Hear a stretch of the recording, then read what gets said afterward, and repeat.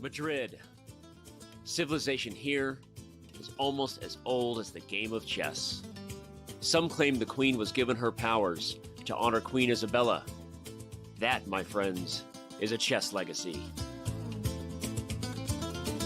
Passion for chess continues to thrive in Madrid. For the first time in 30 years, Spain's capital plays host to the Candidates, the most important tournament in chess. At the Palace of Santona, the stakes are high. 8 of the world's best players competing for the right to challenge for the most coveted title in chess, the World Chess Championship. The Candidates is grueling. The winner requires mental endurance and unbreakable focus. There are those familiar with the biggest stages in chess, yet still chasing unfinished business. And others from the next wave of stars with little patience for yielding to those before them. Mis amigos, the next challenger to the world champion of chess must come through Madrid. Like Queen Isabella before them, the Candidates is all about leaving a legacy.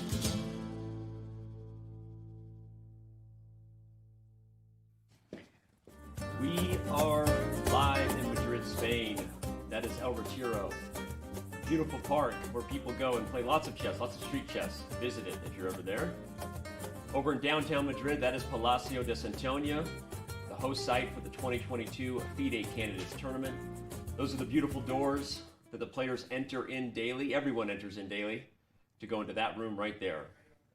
A playing hall where the chess on the board has been entertaining fans around the world via the many live streams on the internet. I think the chess is going to continue to deliver here in Madrid as Elmira Skripchenko and I will continue to deliver here. It's day 3. How have you enjoyed the first 3 days to this point, Elmira? Well, the first 2 days, I guess, they were really intense, I think. Yeah. I guess I'm looking ahead too much, yeah. Yes, filled with a lot of exciting chess and a lot of brilliant ideas. But I think at the end of the day, they were grueling for the players and the commentators. Yeah. So I'm looking forward to the day 3 and maybe to the free day. Maybe the rest. The weather's nicer today. So let's hope it continues that way for tomorrow, right? We'll have a little more, won't be quite as hot outside for whatever we can get up to on the rest day, right? So. Well, I'm looking forward to visiting Del Prado. Yeah. All right, well, before we get into the chess, I wanted to quickly address the situation that, of course, many have been following around the world. At this point, a statement has been released, so the world is aware that Grandmaster Jan-Ludwig Hammer did test positive for COVID. I wanted to make sure that everyone around the world knew the story, knew how that went down, and so for those who didn't see the statement, I'm going to go ahead and read it for the fans now, and then address some of the questions that have come from our community.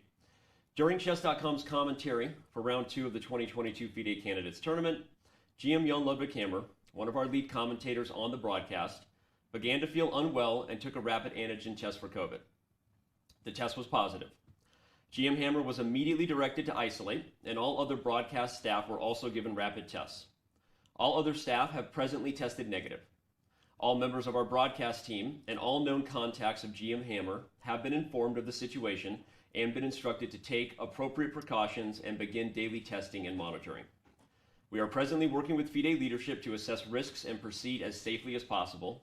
We will continue to do our live broadcast with appropriate masks and social distancing, but we will not be conducting player interviews until it is determined that it is safe to do so. We wish to thank GM Hammer for his commentary and wish him the speediest possible recovery, of course. So, there's the statement for anyone who missed it, and I think one of the most important things I wanted to address is I know that as that was going down in real time, it was sort of awkward, and for those who were wondering why weren't we addressing it, the most important thing for us was to not provide information until we had complete information. Everybody was getting tested. We wanted to make sure that before we broke that news that we don't know what might have been the case. Once we knew that people were testing negative, we were taking precautions. We had contacted FIDE, and they were obviously taking their necessary steps with the players and their staff. Then we were able to release that statement and, of course, make a plan to continue the show.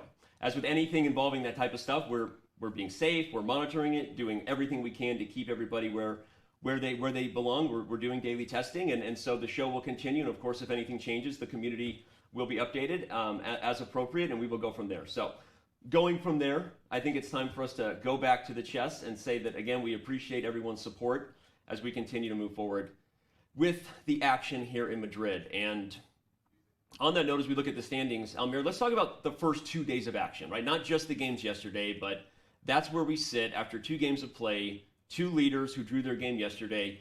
Your biggest highlights so far after 2 days of chess? Well, first of all, the first day started with stunning 2 wins by Jan Nepomniachtchi and Fabiano Caruana, and then they faced each other yesterday. So this was a very interesting game, a theoretical battle. Yeah. But on the other hand, everyone had the feeling that this was some sort of unfinished business. You know, we wanted to see more. And I'm sure that players, the first thing that they did when they came home, they just analyzed the game thoroughly. It takes me too. They looked at that. Yeah. They did?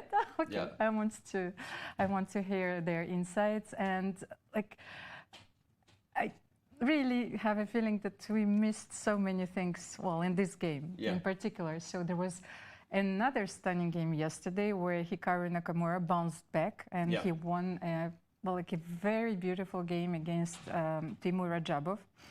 And what do you think, Danny, about this game? It was a very fine technical win. Well, you got right into it. I think it's been the talk of the tournament, right? As we dive into day 2's results, I think that Hikaru's win is the talk of the town, right? It wasn't just because he won yesterday in day 2. It was because he was bouncing back from a loss. So as let's take a look at the results specifically from day 2 and just talk about that, because, you know, the only win was the win by Hikaru over Radjabov. Scoreboard there will be updated. But the other games were also exciting. You mentioned unfinished business, Nepomniachtchi and Caruana. Rapport versus Firouzja was also very exciting. A missed win that maybe who knows, maybe we'll have some time on the monitor to show how Rapport missed his win yesterday, because many people were asking that question. So it's something else we can get into. But I think, again, Hikaru's win, not just that he did it, but that he was bouncing back from a loss, a grind-out victory that had the internet talking. And on that note, the internet talking about Hikaru's win. Hikaru keeps talking and doing great analysis, but we also put together a fun highlight reel of that game as it had everyone tuning in. So on that note, let's let our video highlights of what went down between Nakamura and Radjabov tell the story. After a difficult first round defeat against his countryman Fabiano Caruana, Hikaru Nakamura needed to turn things around with white against Timur Radjabov, the bottom seed, and by a few months over Hikaru, the oldest player in the event. Well, Nakamura has something to avenge, you know, these white games are precious. Yeah. So he's going to want to put pressure on his opponent, but Radjabov is infamously difficult to beat. And the stats kind of showcase that even though Nakamura has the advantage in heads-up play, there are a lot of draws between them. In his second Berlin defense in 2 days, this time on the white side, Nakamura avoided the famous Berlin endgame in favor of a sharp, known line that wrecked Radjabov's pawn structure, but conceded the bishop pair. Timur Radjabov feels that he might go down to more than an hour behind Hikaru. Radjabov, ever a dynamic player, quickly elected to sacrifice a pawn. For the pawn, he managed to activate his bishop pair. At this point, Hammer was optimistic that Radjabov's counterplay should be sufficient for a draw. It might very soon be a one result position. Meaning only Hikaru wins? No, Danny, meaning that it's going to be a draw. Oh, okay. Because I do feel like this endgame down a pawn for Radjabov, it really resembles what is called the Marshall endgame. Diving deep into the position as Radjabov activated his rook, Nakamura consumed an hour on the clock and ultimately gave the pawn back to elegantly step his rook up the board. The engine thought Nakamura's advantage was gone, but on a human level, Hikaru's active rook and superior knight were difficult to combat. In the time pressure, Hikaru soon snagged a pawn. I think Hikaru's going to win this game. Hikaru's advantage escalated quickly as the players scrambled to reach the time control. And though Radjabov gained refuge on the clock, the resulting endgame was close to losing, although it was still so complex that it baffled spectating grandmasters. Now he did it. He did it, so he will win this game for sure. In the final phase, Radjabov sacrificed his bishop to push the h-pawn all the way to h2. But there, Nakamura's knight halted it.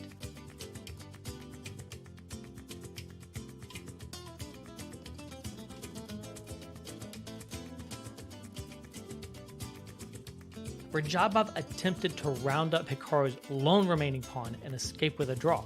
Hikaru's knight raced back to the opposite corner to defend the pawn and ultimately secure its promotion. Yeah. Okay, we finally get knight e7. And when will Radjabov realize that there's no way to stop this plan that we highlighted?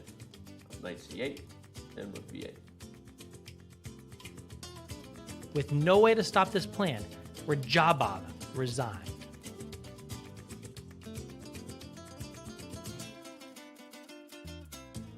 Though Hikaru's loss against Fabiano was a major setback, it was his hardest pairing in the whole event, and to have bounced back immediately in round 2 will surely lift the spirits of both Hikaru and his millions of fans.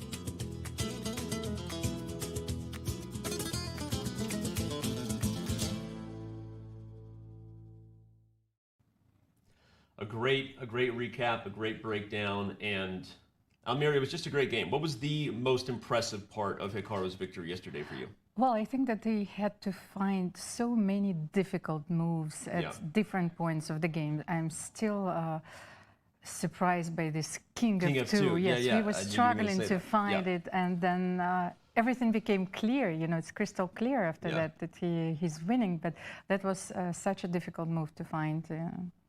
And, well, of course, there were several points at the game where he had to neutralize his opponent's counterplay and to convert his extra pawn in a very technical manner. But this move will stay with me for quite a while. Yeah, it was impressive. And, of course, he found many difficult moves. How many difficult moves will he find today? We'll talk about that as we preview round 3 in a minute. But first, we jump into the Players' Hall as we see Fabiano Caruana and Jan-Krzysztof Duda. That'll be another very interesting matchup today. Of course, we know how many people are already excited for the Firouzja Nakamura match. Liren, can he bounce back with the white pieces against Rapport? We'll find out. And there you see the, it's funny, that's the matchup I think of the day many want to see, and neither player there yet, Firouzja and Hikaru. Oh, right on cue. Alireza, the now 19-year-old. He's so old. Look how mature he looks now. He's so much older than he was yesterday, you know? Well, I think those two draws actually, you know, make him grow. he grew so much, and we'll see what happens when a 19-year-old Firouzja takes on Hikaru Nakamura. We got to start there, right? There's many interesting matchups here. We're going to preview all of them quickly, but Firouzja Nakamura, Almira, we're going to have to really make an effort to look at the other games because I cannot wait for that battle to go down. Well, and as you can see, they haven't played a single classical game against each other. So you told me that they've played millions of games online. Yeah, well, not millions, but yes, but an appropriate exaggeration, yes. Well, I think they faced each other in a rapid game recently. Yeah. That was a draw. Yeah. Okay, but I'm really looking forward to this game, especially that Alireza Firouzja started with 2 blacks. Yeah. And those were very difficult 2 rounds for him. Yep. So I think that he will try to capitalize on with whites. That's today. A good point. Is if we needed more storylines about this Firouzja Nakamura matchup, it is the young Alireza Firouzja's first white in his first Candidates Tournament. So we'll see how aggressive that makes him play. Speaking of someone playing the white pieces, though, we have to jump from there to the Caruana-Duda matchup because the 3-0 lopsided score is definitely something of note, right? Given that he's the tournament leader, tied tournament leader right now, Almira, playing someone he has a great record against. How aggressive do you expect Fabi to be? Well, as aggressive as he was in his first game, because he also had a very nice recent against Hikaru Nakamura, and we all know how difficult it is to play against Fabiano Caruana because, well, look at the game which was played yesterday.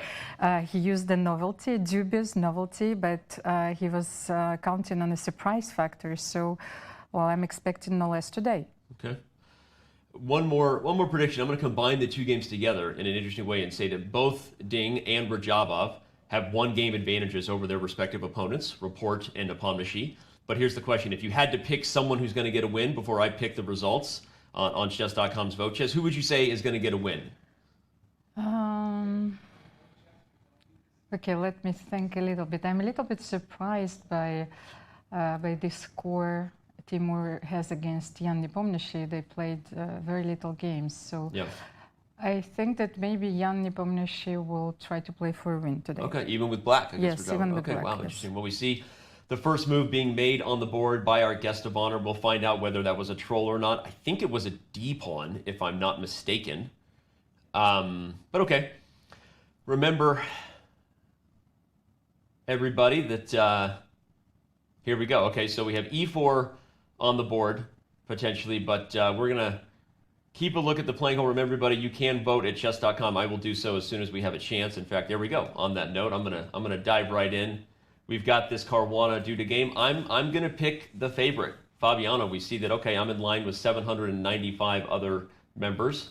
But you have an insider's information. You're casting your vote, you know, when you saw the opening. I don't know. I don't know what the stats are, but I'm also going to vote for Liren to get a win. I have a feeling that today's the day that he starts to find his groove a little bit.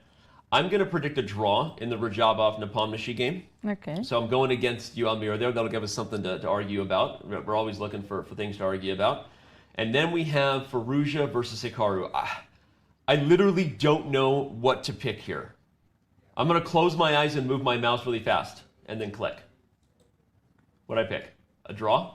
Okay. Okay, I picked a draw. I was closing my eyes. I don't know what to pick here. I'm just as excited as everyone else. Remember, fans, you can vote. All you have to do is go to chess.com/events. You can use the command vote to get a direct link. So many ways to get involved. Just head over to chess.com and cast your vote. Remember that we are keeping track of all of these standings throughout the event, and the top guessers, the top voters, are going to take their part in cash prizes as well as premium memberships. And how long do we have until the voting is closed? You know, it's like when the dealer says rien ne va plus. I think it's move 5. Okay. That's right. I should know because I helped advise what the text should be, and I think I said move 5 because I think going to move 10, you can already get a lot more information. But exactly. At the highest level, predicting a result before move 5, I think, is pretty safe for no one to feel like they're getting any kind of big advantage. But oh man, I love looking at all 4 games from this view, and just like I said, kid in a candy store. Ooh, we have a Najdorf English attack and Caruana Duda. Okay, so that's how they get my attention. Bobby knows how to keep my attention when Firouzja is playing Hikaru, and that's to play an English attack. I'm like, where? Yeah, where? Like right, upper right corner, look at that. We've got Caruana playing an English attack against Duda, who does not run away from the Najdorf. For those who don't know just how spicy that opening is about to get, it is going to be a lot. Ooh, and he plays the H5 line, which of course prevents the G4 move. So it's very important, yes. Caruana has played many battles against many of the world's best players in the English attack. Maxime Bachet-Lagrave comes to mind, as MBL rarely goes away from his pet Najdorf. But you could argue that Fabi is currently the world's leading expert among top players in this type of Sicilian. Maybe before him was Vichy Anand, someone who played a lot of these systems. But that's going to be a fun one. Yes, but I also think that Jan-Krzysztof Duda never declines the challenge. He's always up to it. So the only thing that when you're preparing against Fabiano, and I know how difficult it must be, like when you prepare, you have to prepare against every possible move. First of all, E4, D4, yep. Even C4, Knight 3, it depends. Like if Fabiano is spotting a weakness, so basically you should do it in a retro analysis. What is like my weakness, where yes. I don't feel comfortable? Those are the lines that I should look into I love first. that point. In fact, I really feel like that's an underrated part of prep that people don't talk about, is looking at your own games and predicting okay, he's going to go for this, right? Or she's going to go for this because I have a loss in this line, right? Talk a little bit about that. Is that something you do regularly, looking at your own weaknesses and then trying to anticipate what they'll try to go after? Well, of course, this is something that I do when I prepare against my opponents. And also I'm checking, well, this is a very difficult topic because not only you have to look through your games to look for the weaknesses, through your opponent games, you're looking through their seconds games sometimes. Okay, if their husband is a very strong player, then you have to look through those games as well. So that's why you're preparing until 6 in the morning. Yeah. That's why you're preparing till 6 in the morning. I gave up at midnight and went to bed, okay? But, all right, no, that makes sense, okay. So let's have a look at the game between Firouzja Alireza and Hikaru Nakamura. I think we have to, right? Yes. So we gotta go to Firouzja and Nakamura. I've got the game pulled up here. We'll quickly back up, and I'm just going to show the opening real quick. We have a Nimzo, a classical Nimzo with Queen C2. If memory serves me correctly, I believe I've seen Hikaru play this line many, many times, and I'm saying that a little bit just, feigning caution because I know he's played this many times. In fact, Jeffrey Zhang versus Hikaru Nakamura, I feel like we see this position on the board every weekend in the Rapid Chess Championship. And again, that's an exaggeration, but the point is, this is well-known theory. White is losing some time with the queen, but gained the bishop pair, and in the process, of course, eventually hopes to get a big center. But these lines are very deep, Almira, in that we're not going to see a novelty probably until mid-20s. Some of these games have been played many times. And also, this line has a reputation of being very solid for black. Yeah. I think that's why Hikaru, has made this choice. It's very important because let's get back just a little bit before Hikaru played d5. I just wanted to explain because here you also have an option of playing b6 and developing the bishop b7. Right. So. Well, there's d5 is the main line, as you said. b6. You can even play d6 as a move if you're just immediately committing to hoping to get e5 in a very close position. Of course, if you just look at the macro plans of the position, knowing that white has the bishop pair, black is often trying to keep the position closed. I actually like the plan with d6 because it changes the character of the position completely. You know, so you're opting for the e5 and knight bd7, Yep. This is a completely different plan in this position.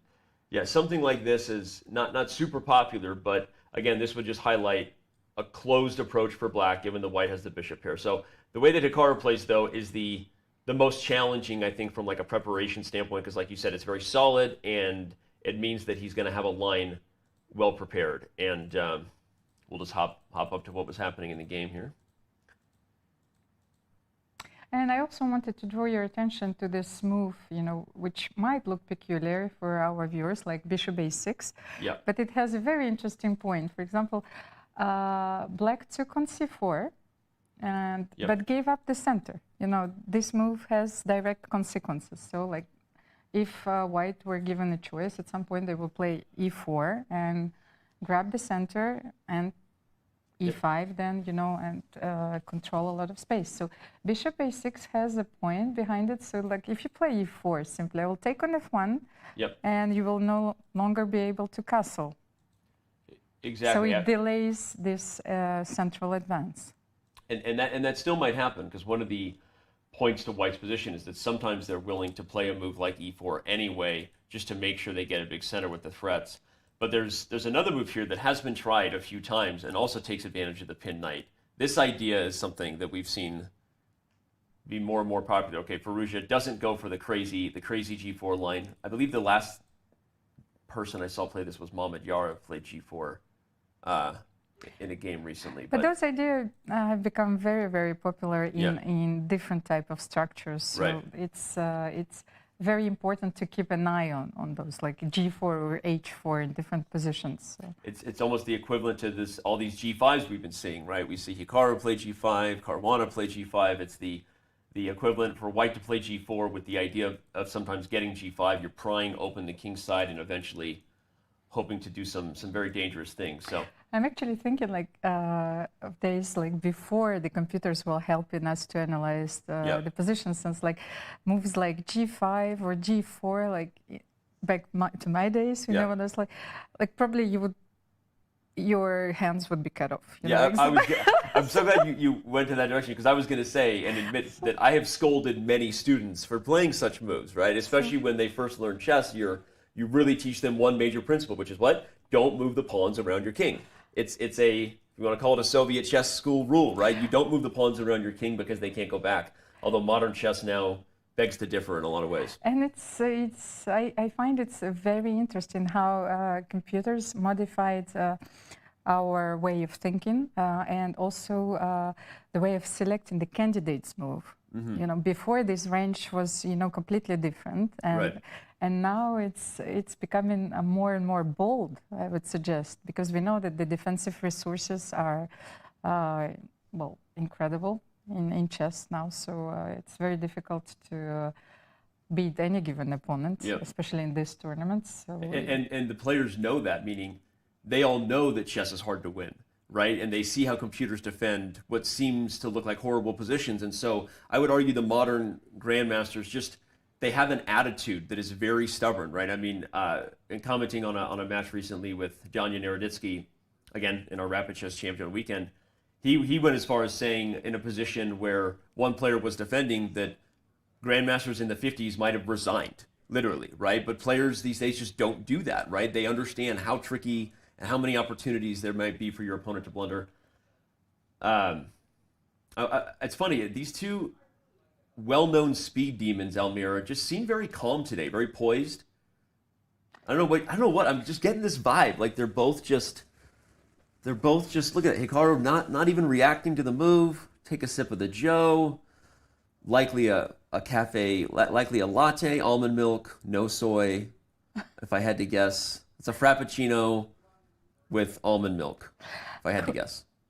Queen C2. Normally, I think that Black has a choice to continue with C5, because this is a very natural strategic idea in this position. So, but I was thinking, was G4 possible before Queen C2 was played? Because I think before Queen C2. No, Rook D8, because like now everything is pinned. Yeah. You know, no, so was it possible to play G4 here just to speculate a little bit?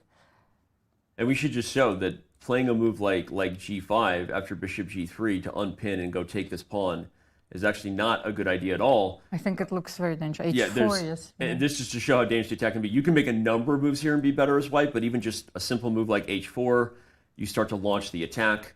Black wishes he could play the best move on the board, which is pawn back to G7, but he cannot.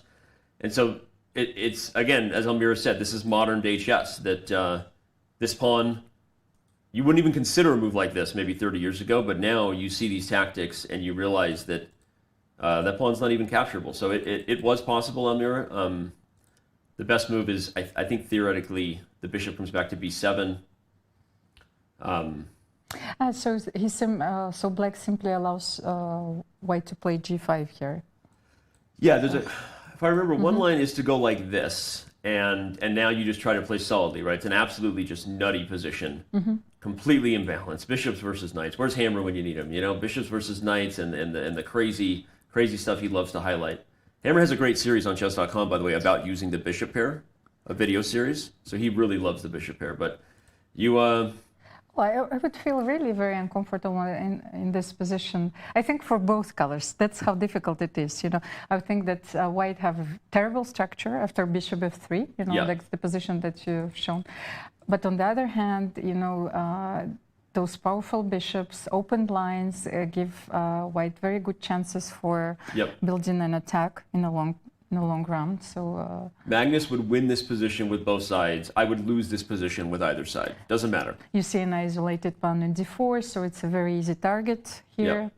Okay, so that's why I think that Alireza went for Queen C2, a more positional approach. Like he did. He played the super solid retreating move, and note that this move prepares E4. That's really the immediate idea. Sacrificing the E pawn is very different than the G pawn. If White were to play E4 here instead of G4, Black would take on F1 and then immediately respond with g5 most likely to go after the pawn as soon as the knight is unpinned. So just because you can sacrifice the g pawn, everyone, doesn't mean you can sack the e pawn, and that's why Firouzja brings the queen back to c2. So they think that Hikaru will keep his bishop on a6. He will wait for some. What do you think about c5 in this position? Yeah, this position has still been played in c5 as the... Oh, we still have one game? Yeah, it's still... We still have had theory here, and after c5, bishop takes f6 was the game. dc, rook d1, knight d7. And I again, it was very similar, but I feel like it was after e4. It was the same type of position, but the king was on f1 is a game I saw recently. So this is... It's very important also, like, even though this game... there was an interesting point, like when white took on c5, even though like the king like shouldn't be on d1, it's like sometimes black doesn't recapture on c5, but play knight d7. Yes. You know, that's a very important idea in this variation. So just in case, like maybe later it could be also useful. So yeah. Just because black is clearly playing for the initiative here. Yeah, yeah, this is very dangerous, and that example right there is a good showing as to why you don't really want to be taking this way with the king. You'd actually rather take the bishop and hopefully eventually find some safety over here, because that idea of knight d7, just to show it again, can highlight that if your king is coming this way and the position is just getting blown open, your king will never find safety, even if it reaches all the way to b1, right? There's just already too many open lines, too many opportunities for the pieces to come over to this side of the board. So, so maybe c5 and e4 then. Yeah, c5, e4. Bishop f1. Something like this. Takes f1. I think How do you take on f1? Both rook and king, I think, are possible. I mean, it's roughly equal kind of either way. It's a very tough choice, actually, for me in this position. I'm not sure, like... because you don't want to play g3, king, g2, because your bishop is stuck there on h4. So that's a really good point. We'll just show that real quick for everyone, that the reason this is kind of awkward is because most of the time you'd think this is the way the king finds safety, but the moment you play g3, you might be trapping your own bishop. But sometimes the king can actually just come right back to e2, because without the light squared bishop on this diagonal for black, the king is surprisingly safe there. And because this type of position often leads to an endgame, everyone, you actually want your king in the center. So one of the fun things I've observed about seeing this line become so popular among the top players is that in blitz chess, or when they're, maybe they don't take as much time or they get out of prep too quickly, I've seen many games where white's king goes from looking awkward and breaking classical principles to every major piece coming off the board, basically.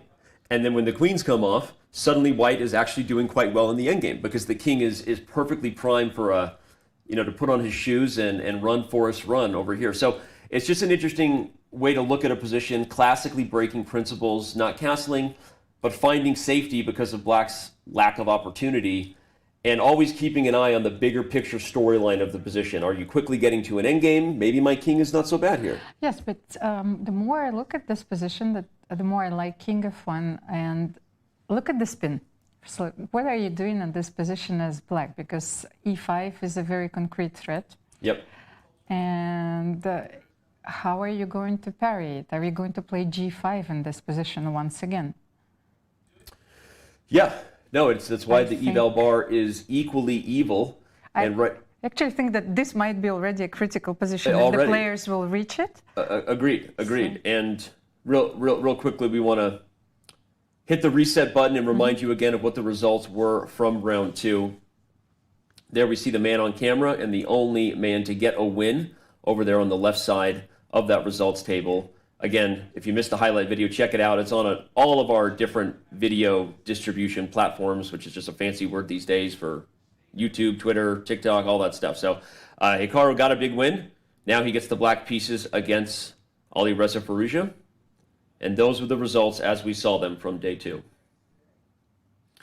Yeah, and as we said, the matchups today are what we have before you now.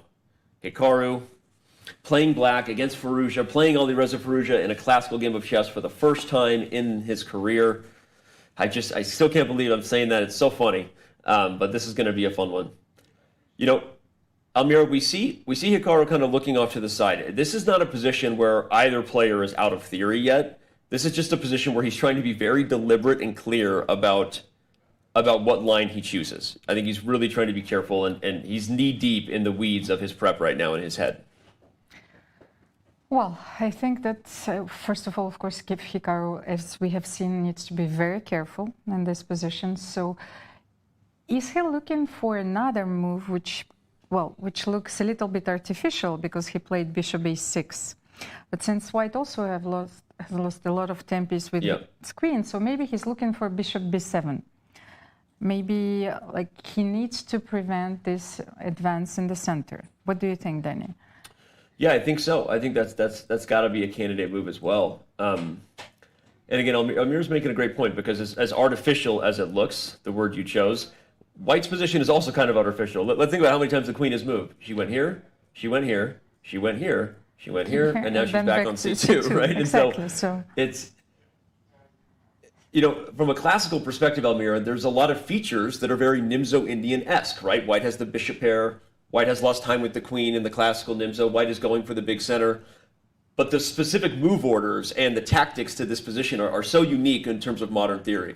And that's why actually this opening is very difficult to understand. You have to play numerous games because also the positions that arise after this openings are very different. So you could have different structure in the center, different ideas to master and to use. So, for example, how would Soviet players train at the time? Is we can see nowadays players, they can play literally like 1,000 games per year if they would want to. So they participate in online events, classical events. Before this was not even a possibility. There were not so many tournaments. So what would Soviet players do, or the Soviet school what would advise? So then you study an opening, then you have a very tough sparring partner, and you would play like 10, 20 games in this opening until you have the perfect feel of the position and the plans and the ideas. But I love that point, and I think that still goes on, you know, in online settings all the time, right? We know the players can play in many serious games for money and all kinds of stuff, but I know that many of them have anonymous accounts. You find a sparring partner and you're just playing. It's a great way to train for anyone looking for advice. I think so many players spend, too much time in the opening at certain levels, but let's say they're ready to really start diving into their openings. They spend so much time in the book of the opening or on the encyclopedia when really the way you start to understand a position is by playing it, right? Getting a sparring partner and play just 100 games in a Nimzo Indian with both colors even, right? Switch colors and just keep playing. Fastest way to really get the feel for how to master a pawn structure, master a plan in the middle game.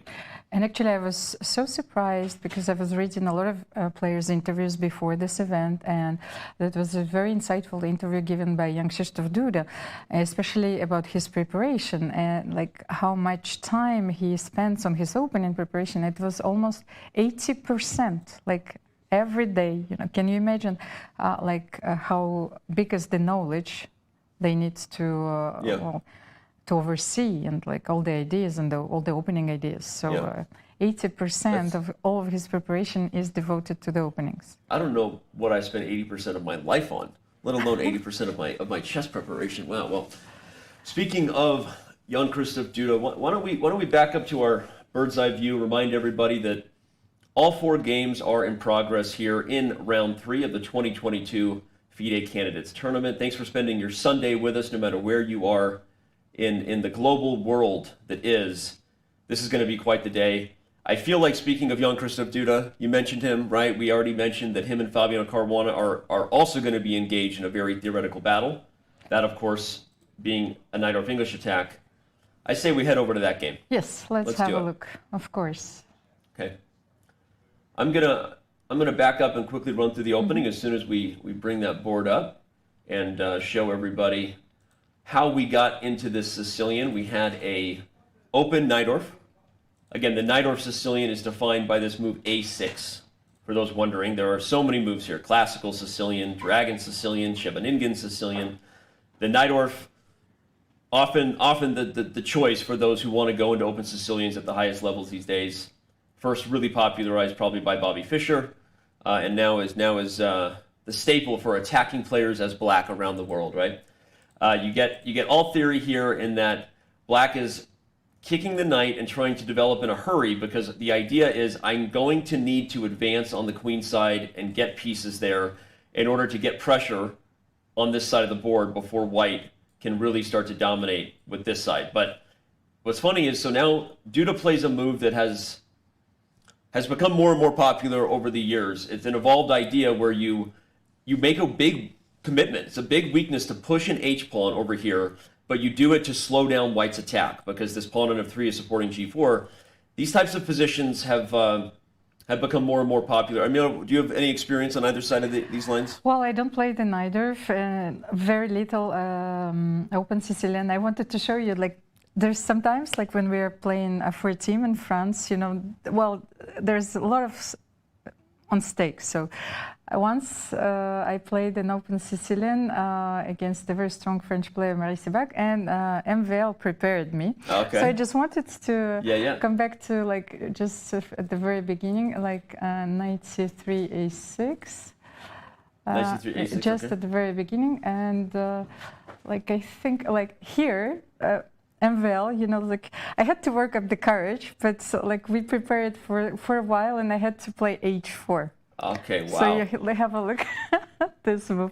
So, you know, there are a lot of interesting ideas here, and especially at the time, this was not the variation which was analyzed that much even at the top level. So, you know, I managed to have a winning position, but eventually the game ended in a draw. But I really liked the character of the positions. It's, you know, that were. It's Maxime giving you the special prep. Yes, I'm exactly. jealous. I'm jealous. I've spent a lot of time with Maxime, and he never gave me any of his inside Najdorf headlines. So. Well, actually, of course, I know how dangerous those attacks could be. So, h5 is a very committal move, but I would say that in the modern theory, it's a very necessary approach. Yeah. Here we've got a comment from Hamsoon in Twitch chat. Fabi is about to wipe Duda off the board. I think I can't wait to get to the live position. We're taking our time to sort of tell the story of how we got to it, and hearing Almira's story is great. But I don't know that I disagree with that comment, Hamsman. I think if anyone is going to wipe someone off the board in an English attack, it is Caruana. Yippee. My predictions: Ding, Caruana, draw. So those, I think that was kind of what I predicted, actually. I think I predicted Ding wins, Caruana wins, and that both Firouzja and Nakamura, as well as Radjabov and Nepomniachtchi, would be a draw. So I'm right there with you. That was I think you stole my votes there. I just wanted to show here, Daniel, that, for example, most of the Najdorf players, they want to play e5 here, right. But, you know, if you play e6, for example, because you change the structure, right. Then you simply continue with g4. Yeah, you're just all in here. Of course. So that's how interesting it could be simply after, like, how many 7 moves which were played in the opening. So. And it makes a lot of sense. And for those wondering what are we doing with these aggressive pawns, or obviously you look at the live position, you know that one of the characteristics of the Najdorf is white is almost always putting his king on this side of the board, the queen side, as we see Fabiano did, which means black's king either stays in the center or goes to the king side. So that's how we explain moves like h4, or as Almira said, if e6 is played, you're just all in. And these are usually not the type of moves you can play in the neglect of your own development, but in positions like this that are going to become so sharp, white is just all in to create as many threats on the king side as you can be. So f3 is played to support g4. This is the more cautious way, Almira, than your h4 that Maxime gave you. And a traditional English attack. When we say English attack, we're referring to this structure and the idea of an attack here. e5, knight b3, bishop e6, and again h5 after bishop e3.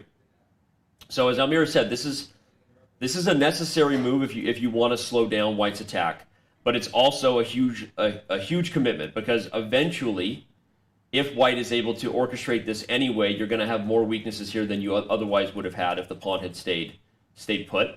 And also, because it's a commitment, white can sometimes play a little more positionally, which we've seen Fabi already do in the main line. You can start to change to the other weakness in black's position, which is this open square d5, and try to get black to part with this light square bishop. So that's kind of what happens here. Tanya, just Yep. one more idea. Just before black plays h5, Yep. maybe we can explain a very important idea in this opening. So what will happen if black plays d5 simply? Because you want to break through Yep. in the center. I think this is very important to show. So you simply take, I think knight takes. And here, well, you're facing a dilemma. How are you going to take? Yep. Because white is going to play queen d2 and long castle anyway. Yep. So this is so queen d2 here, let's say, and knight c6. I think you simply castle long. And I wanted you to have a look at this position. Yeah. So like white is ahead in development, and this position looks very, very dangerous for Yep. black. Yeah, and if the bishop moves, often white will simply slide the queen over, unleashing a discovered attack, and then looking to execute over here on the dark squares. So Of course, and it's one of the advantages of the move f3 as well. So Right. because you have this queen f2 You have this maneuver. square. You have this square. no, it's a basic point, and so for advanced players who are like, yeah, I know I play the Sicilian, I know I can't play d5 here, but I think it's a super instructive one for most viewers, because when you played e5 here, you've made a huge commitment, right? You did it to gain time. You're kicking the knight in order to speed up your development, but don't kid yourself. You've made what could be classified as a positional blunder if you're just talking about the pawn structure because of how weak this square is. And in Sicilians, when you've made that commitment, usually what you're looking to do at some point is to play d5 to eliminate this positional weakness on the board. So from white's perspective, as Almira said, white is always making sure black can't play d5 tactically. It's, in fact, there's like a saying that like, if black can play d5 and he doesn't get blown off the board, then he's equalized in like almost any Sicilian, right? And you have to watch out for this. Of course, and I wanted to add that another justification of playing the e5 is just that in many positions this knight on b3, you know, is well is considered to be a bad knight. Yeah, you a bit know? of a donkey, yes. not a knight. Yeah. No, it's not a knight. So, well, I think it's once again it's a very interesting position. So let's see how Fabiano continued. So this is all still theory, and again, we were just setting the tone as to why black played h5, why you can't play d5. Here comes the knight to d7, and as we already know, black is trying to accelerate everything he can on the queen side of the board before white's attack gets going. And now you see this move knight to d5. This is a very common approach when black has wasted a tempo to slow down your attack. You switch gears and focus a little more on the light square positional weaknesses. Also, this is a very interesting maneuver because now, as you can see, white, well, at some point can play knight a5 and knight c6. Right on that note, we just saw Fabiano do it. That was... Oh, no. yeah, no, right. And so we're getting to, I love how I don't know why, we've slipped into this like really educational mode. I'm having a good time, but the whole reason knight a5 was coming is because what happened when you put the knight on d5 is you traded one outpost square, i.e., you traded this outpost square for a new one on c6. And so knight d5 is very often followed by some idea of knight a5 to get a knight here on this square. And it's even worth parting ways with your dark square bishop as Caruana did so, because your goal is very simple. I'm going to put a knight on c6, have a positional advantage from now until kingdom come, and black has to play very, very slow plans to kind of eventually remaneuver and get his pieces on better squares. Well, this is, of course, a very concrete sequence because Fabi, when he played knight d5, of course, he anticipated that he has to play bishop b6 because the pawn on d5 is hanging. So he has to give up his bishop. And then, he plays knight a5, but he has to be careful as well. So at some point, there always be tactical motives to take knight d5, and for example, if the rook is on c8, and win a pawn. You just did it again. You said knight a5 and then rook c8. Let's keep doing this. Every time you do it, you look into the crystal ball. But I'll just highlight real quick, of course, you cannot play knight d5 right away, because even though that distracts the queen from the knight, and that looks good, you would lose your rook in the end. So you can't get away with that. On that note, right as Almira said it, Jan-Krzysztof plays rook c8. So now if something like knight to c6 is played, this knight takes d5 is already a possibility for Duda, given that if you take here, knight takes the knight can take back and save itself. And if you take the knight, black wins the knight back on c6 and is ultimately up a pawn. So Caruana will show what his prep is here. There's a number of different options here for white still. And don't be surprised if at some point there is some sort of weird compensation that Fabi goes for, right? Where let's say the knight does take on d5, and maybe white even loses the pawn, right? You take back, and your knight is lost somewhere, whether here on c6. Even in a position like that, if you just visualize it, just going to make some random weird move just to show. And it is good for black in this way. But even here, you can already see how the computer feels, right? Just getting to the point that a move like bishop d3, right? And now you see the effects of h5, the move that I was highlighting earlier as, yes, you slowed down my attack, but in every road that leads to Rome, you will have long-term problems from here on out. I have this type of threat. You don't have a safe place for your king, even if you want to, because there's always an idea of checkmate over here. And by the way, I might still get g4 in. Of course, this is a very important element while you're assessing your position. It's just, okay, let's have a look at the board. Well, we cannot compare queens, rooks, this is okay. But one piece that we have compared is the bishop, you know. So how would you feel about white's bishop and black's bishop in those positions? Yep. So very often white sacrifices a pawn in order to get this very active bishop and to get a direct attack on the black's king, because Yes. Are you going to castle here? I'm not sure. No, it's funny. If black could play one maneuver, and this is a common Najdorf maneuver, again, I guess we're doing this is like a Najdorf masterclass here. And if anyone is considering or wanting to know more about these types of very, very complicated lines, sometimes you see the top players bust out 30 moves of theory, and you're like, well, why that move? Why that move, right? So a lot of the context we're providing is hopefully giving a little bit of, as we said, the story to the position. If black could play a couple things, which is the pawn on g6 and then just put the bishop on g7, there are so many variations of other lines in the Najdorf English attack where black will actually do that. He'll, again, I'm not going to do it here because it won't, white is already playing g4 and this is trouble. But if black had g6 and this rook was gone and the bishop remaneuvered, that's a long-term plan black will often go for to kind of return the favor. Eventually you push this pawn and you go for attacks on the dark squares. But it really highlights how dangerous Duda's position is in that line, Almira, because that type of thing is not happening here, right? Black is not going to ever have the time to play for this, and g4 is coming very quickly. So these are the types of positions that you shouldn't be surprised if we get. Yes, maybe a computer can play those positions as black, and we'll see how deeply Duda's computer prep goes. He might be just playing what the computer say. But it's very dangerous, even up a pawn there. And once again, I think Fabiano has explained the way he prepares. So very often he would go maybe even for a worse position or dubious one, but where he knows all the plans and where he knows like where he's like one step ahead of his opponent. Yeah. We saw this yesterday. Knight g4 was a huge surprise for Jan Nepomniachtchi, and well, he was like 1 hour ahead on the clock at some point, I think so. And kudos to Jan again. If you missed that game, we had a great highlight video of Nakamura Radjabov, but that game was also very interesting. You should definitely check out some of the parts of the broadcast because Jan ended up playing very well despite being surprised and despite Fabi being up an hour on the clock. So in this position, we just have to give a verdict. Is knight d5 a threat? For example, is black threatening to win the pawn, or should white do something? Well, C4, and we're going to find out. I think Fabi's on the clock here for a good reason because it's a big crossroads right now. But one game has had a massively exciting development, and that is back to our very featured matchup in Firouzja versus Nakamura. We've had a full piece sacrifice here. That's exactly what I was thinking about. How do you deal with the pin? You have to play g5 after e4. So Hikaru went for this variation. And then Alireza simply sacrificed the piece.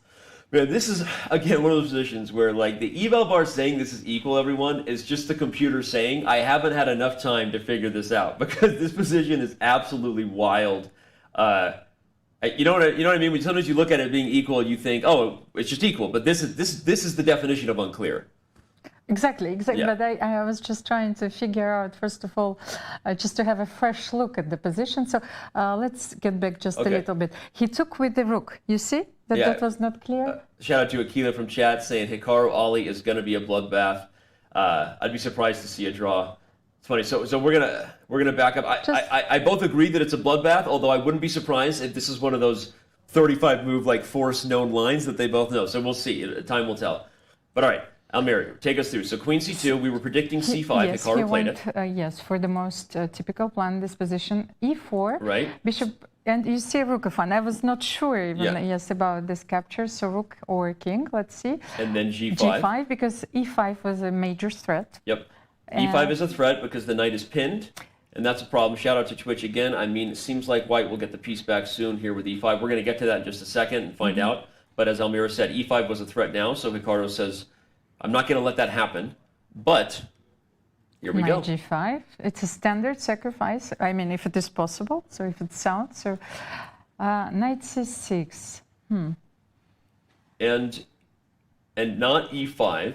Yes, well, he can win the piece back by playing e5, of course, but then Knight takes d4. well, a huge tactical line probably. So, well, this is not over. Knight d4, you have to move back. Well, where? I don't know where I want to go. I want to go somewhere that comes over here. So I'm Yes, just going to play exactly. a move Queen like d3 this. is a very nice move. So maybe knight f5, and you're Right. covering the g3 square, attacking the queen.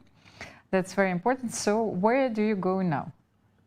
Yeah, and that's the thing, is that when someone sacrifices a piece in front of a king, you think they're the ones that are getting an attack. But just to show how dangerous this could be, Yeah, if the queen goes to the wrong square, black is taking on d1, and black is the one quickly coming to these open squares with the queen and the knight. Actually saving a piece here, right? Because you've unpinned the knight, and now the knight can find safety. So the queen has to be very careful and stay close to home. Probably something like this. I'll just play it. But you have another possibility. You can also take on f6. You have just at least to That's true. to You show can, it. you can Yes, go of for course. something So, that's closer to equal. so let's see. What? No, the Where do queen we? Goes Looks to c7, very so you go to dangerous. e5, or you can even go to b7 and hit g2. And Yes, Queen b7 is a very good move because that actually highlights the overwhelm of the queen. She's overwhelmed to guard both the pawn and not allow rook takes d1, right? So this is actually probably bad. because after rook d3, f takes c7, you know, the position seemed very unclear to me. Just if you move your queen to e7 back, Okay. just here, if rook takes d3, f takes c7, I didn't know how to evaluate this one. So rook d1, king d1, you know, The whole question is, can black get this pawn back, right? Exactly. So queen b7 is a very precise move in that position. Okay, let's get back. So maybe not e5, name it e5. What was played? Queen No, c1. queen to c1 was played in. When Hikaru first came back to the board, everyone, as much as I am distracted by the beautiful Palacio de Santona behind him, I did look at his facial expression. He gave a little bit of the Hikaru raised eyebrows, like, okay. And I don't know if that was just, again, that's why people love him. He's an emotive player, and who knows what he really means with his facial expressions. But if we're taking it at face value, he kind of showed a little bit of surprise. That's all I'm saying.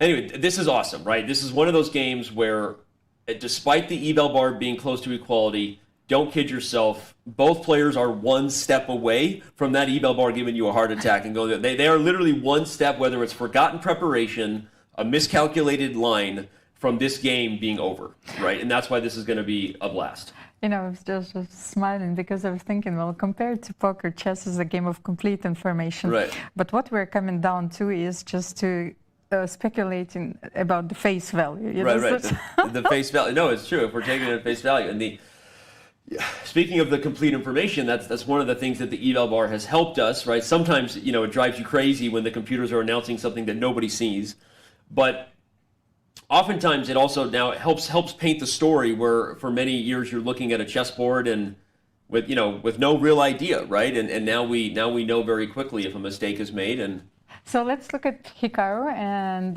try to analyze it from a poker player perspective. Okay, yeah, you're the poker player, so I'm going to let you lead on this. Let's say, so what is he thinking at this position after queen c1?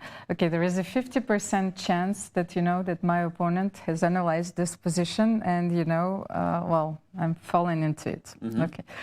There is maybe 20%, let's say, that he's bluffing. Okay. Probably this 20% is already, like, I think, too much at this point. But right. Okay, let's say. So from our perspective, we should leave maybe 10% that Hikaru forgot his preparation. Could it be possible? I'm looking Because at his this face is- as you're talking. I Exactly. don't know. I mean, so what you said, 50% I'm walking into something my opponent knows. 20% he's bluffing. Okay, so So we've got 30% left. So maybe 20%, like this is like he forgot about his preparation. So this is Hikaru, like so, Okay. and we have 10% for. And then you're forgetting there's 5% that he's singing an ABBA song in his head. Okay. Dancing Queen, only 17. Oh yeah, that's probably, and maybe another 3% that he just literally doesn't care. Those are all the options. Okay, so there we just evaluated all the options, but he looks on a more serious note. Of course, he looks worried. So it increases like that. This is all the chances that this is an opening preparation. Okay. It's fine. I don't really see a lot of worry on Hikaru's face, but I think he appreciates how critical it is. And the other argument that backs up your point of view is one we haven't talked about yet in any of the games, which is the clock. Hikaru is 30 minutes behind Firouzja. Mm-hmm. So regardless of whether the speculation of Hikaru forgetting prep or whatever is true, he's clearly less sure about what to do than Firouzja, right? Mm-hmm. The clock doesn't lie, as they say, right? First of all, it's this position is so complicated, and once again, we have at least to explain a few possible moves, because e5 is still a threat. And why did Alireza played queen c1? Because, well, he wants to keep the queen, on this diagonal, and he wants to play queen f4 first. So e5 is the threat, queen f4 is the threat. First move which comes to my mind is e5 for black, because it parries both of those threats, but it looks very dangerous as well. So how do you continue after e5? Yeah, well, let's look at this, because I agree. I think that the more I look at the position, and we spend a lot of time talking about the non-X's and O's, the more I think that e5 almost feels like an only move. I mean, there may be other options. In fact, the position is crazy enough. Maybe you can take on d4 and look for other ways to sack the piece back. But let's assume. Danny, now I'm like Jan Ludwig. No, I'm like Jan Ludwig now. Like it all makes sense to me. Rook f1 prepares your idea. F4. After e5, so let's say d5, then f4 is coming, and it's going to be devastating. The rook on d1 is coming to play via d3. That's why queen c1. Not only it leaves the rook free. So for any moves, and the queen is also going to the king side via e3, queen e3, queen g3. I love this idea. I mean, you can't play queen e3 if you're careful, but you have other ways to get over like there. If the knight is not on d4, of course. And the rook taking on f1 is really because possibly even before rook d3 we could analyze the move f4, and I'm not sure it works, but I'm going to forget the engine here for a second. Yeah, okay, I knew you were going to do that, Eval Bar. I don't really care. I was just trying to show that this may not be so simple. I mean, the pieces start coming to life, and well, you have to protect the knight by rook d6. I think that's the only move here, but maybe we should prepare it. So let's see, e5, knight d4. So e5, knight d4. e5, d5, knight d4. Mm-hmm. Okay. Okay, queen e3 here doesn't work. We have knight c2. We have to bring another piece to the attack. I think your important. idea rook d3 was actually really awesome. And oh man, this game is going to be awesome. Real quick, Almir, you know what else is going to be awesome? Oh, please tell me. Our last quarterfinal for the I'm Not a GM Speed Chess Championship. Coming up next, we have Polina Shuvalova taking on National Master James Canty. You need to tune in to chess.com on June 20th at 10 a.m. Pacific to see this match. Yours truly already went down. I don't really want to talk about it, but Eric Rosen defeated me. This quarterfinal matchup, the winner will take on Lawrence Trent in the semifinals. And as we said, Rosen already beat me in the semifinals on the other side of the bracket, so he is waiting in the championship for whoever comes from the left side. So tune in to Canty versus Shuvalova while we tune in here again to Hikaru and whatever he's thinking about in his head. Well, please don't shoot me. I have to share a secret. You know that I've never played in those tournaments, not even once. I think we invited you, though. No, I've never, ever. Are you, no, confronting me on camera about this? No, it's not a question of the invitation. It's like because I thought that you need to qualify. I just no. Like, so I just didn't know how. Like it's like. It wouldn't be the first time I've been confronted by a co-host about this. I was teasing. No, we can invite you next. You want to be invited next year? We'll just do it right now. I don't even know what is the system of this. So it's like I was looking. Oh, okay. We'll fist bump agreement instead of handshake. You're invited next year. Okay. So, this is like every year thing? Every year. Okay. We do. All right. So everyone, you hear it. Our first competitor confirmed. Our first two competitors confirmed for the 2023 I'm Not a GM SCC right here. So. I'm not a GM. This is like. You can't be a GM. That's of course. the tournament. So, okay, I'm fine. I'm a perfect candidate. Perfect candidate. I will never be a GM. I love it. All right. So, but I like your rook d3 a lot because f4 was too aggressive according to the computer. But this move, as you said, brings in more firepower. Yes, we still haven't solved how the queen comes in because of the fork on c2, but we'll figure that out at some point. But let's say if you bring your rook on g3, there are so many ideas, like even if you... Where are you bringing your king? Like king f8? Then bishop h6 or queen g5? Like it's so dangerous. Yeah, I don't know. I'm so glad I don't have to figure it out because I'm not sitting in that chair. Only Hikaru does. Oh my God, it's not, like now that, we understand the subtleties of this position, I start to understand why Hikaru is feeling very worried. You know, that's the feeling that I got. And so if not e5, then, okay, did we have a look here at knight d4 or king, like rook d4? There are several possibilities in this position. Real quick, first we're going to have a look at that comment from Twitch. Does Hikaru just hate having pawns in front of his king? That's actually funny. Obviously referencing the first set of games, round one, where he moved the pawns in front of his king against Fabiano. But I don't think Hikaru hates having pawns in front of his king. I think he just plays exciting chess. And, as he said, he plays for the fans. So I feel like Russell Crowe screaming in the middle of the whatever it is. The arena. The arena, right? Are you not entertained? Someone Photoshop Hikaru's face on top of Russell Crowe's body, screaming, "Are you not entertained?" and you get a 1-year diamond membership. Hit me on Twitter as we take a break pretty soon here. Hit me on Twitter with that Photoshop. First fan to get me Hikaru's face on Russell Crowe's body gets a 1-year diamond membership. That's the kind of day we're going to have here. So we're going to leave you with the bird's eye view. Almir and I have so much more to dive into when we return, but it's round 3 of the 2022 FIDE candidates. Just on the other side of this break, we will be back in a moment. Right on your phone? You don't even need to download an app. Just open any mobile browser and head to chess.com/events. You can see what's happening right now, check out top games, see results, and so much more. Try it for yourself at chess.com/events.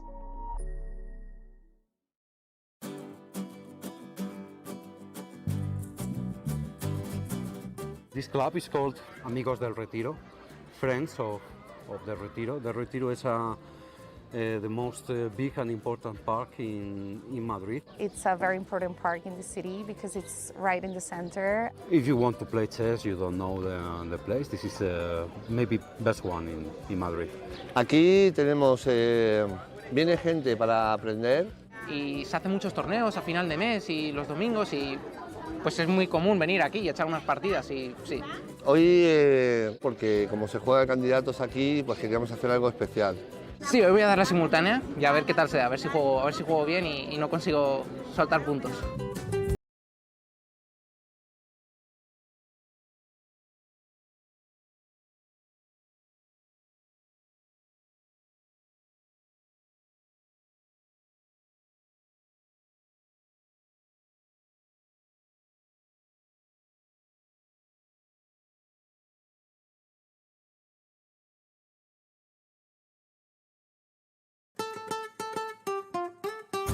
The defending champion Jan Nepomniachtchi is back at the candidates, effecting his second straight bid to challenge for the World Chess Championship. One of the more experienced players, Nepo brings to Madrid an aggressive style that is both challenging to face and entertaining to watch. 2 years ago, Nepo made the most of his debut in the Candidates. With a round to spare, he won the event in convincing fashion. That's all he needed. Jan Nepomniachtchi is the 2021 World Chess Championship challenger. That victory led Nepo to a World Championship match with Carlsen and also secured his return to the Candidates in Madrid this year. Despite being one of only 2 players in the field to have won the Candidates, the expectations for Nepo are not particularly high this time around. However, his confidence from having won here before, in addition to his years of competitive experience, may offer him a shot to turn some heads. If Nepo should pull a major upset and face Magnus Carlsen again, the two know each other well. Nepo has competed against Carlsen for decades, ever since the two prodigies were 12 years old.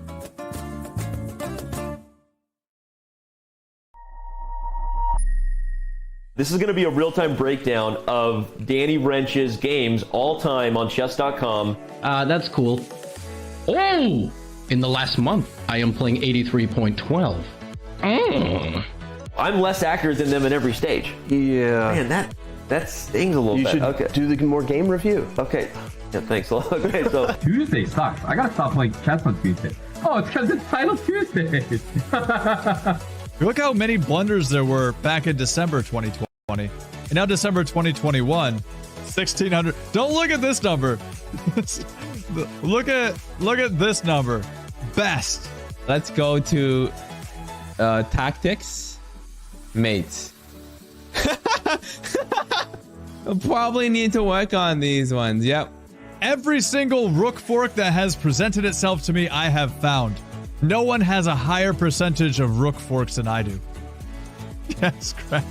These are literally the knight forks that you missed. I missed knight d6? You saw it just now. What the is wrong with me? I could have done here and then taken this pawn, and I'm winning because my pawns get held together. That's probably the coolest part about this feature. Like these positions against Hess? Rook there for rook e2! And he blunders mid and one! Oh my goodness! I'm awful!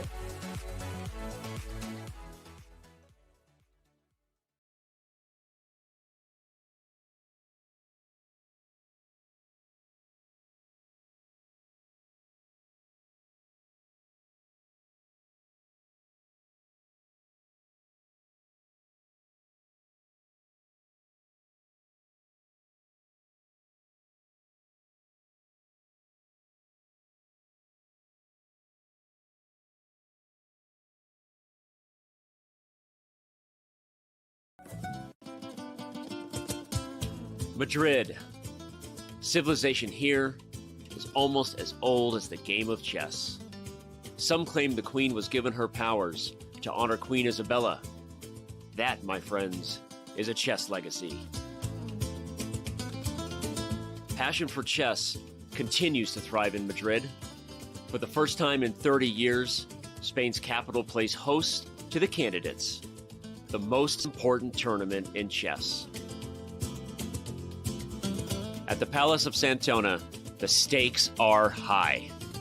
8 of the world's best players competing for the right to challenge for the most coveted title in chess, the World Chess Championship. The Candidates is grueling. The winner requires mental endurance and unbreakable focus. There are those familiar with the biggest stages in chess, yet still chasing unfinished business. And others from the next wave of stars with little patience for yielding to those before them. Mis amigos, the next challenger to the world champion of chess must come through Madrid. Like Queen Isabella before them, the Candidates is all about leaving a legacy.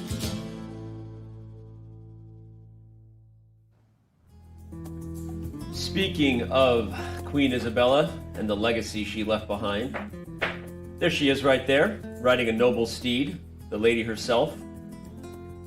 At one point, maybe the most powerful human being on the planet when she influenced the changing of the rules and gave the queen her powers, as the legend tells. It's not even legend, it is well-documented fact. Also well-documented fact, Jan Nepomniachtchi is a very good chess player.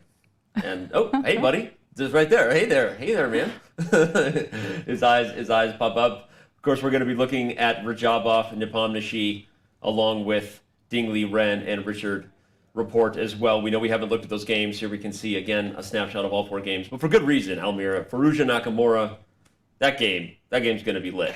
By the way, talking about Queen Isabella and how powerful the queen became on the chessboard, First one to understand this were the Italian masters, of the Renaissance. So there are a few games which we have left, but they were crazy attackers. They were sacrificing everything. So here, a perfect illustration, This is exactly right from the Renaissance era, the romantic era of chess, when peace sacrifices were aplenty, right? Discussion on whether Paul Morphy, how would he have done in the candidates? Oh my God, those questions are so difficult. Well, I really think that the masters of that time, they do not stand a chance in the modern era. It was a bit of a troll. I've been sort of well documented as saying that Paul Morphy was about maybe a candidate master level or whatever. And I exaggerate on purpose because it gets a lot of the hate from the fans. I love it, but the truth is, I agree. I think that the level of understanding is not only so much higher, but it's not even the same game in some ways, But we do love to see peace sacrifices and some artistic maneuvers on the board. Well, it's not even the same game because of also how physical it became. Yeah. So it's like we've been here only for 2 days. Players have, in order to qualify, they have to complete 14 rounds. And each of these 14 rounds are, well, I could compare them to winning a Grand Slam almost. So they have to win 14 rounds, like to play a tournament 14 rounds, like they're playing 14 Grand Slams. So in order to qualify for the match. Yeah. How difficult it is, given the opposition strength. Yeah. No, it is a professional sport, right? Not something where you have amateur enthusiasts, maybe playing beautiful games, but it is a completely different game, different lifestyle, different culture. Yes, because we're no longer talking just about the game, we're talking about performance. Yeah. In order to perform at such level, there are so many elements that should be taken into account. Yeah. Well, right now, Hikaru is taking a lot of things into account, head in hand, because he is trying to work his way through what is a very, very complicated position with no more pawns in front of his king. Alireza Firouzja has sacrificed a piece, and Hikaru is now down roughly 50 minutes on the clock. By the way, shout out to everybody who delivered on Twitter. It's funny, I told one of our amazing producers working hard behind the scenes, shout out to the crew, that hey, if anybody does a good Photoshop, we'll show it on screen. Well, I don't know that we can show all the ones you did. I checked my Twitter for like 30 seconds before we went live, and there were already like easily 25 different versions of Hikaru Nakamura's face on top of Russell Crowe's body. So I'm always so curious to see those because, another secret, I don't have a social media account, so I'm living in another. That makes me so happy. Stay away from social media. But I'm curious to see what is the masterpiece. Yeah. Well, we'll probably see at least one or two, and I will do my best to give away as many Diamond memberships as I can. Only one of you is getting a 1 year, but we'll throw some monthly Diamond memberships at you. Thank you for your Photoshop. Thank you for tuning in, playing along with us here.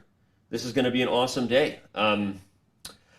Well, I guess we should weigh the options. Really, this is. One mistake in this position will be fatal. Is over. Yeah. So let's step out and pay off looking at some of the games real quick because I don't know when Hikaru is going to move, and so. I agree with you. We should analyze it at some point and try to figure out, what's going on. But right now, why don't we let Hikaru do the work? I'm really good at that. We're going to let Hikaru do the work, and we're gonna just quickly back out and look at. First of all, Radjabov Nepomniachtchi is not going to get much attention from us, and the reason, everybody, is just look at the board. This game is. I expect the bishop to take the knight, and I expect this game to be a rather bloodless affair, if you will, the opposite of Firouzja Nakamura. And even Caruana Duda, because that's an endgame, but I expect that one to be a very long fight of an imbalanced endgame bishop versus knight. So I have to admit that you were right about this game. So you said Nepomniachtchi would win, and I took a draw. I could go 4 for 4 today. I said that he would go for a win, you know, but like, this position is way too simple. Yeah, and it's no disrespect and understood. I mean, if you're in Radjabov's shoes, everyone, you just lost a devastating game to Hikaru Nakamura, a very long game yesterday, and sometimes, as we say, as the Soviet chess school would advise, never lose 2 games in a row. That's kind of the rule, right? Stop the bleeding right away, because that's how bad things happen. Radjabov, even with the white pieces, is probably also okay with a peaceful result on that note. So the only other one we haven't looked at is Rapport and Liren.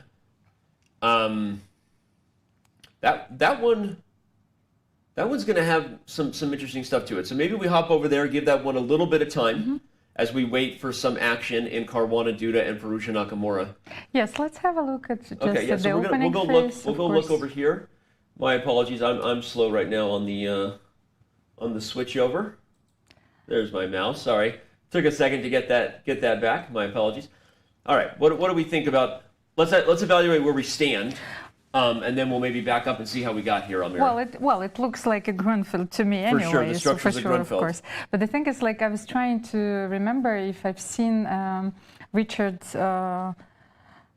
play this opening, because, well, he loves very much the King's Indian, sometimes also the Nimzo, you know, so, well, maybe a rare Grunfeld, but okay, let's have a look at his preparation. I was going to say, first we got to have a look at his suit today. You said he looks like a rock star with the long hair. I feel like he's about to go sing lead vocals for Leonard Skinner, you know, and I'm in the front row wearing a tuxedo t-shirt, just partying.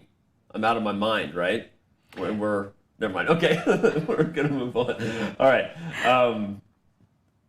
We have a Grunfeld. By the way, the reason Almira and I said that, you want to let's paint what the storyline is from here in this game, because why did we both quickly say it was a Grunfeld? It's because we have a big center versus the 2-on-1 majority. So what's the general sort of battle in these structures that both sides are playing for? No, but it's so strange. Like, you have a big center versus like a queenside majority. For me, the main aspect of the Grunfeld is the bishop on G7 in the center. You see, that's like how I would characterize it. Well, that's how I knew, you know. No, I mean, of course, the Grunfeld definitely defined by the FIDE, but for me, I mean, okay, so it's funny, we both looked at it. To me, the immediately defining factor is the central majority versus the long-term endgame advantage, maybe, of this 2-on-1. Of course, but, well, sometimes, this is not the type of position which we usually have on the board, so let's have a look. Let's look at how we got here. Yes, how we got here. Okay, it was a Grunfeld, as Almira said. The Grunfeld is defined right here because you can play Bishop G7, and this would be maybe a more traditional King's Indian for those who play that. But the Grunfeld is with D5. Black sacrifices a center pawn, giving white the Peshki majority. It's I know it's not the proper way to say it. But what compensation is Black getting for the big center?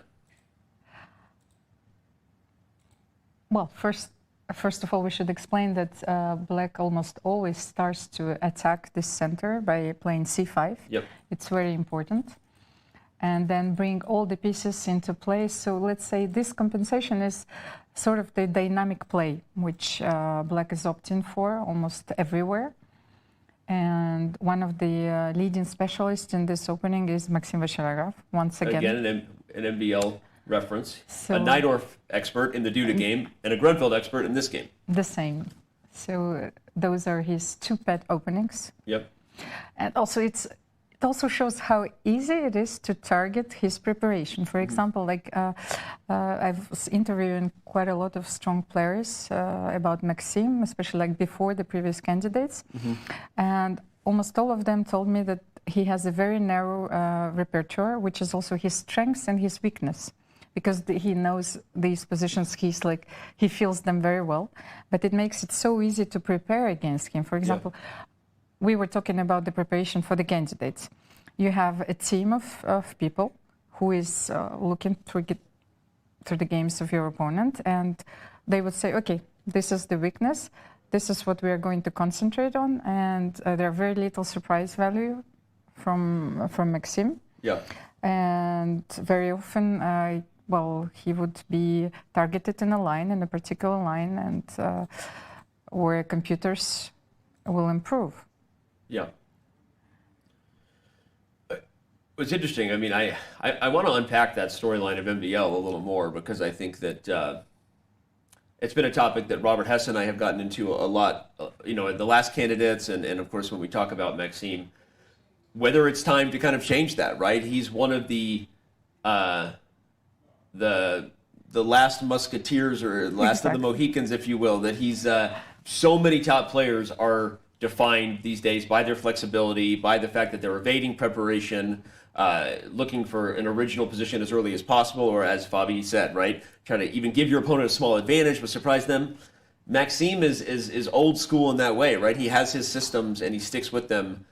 But I wonder if do you think that that's something that he might be adjusting at some point? Well, he's certainly, I think, adjusting it already, and I've seen him play in different openings, so he's like testing the waters, if I can say. But I feel that when he's playing the Grunfeld and the Najdorf, he's in his element. Yeah. I think he simply loves those openings.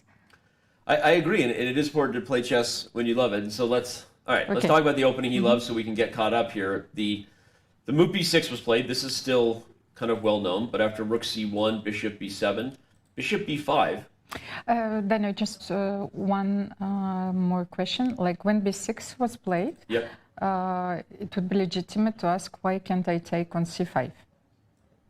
Just to show it, because this is, well, a very interesting option.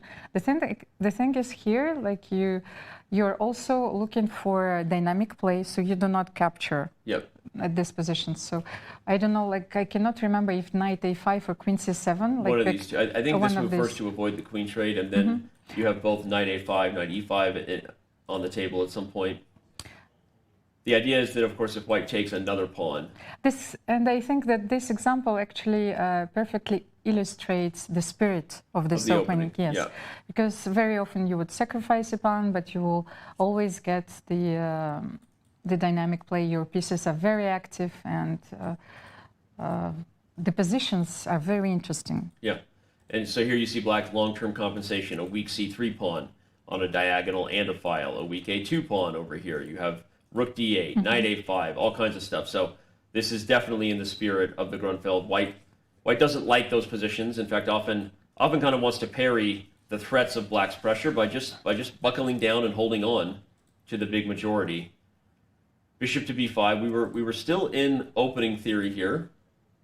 Rook c8, slightly less common than, I guess, knight a5 immediately, and e6. I know I've seen e6 several times, but rook c8, and after queen to d2, cd, cd, and queen d6. So this was perhaps the first sort of new move in the game for black. It makes sense. You're bringing the queen up so that you can put the rook on d8. This is just a normal way to continue to increase pressure. But this is a very unusual idea, I would say, queen d6. Yeah. Why not, let's get just back a little bit, because Richard is still thinking, so... Well, the live position is queen d6. We have the live position, okay. Rook d1 offers the queen trade. That's what I wanted to say. The idea behind queen d6 is probably to play queen b4, actually. Right. So, because otherwise it seems very strange to me. Well, and let's highlight, of course, white could take on b4, and the position is still close to equal, and that would maybe give us a chance to just talk a little bit about the dynamic I first noticed when we came here, which to me was the defining characteristic of the Grunfeld. White has the center, but black has a 2-on-1, and so in some ways, if the pieces are coming off the board and black feels that white isn't getting a big advantage with the pawns, the long-term idea is that black, whenever you have a 2-on-1 majority in an endgame, in theory, you should be able to get a passed pawn, and passed pawns eventually maybe become queens. So this is just sort of the long-term positional feature. And usually with the pieces traded, it actually helps black's pieces just sort of poke at these pawns that rather than them being a strength like they would be in a middle game when you've got a bunch of pieces on the board and your queen, maybe they become a weakness too, or at least something you have to defend. So anyway, of course white's still fine, but that's just high level one of the things that could be going on here. In the game, Ding Liren refused to trade queens, put the lady on d3, and there you have the current position. Well, while Ding Liren may have refused the queen trade, he did not refuse an interview from our own Dina Belenkaya yesterday. Okay. And so we're going to take a second and talk to Ding Liren about him getting into the candidates, about his choice of chair, which is, by the way, again, a dynamic. Take a look. He's got a shorter chair than Richard Rapport. We're going to listen in now and see all the things that Dina Belenkaya and Ding Liren talked about yesterday. Ding, thank you for joining us. Please take us through your emotions during the game. Oh, well, it's a quiet game, but quite interesting. I think at some point I thought I was better, but he played a very good move, Rook b1. I think that's a very good idea he found. So it looks my move g5 is not that good, but I don't know where I went wrong. It turns out my position is slightly worse in the final position, I think. But I don't know how to process for white. At least comparing to yesterday. Yesterday I played, I think, one of the worst games recently in my career. But today I feel much better. I think the draw is a quite good result for me. So you're going like between ink. After a loss, a draw is a good result. Yeah, especially after yesterday's defeat. And do you think for your opponent, draw was also a good result, judging that you had the 3 times repetition afterwards? At first I thought he is slightly better, since maybe he can try for more, but I don't know. All right, on another note, we were wondering, what were your first thoughts when you realized you actually could be the candidates, that you actually had a chance to be in the candidates? What were the first things you thought about? Well, at first, they told me that I only need to play 30 games to qualify.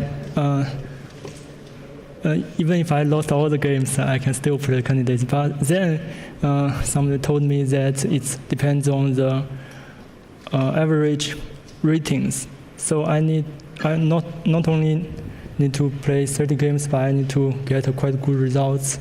So I feel I'm not sure if I'm going to play these games, but after in the end, they convinced me that I had good chance here. So I just. So you didn't accept immediately, but you had a thought. Yeah, but in the end, I take the challenge. Yes. Do you feel like, having played so many games in 1 month, now that you are 14 games to play in the candidates, it's in a way even easier than the 30 in 1 month? No, the candidates is much more difficult comparing to the 30 games I played. Yeah. Also, the over-the-board games are not similar to the games played on the internet. It's totally different games, different things. Which ones do you prefer? Now I might prefer play online. Yeah, it's more relaxing. All right.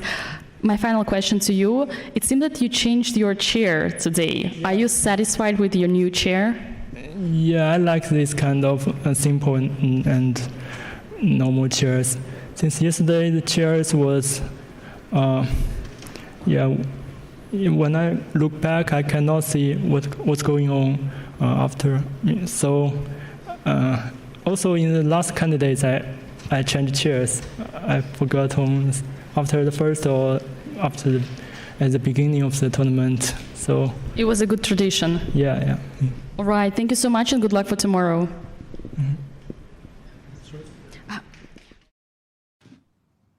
That was a great interview. How do you not love Ding Liren? Well, I'm always smiling. Like, he's such a sweet character. And so, Danny, are you happy with your chair? First of all, I am happy with my chair, as I well documented when Fabi came in, did his interview in round 1. I feel much better in this chair than I did the last time. I was in a chair for a long time during the World Chess Championship. So it's funny. I want to unpack one thing he said about the chair, and shout out to Chad. We love Ding, you love Ding, and we appreciate the love.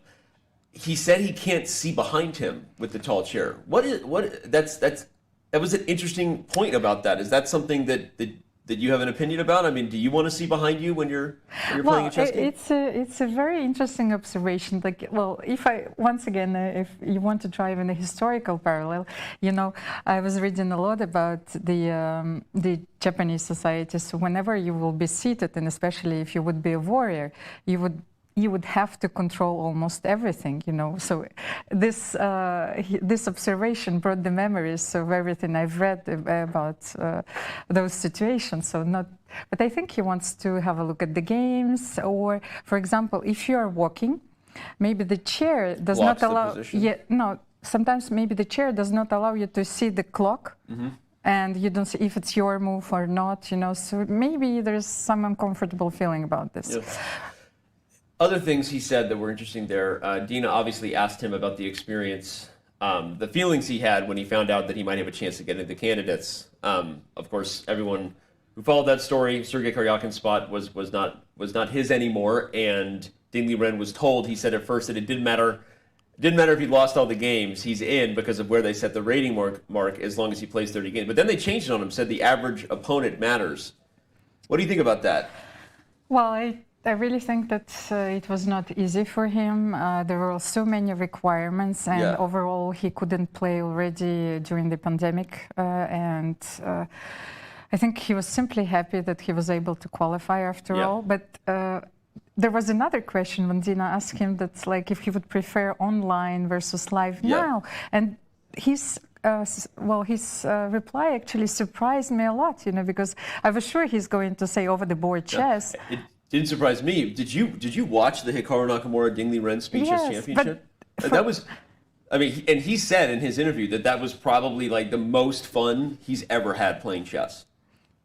Well, but that's exactly the point. It's like you said that it's less stressful. Yeah. But on the other hand, fun versus shot for the title. It's fair. But I think that obviously there's so much that is evolving and changing, right? I mean, online chess, whatever small prizes were in it 10 years ago, it was seen as it was. Right now you're talking about large six-figure sums, and in our global championship, more than $1 million in prizes, right? So I think that, the convenience of playing from home for pretty significant prizes, is definitely a big part of how these professionals look at their chance to make a livelihood, to earn a living going forward, right? And that I'm not in any way saying that he wanted the Speed Chess Championship title. I'm that self-aware, Chad. Okay, I'm not being that biased to our events, but I'm saying like he clearly wanted it. It was an epic match. I would say that in everything that happened during this big chess boom and the pandemic, you think of the Nakamura Carlsen final in the Champions Chess Tour first year, and then you think of the Nakamura Ding Liren match, and that match was just absolutely just crazy awesome. So no, I understand this, but I have a completely different perspective. I think that I look at chess events as a sports event, not even as an e-sport event. So for me, this hall is a stadium. You have to be in a special place, in a particular mood, and certainly not at home in your slippers. It's like playing 4-6 figures. Like it's not even a motivation for me. Well, you're about to play in your first I'm Not a GM next year, so we'll see how you feel about that. Well, I did not play. And I agree with you. These are, it's the Coliseum, as we said. It's gladiators. They're here, right? This is the arena. The stage is set.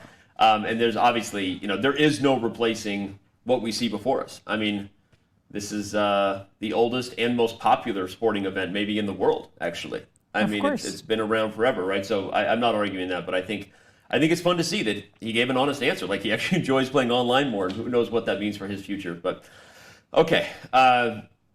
We're having a great time. We hope you are, chat. Thanks for playing along. Again, this is round 3, the 2022 FIDE Candidates. Really just underway. We're going to have several weeks ahead of us here in Madrid. The weather cooled down a little bit, just for the record, in case you didn't get the memo.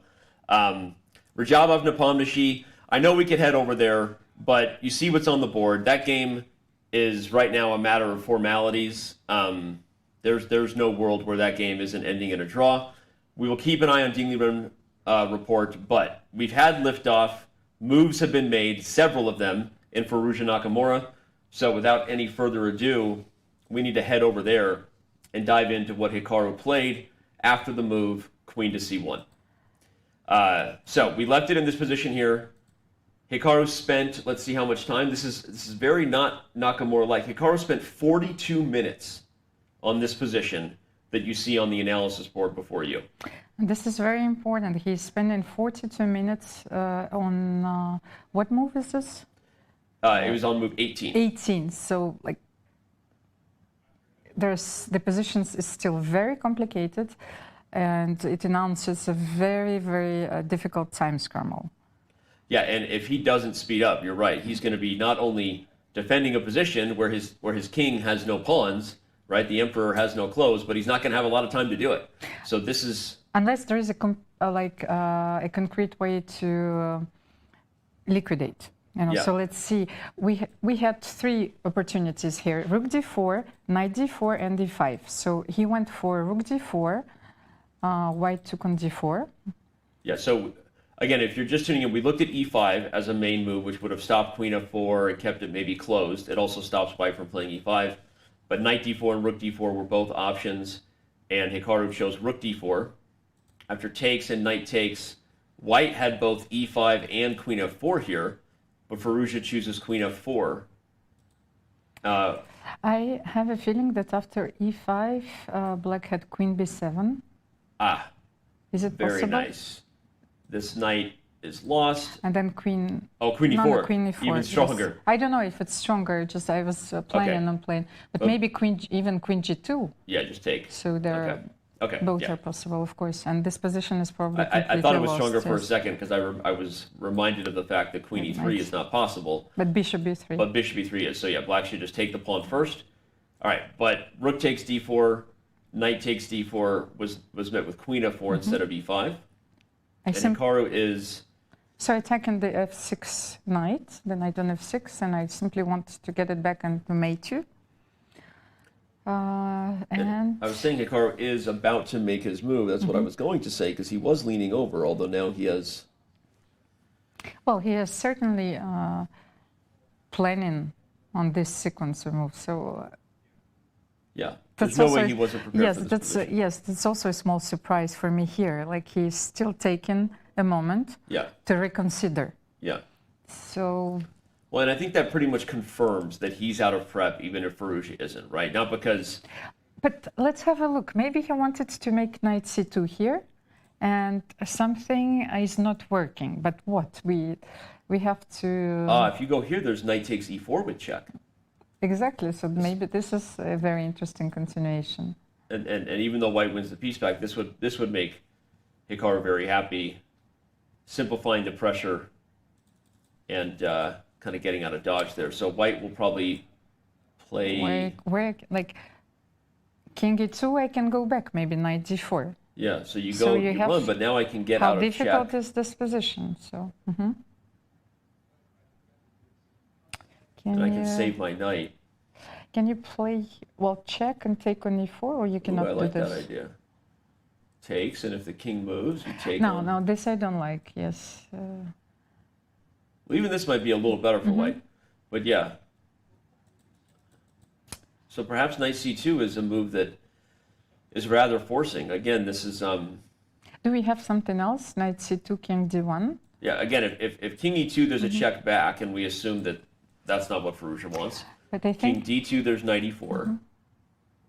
So this is kind of forcing check, and then queen a4.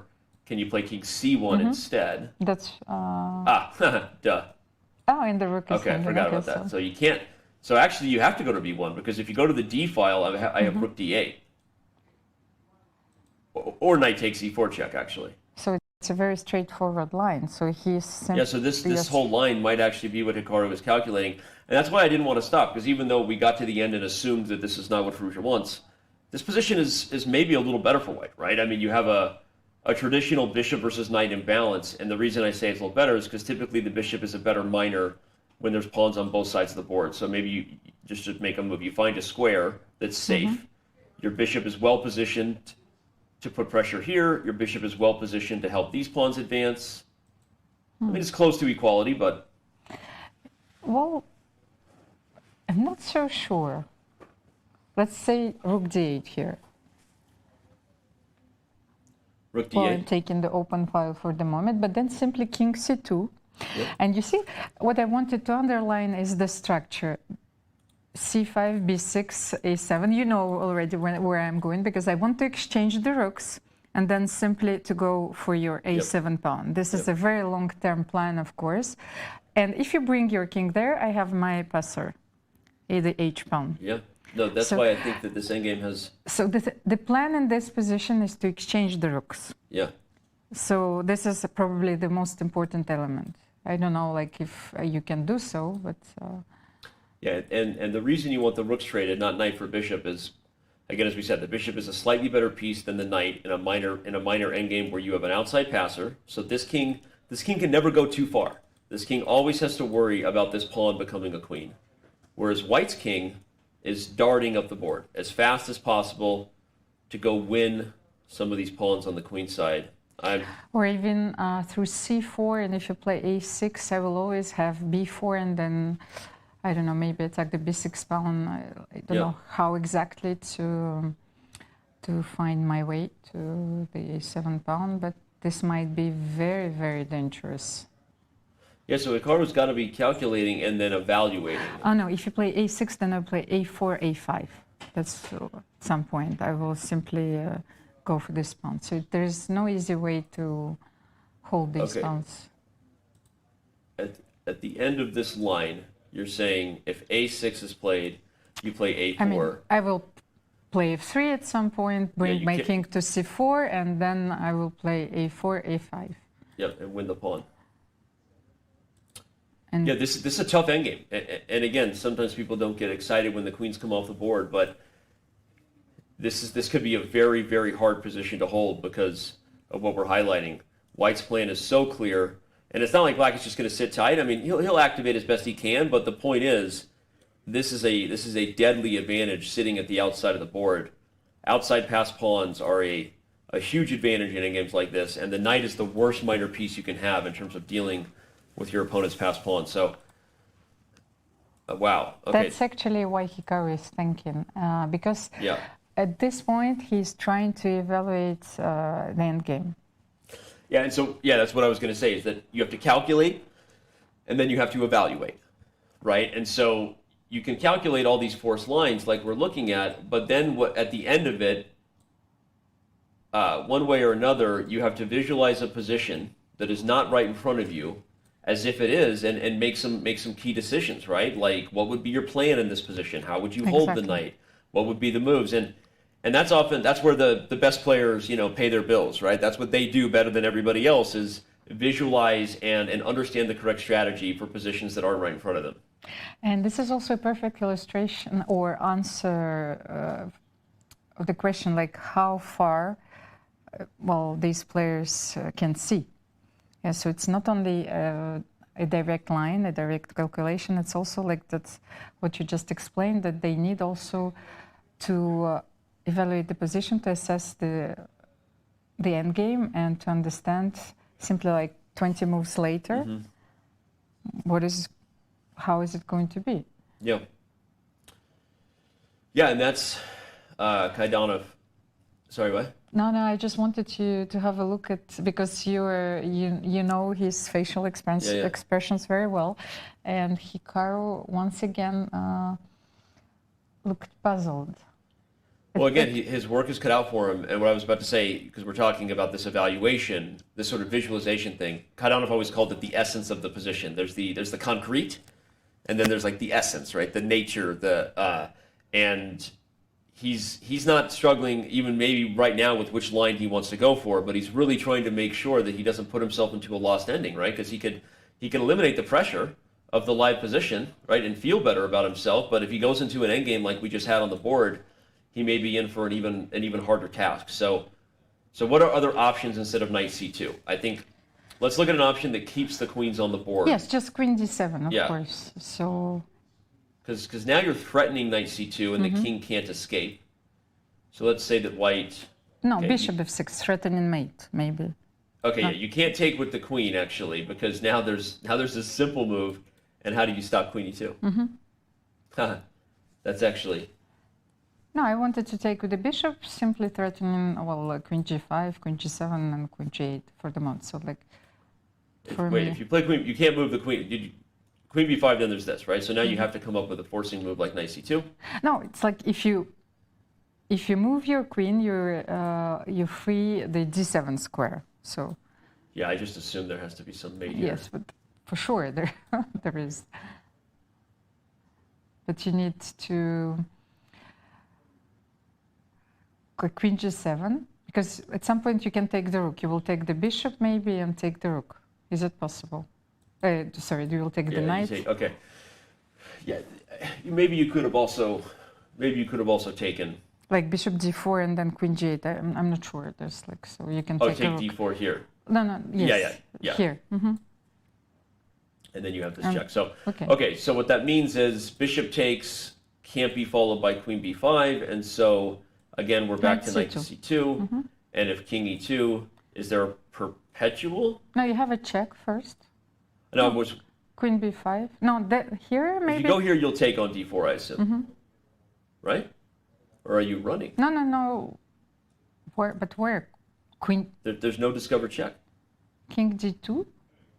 I wanted to take on d4 and play rook d1, but. If you take, I mean, like, doesn't seem like it's a huge advantage. I actually feel like the right idea is to keep the mating net and just run the king. There's no win. Oh, then you're completely winning if I don't have a discovered check. Let's say. But why don't you play queen b5 check first? So queen d7, bishop takes, knight c2, king up. Okay, you're probably right. All right, queen b5 check is probably better. And after king d2? But now I can run king f8, king e8, king d7, king c6. I mean, just in case. Well, if you can run, then why not take the rook? Okay, take. Let's find out. Computer says, Computer says it's okay. We just have a draw. Yes, queen g7. Okay, queen g8. So can you take on f7, then king c6, queen e6? Where do you go now? Okay, let's have... This position is absolutely amazing. As wild as it seems, this is not outside of the realm of possibility, right? Because how deep does Firouzja's prep go, everybody? Look at, by the way, he still has an hour and 50 minutes, which means he's clearly still just, right now this is just like dress rehearsal for him. We do rehearsal before we go live every day. Firouzja isn't even playing the chessboard yet, everybody. He's remembering his preparation at home.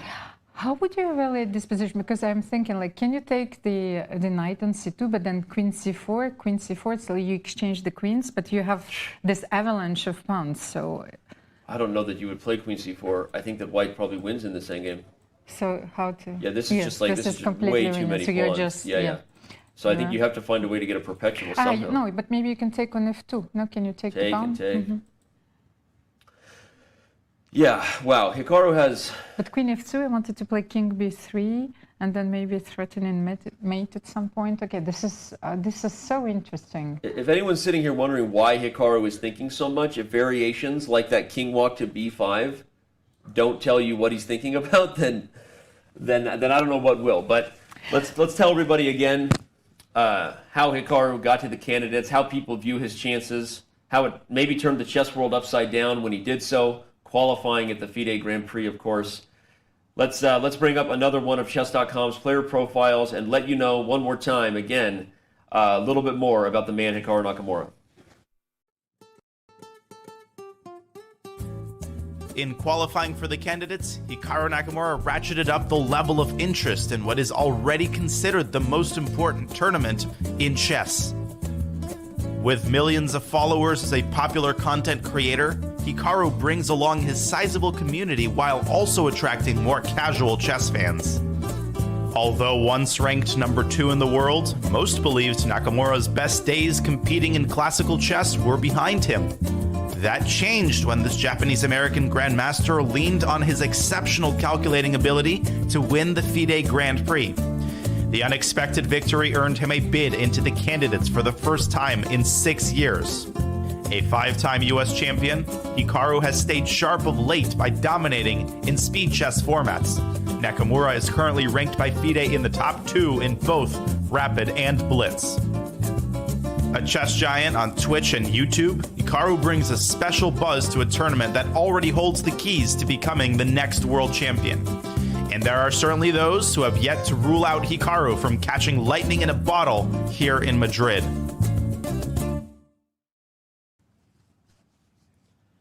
And speaking of the coffee cup I mentioned earlier, we actually have confirmation, not that it may be a vanilla latte with almond milk. We have confirmation of someone who ordered it for him, and that, my friends, is the name of Chris Littlejohn, Hikaru's second right there. Look at the smiley face, first of all. We appreciate that. Shout out to you, Starbucks barista, for putting a smiley face on it. But Almira, okay, all right, speaking of the news we're breaking here, Chris Littlejohn is picking up coffee for Hikaru on his way to the venue. Chris is actually known as Hikaru's second. There's a lot of discussion about Chris Littlejohn being Hikaru's second because he's not a grandmaster, right? Not a well-known player in the community. Many of the players we're looking at in this hall, throughout all the candidates, they have very strong grandmasters working with them as their seconds. And the teams that you have are often part of what influences what we see on the board. So what we see right here, everybody, in the game. By the way, it looks like we had this line with knight c2 and queen d7, so Hikaru does go for the endgame. What we see Firouzja doing here, Almira, while it is Firouzja playing the moves, this is probably work that was done by him and his seconds, and the team gets a lot of credit for that. Talk a little bit about how important these players' teams are, how they choose them, and a little more about that. Of course, I think that choosing a team is probably one of the most important things in the modern chess era.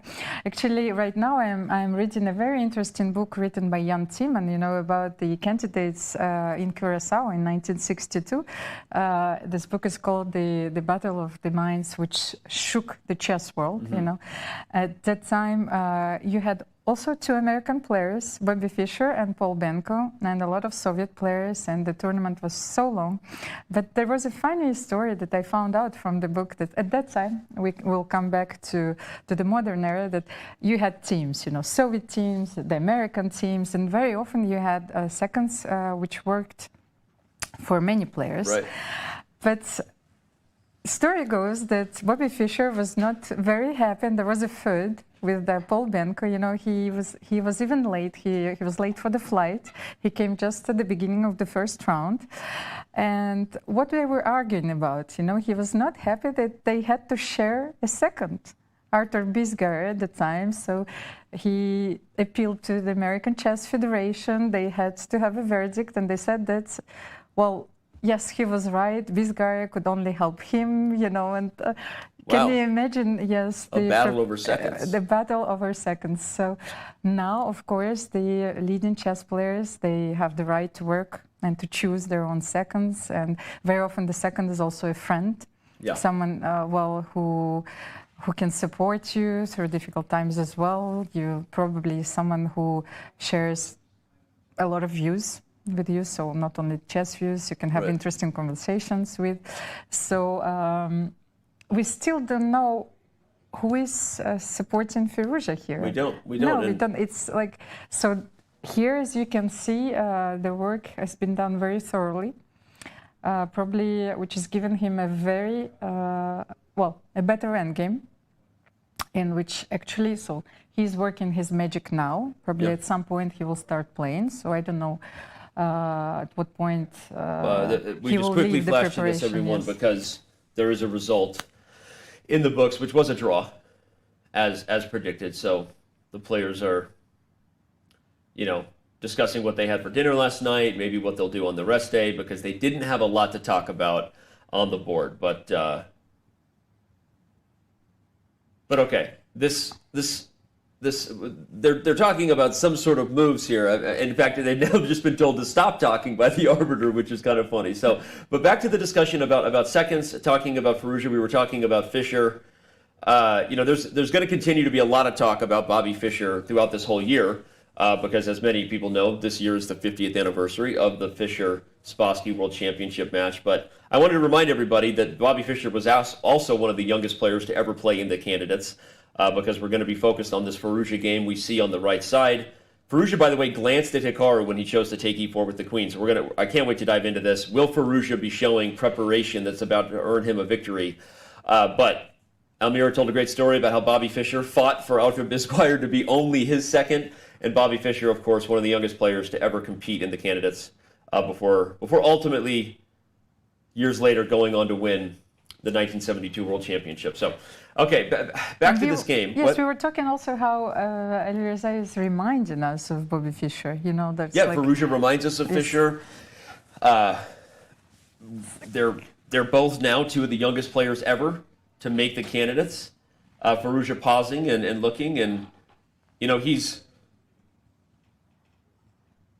obviously going to be feeling confident, because he wouldn't have played this quickly if he didn't know he was playing toward his prep. The eval bar and our analysis tends to agree with him, Almira, that White's going to have a lasting edge here. Mm-hmm. If you're Hikaru, though, I mean, this is the first time you've gotten up from the board in like an hour and a half, right? I mean, you're up from the board, like, finally, you've gotten yourself out of the craziness that was this attack on your king. He's got to be feeling a small breath of fresh air, even though he now knows he has work to do. At least he didn't get checkmated, I guess.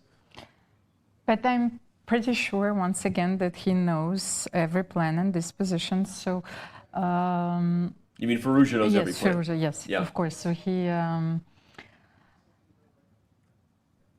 remind everybody real quick. Because I think no, of course, because the knight f6 was played after bishop b4. I wanted to show this because White had two options of playing bishop b3 or bishop b4. Maybe both are very natural squares. So bishop b4 was also eyeing the b8 square at some point. So if the rooks are traded, then you can play bishop b8, bishop a7. Oh, I like that a lot. So it's funny because, again, real quick context, what Almir was saying, when we were speculating that this endgame might occur, we just sort of randomly put the bishop on e3 and only highlighted later that White's long-term plan, of course, is to trade the rooks, because once these major pieces are off the board, White has plans to infiltrate with the king. But Firouzja shows again just how deep this prep went. We are now on move 25, and he was still playing instantly and played bishop f4. And what is the difference, as Almira pointed out? Well, now, in lines where eventually the rooks are going to be traded, you have to deal with f2 first, but eventually, let's say these rooks are traded, this bishop is already in a way more dangerous position. Something like this occurs, this bishop already threatens to start to poke at these pawns, right? And it's not to say White's just winning, but this is very irritating when your bishop starts to attack pawns that are all stuck on a color complex. I'm sitting here just like, again, we don't know who his team is, and he's going to be the one who gets credit because that's well-deserved if he goes on to win. But Firouzja is showing that he came super well prepared for this battle versus Nakamura, now taking his first real think of the game at this point with an hour and 45 minutes on the clock to 27 minutes for Hikaru. And will he be able to convert this small advantage we see? But I think Almira and I would say, I think from a human perspective, this is more than a small advantage. This is going to be a tough position for Black. But I really like Hikaru's move, knight f6, first of all, because he will always have the possibility to play knight d5 and to close the d file. Very important. Maybe to support his own pawns if they would move like c4, c4, b5, a5. Can we think about this advance? So knight f6, I'll just make a random move to show what Almira is saying. So knight to d5. Mm-hmm. And so bishop goes somewhere. Yes, let's say I can also go c4, then b5, and then a5, and simply to transform those pawns, which we were considering weaknesses, into a huge army. So you see, this is probably the way to play this position. Yeah, I like it a lot. In fact, he also spies this d5 square. Again, if we were looking at the position when they first transitioned to the endgame, while the knight was on a central square, it's not the most stable central square, right? Why? Because, one, it's not protected by a pawn. Also, White can play f3 and kick it out. So this is actually a really heads-up play to remaneuver the knight to the most stable central square available. 1, it's on a light square, which means the bishop will never be able to attack it. 2, it's protected by a pawn. And 3, it's safe from attacks from white. So, Almira, you point out something really instructive there. I think knight f6. I think knight f6 is a fantastic move. Coming after a long thought. By Hikaru. So yeah, and it pays off, I guess, that he spent so much time by the way. So again, we said he took 42 minutes on move 18, that being Hikaru, which was rook takes d4. He took 42 minutes in this incredibly sharp position where he's worried about getting checkmated before playing rook d4. Then, jumping ahead on move 20, 2 moves later, before playing knight to c2, he took another 15 minutes, which is also a pretty long think, to play knight c2.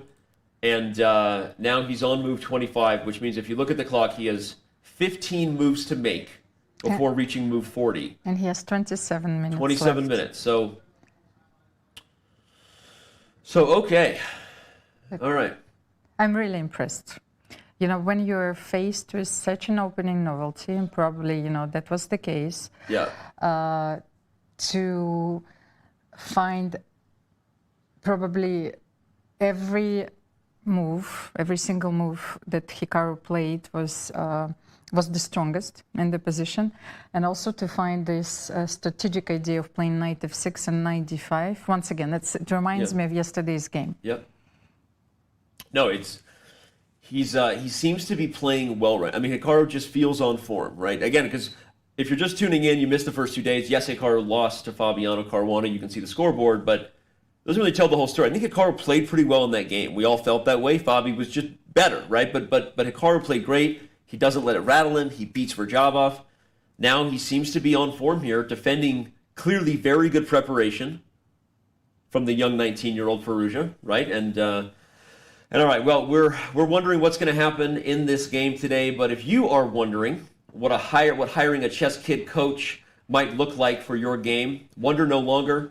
We've hired FIDE master James Canty to start doing live lessons for our own Scholastic Extension website. That's chesskid.com. Chess Kids Summer Clubhouse is starting on Fridays at 6 p.m. Eastern. Don't miss it. chesskid.com and ChessKid TV. You can tune in every Friday to get some official lessons. All right. We've got 3 games still going, 1 game in the books. As you can see, it has already ended in a draw between Radjabov and Nepomniachtchi. So much ahead. We're going to dive again into Caruana Duda right when we come back. That's one that has been neglected for too long. So don't go anywhere. When we return, it's more from round 3, the FIDE candidates in Madrid. He goes for it. Want to play chess online or learn how to improve? Join us at the #1 chess destination in the world, chess.com. With thousands of people playing at any moment, you'll quickly find a game with someone at your level, whether you're a beginner or a grandmaster. Chess.com makes learning fun and easy. Sharpen your tactics with puzzles and enhance your strategy with our lessons by top masters. Learn from your own games with our easy-to-use analysis tool. Chess.com has everything you need to take your game to the next level. Signing up is free and easy. Join Chess.com today.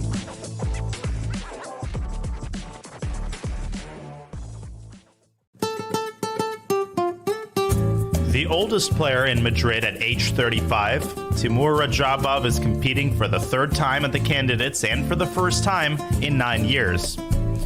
Once ranked in the top 5 in the world, Radja qualified for the candidates 2 years ago, but was unable to compete due to COVID concerns. For this year's tournament, FIDE offered Radja a wild card, which Radja accepted. Born in the same Azerbaijani city as former world champion Garry Kasparov, Radja beat Garry Kasparov at age 15. In fact, he has never lost to the former world champion. One of the peak achievements of Radjabov's career was his victory at the FIDE World Cup. In that tournament, he defeated the top seed Ding Liren in the final to qualify for the 2020 Candidates Tournament. In Madrid, Radja hopes that he can lean on his experience at the candidates to post some impressive performances, even though expectations for him here are not as high as they once were.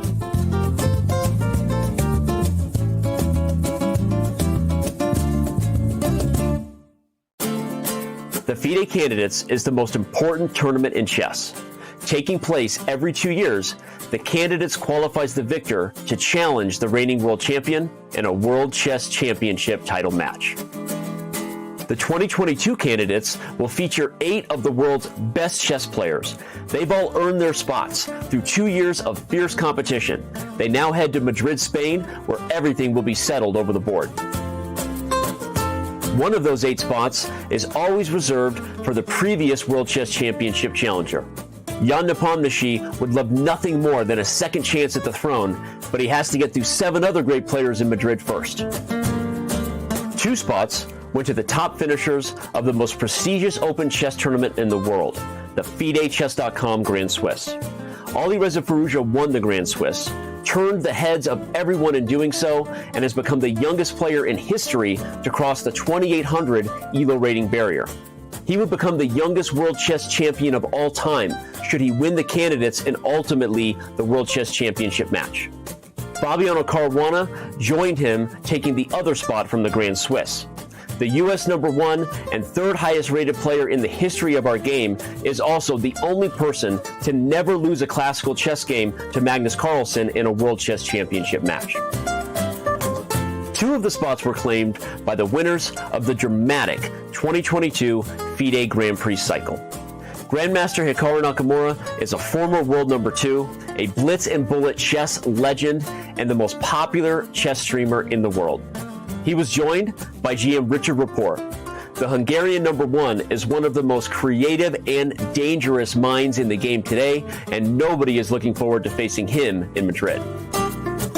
FIDE awarded one of the 8 spots to the wildcard invite Grandmaster Timur Radjabov. Raja missed the 2021 candidate cycle in consideration of COVID concerns. But as the oldest, most experienced player in the field, he's looking to use that knowledge and punch his ticket to the World Chess Championship title match. And finally, 2 spots go to the top 2 finishers of the world's largest knockout tournament, the absolutely grueling FIDE World Cup. Jan-Krzysztof Duda, the Polish #1, punched his ticket by ousting none other than world champion Magnus Carlsen in the semifinals of that event. Duda would ultimately defeat Karyakin in the final to win the World Cup. However, Karyakin, due to suspension from play by FIDE, sees his spot go to China's #1, Grandmaster Liren. Liren takes the spot due to being the highest rated eligible player according to the May 2022 FIDE rating list. So that's how each of our 8 competitors earned their bids to Madrid. Inside the Palace of Santona, it's about who can sustain the mental endurance to secure the coveted slot as challenger for the world title. But we're not sure who that will be just yet. We do know this. We'll enjoy watching every minute of the candidates with the Chess.com community as we see how the most important tournament in chess plays out together.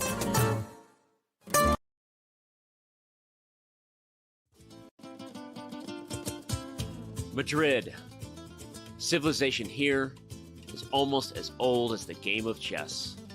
Some claim the queen was given her powers to honor Queen Isabella. That, my friends, is a chess legacy. Passion for chess continues to thrive in Madrid. For the first time in 30 years, Spain's capital plays host to the candidates, the most important tournament in chess. At the Palace of Santona, the stakes are high. 8 of the world's best players competing for the right to challenge for the most coveted title in chess, the World Chess Championship.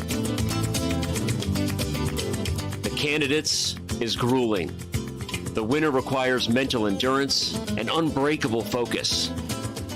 There are those familiar with the biggest stages in chess, yet still chasing unfinished business.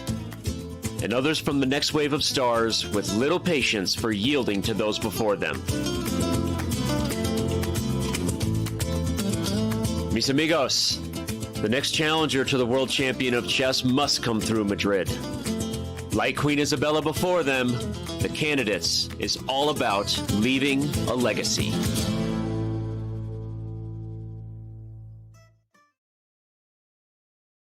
Back here, the 2022 FIDE Candidates from Madrid continues. We see Richard Rapport very focused, playing the black pieces in this Grunfeld versus Liren. We're waiting for him to make it. We'll definitely keep looking at that game. I know we've been putting a lot of attention, of course, into Nakamura's defense versus Firouzja, as well as the Caruana Duda game, which I think we actually should get back to the Caruana Duda game. We haven't looked at that in a long time.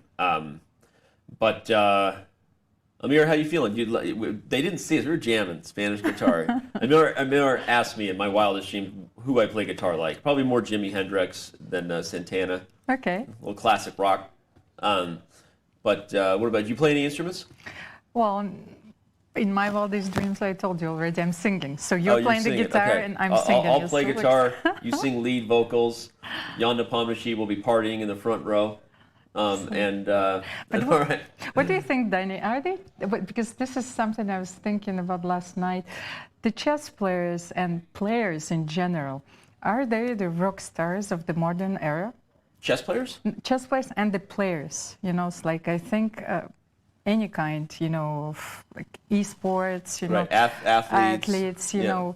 So they are the rock stars of the modern era. Yeah, totally. I mean, there are still, I think, rock stars, I guess, musicians, whatever. I mean, you think of Taylor Swift, you think of Justin Bieber, think of any, like, huge pop star. But, they are rock stars, especially in our world.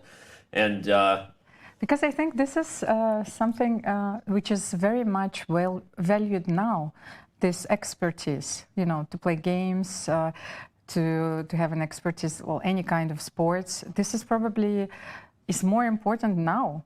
Yeah. That's, I think it probably is going to be even more important in the years to come, because there's also this phenomenon which we were talking about, like the gamification of our society. Yeah. You know, you can observe it in any professional field. So Yeah. I guess that's my question. I think that soon, you know, Richard Rapport will enter a building, and you know, there will be millions of fans. You know, I certainly hope so, and I do think chess, especially, is as modern technology, right? The internet, and you know, here we are with a broadcast, and you didn't have camera feeds like this 50 years ago, right? So technology, I think, is helping to make all gamers, but chess players, maybe the original gamers, the original gamer rock stars, right? Even more well known to all kinds of communities, right? Their faces are seen more often, so they're more recognizable, and yeah, I think technology is likely only getting better, right? And one interesting thing about what we're able to do now is I think we're able to see more up close, more of the emotions, more of how they feel in ways that, you know, you studied the great chess players of the past, but unless you were lucky to visit them in person, you never saw the live reaction. You'd see pictures of Tal or Botvinnik in a book, right? But you didn't feel like you knew how Richard Rapport would act if he's better in an endgame, right? And so those are some of the great things that we now see. I agree. It's a great point. So I didn't really think about it that way, but I had another thought, because it's not only that. This was for me, there was a greatest shift in the way we, like, what are the things we're worshiping or appreciating. So that's why this is one of the virtues of the expertise that we are actually looking for. You know, so this kind of intellectual battles, you know. So this is something which public eye is more interested now. And so that's why, like, I was thinking that in years to come, you know, we will be covering this in the stadium. You know, I don't 80,000 maybe fans. not too far ahead, right? We got big plans for next year for lots of our live events. So I'm playing the tournament. Well, we do want to switch back over to Caruana Duda. We've got the live position up here, and I think we should dive into what's happening with Fabiano and Jan-Krzysztof Duda. Because so much has happened. They're in an endgame, a similar imbalance to what we see in the game between Firouzja and Nakamura. You have bishop versus knight. At the beginning, we had quite a complicated middle game, and now we have a very interesting end game. So let's see here. For sure, you have to keep your bishop first of all. That's the first thing that comes to my mind. So, well, assuming you're still playing for a win if you're Fabi, because the first thing I look at this is, I mean, at some point we'll back up. I want to analyze and see what happened, but I don't think White's any better in this endgame. I mean, the knight is well placed. The king is more active than the white counterpart there. And I think long term, you look at the bishop and you think of your 3-on-2 majority, and you assume that white will have some way to maybe manufacture a passed pawn. But that's very strange. Let me tell you how I look at this position. Yeah. Let's say, all I say is the chain of the pawns, which is on the white square, so f7, g6, h5, which is already, and a6, b5. Yep. There's always a possibility for me to play a4, and and to win those pawns. I can always play g3, so your knight will not have any squares. So you mean b3 or g? No, g3 here. Like if you play knight a6, knight a4, so this will not be possible as well. Okay. So now I'm trying to find out how to proceed. I certainly want to keep my bishop. So in this perspective, of winning all your pawns. So bishop e2 or bishop c2, I don't know yet, but maybe let's say bishop e2.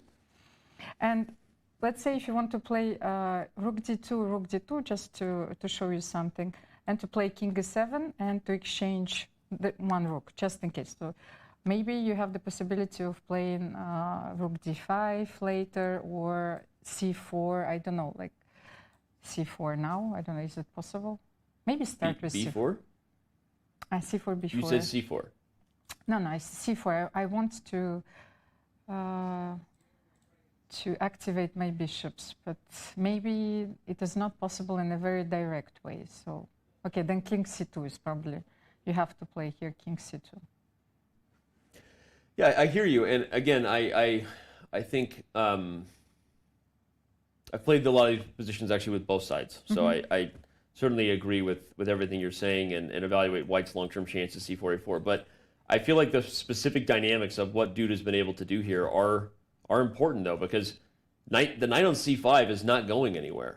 And that knight completely prevents white from executing the majority advantage. But then maybe bishop c2. We start with bishop c2. Because what I want to keep the rook. So let's say rook d2, and king e7, because black wants to trade this rook. So I want to play king e7, and first of all, rook d6 maybe was a threat. Rook d6. And here, what do we have? Do we have more than rook e2? Or I don't want to play b4 here because he will play knight e6. So maybe you're right. Once again. Well, the point is you can't do the things that you would want to do with a4 or c4. If you ever play b4, of course, c3 is just horrible weakness. And black isn't without counterplay, right? I mean, I can't actually play f6 and g5 right away because the bishop is spying this pawn. But, I have f5 ideas at some point. I have f5, f4 ideas to kind of take advantage of the fact that these pawns are separate. So, I mean, I don't know. And again, I'm typically biased toward the white side of these positions. And as I said, I feel like Fabiano is, the best prepared player on the planet in these positions. But look at his time, look at his body language, and you just look at what's on the board. Like Fabi did not get what he wanted to get in this game. Can we have Can we have a look at how so did we achieve this position? You're reading my mind. So on that note, if we're right that Fabi didn't get what he wanted, let's see how we got here. Rook c8 was played. Knight. So he played knight to c6 right away. But then we were looking at knight d5 in our analysis. So yeah, I wonder.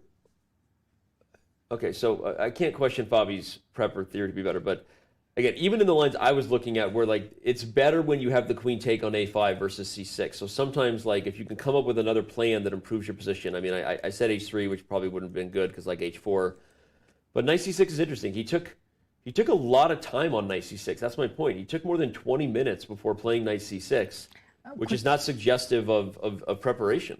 Maybe let's have a look, because you could play c4 in that position. Just a second, because we should understand what he was considering. C4, protecting the pawn. So and you can also take knight c4 then. And how is this position?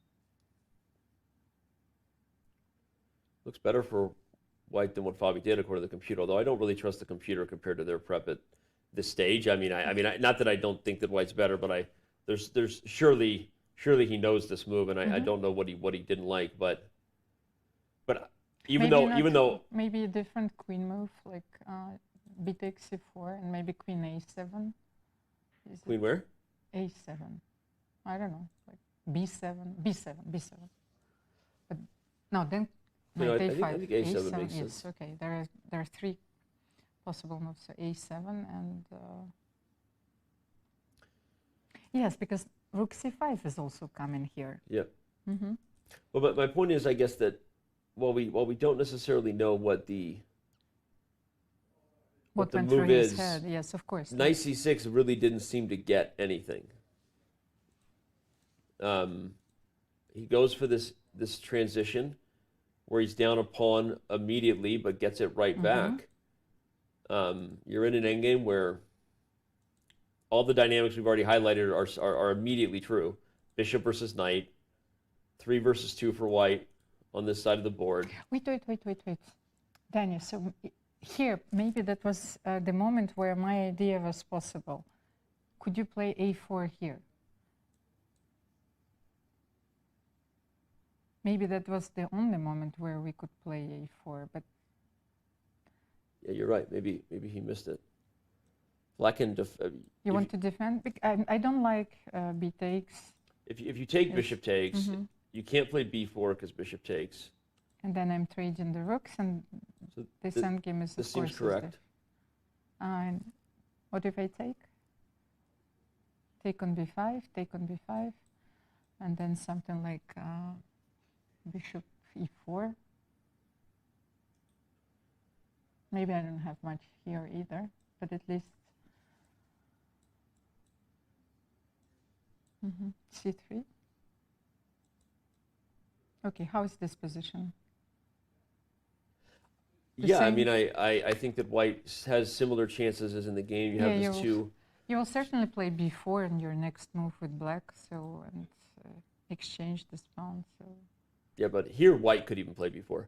Unlike the other position where the c pawn would become weak, you can actually do that and fix the pawn light square. So this is a very interesting idea. Okay. Yeah, so, I like your point. I think you might be onto something really important. If a4 was possible. But maybe this position is still very equal. Yeah, so. and I think it is. And I think even in the game, as we see what happened. By the way, bishop f1 has now been played, and the rooks have been traded on d2. So he decided to play bishop f1. Okay.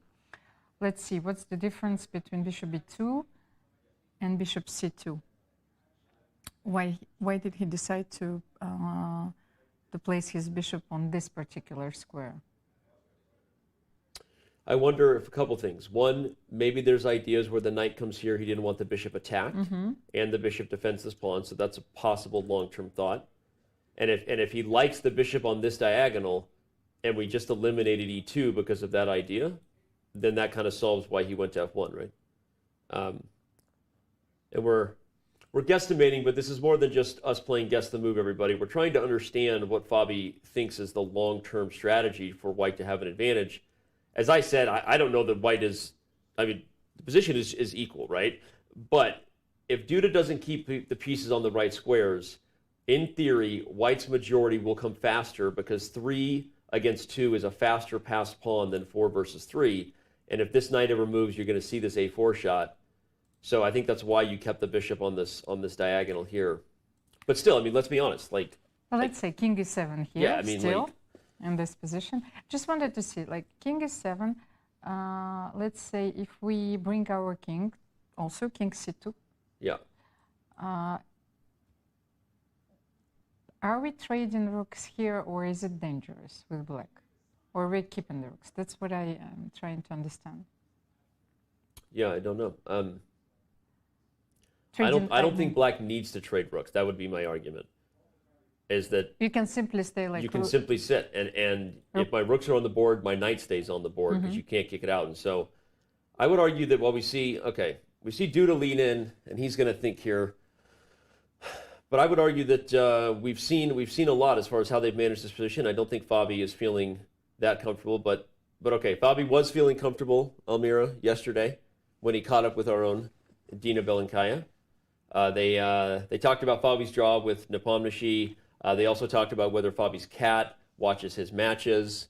Unfortunately, they didn't get into what Fabi's favorite recent horror film is. Fabi watches a lot of horror movies, for those who don't know it. But they did get into some fun talk, so let's see how that interview went with Dina and Fabi as we wait for Duda to respond to Caruana's latest. Thanks for joining.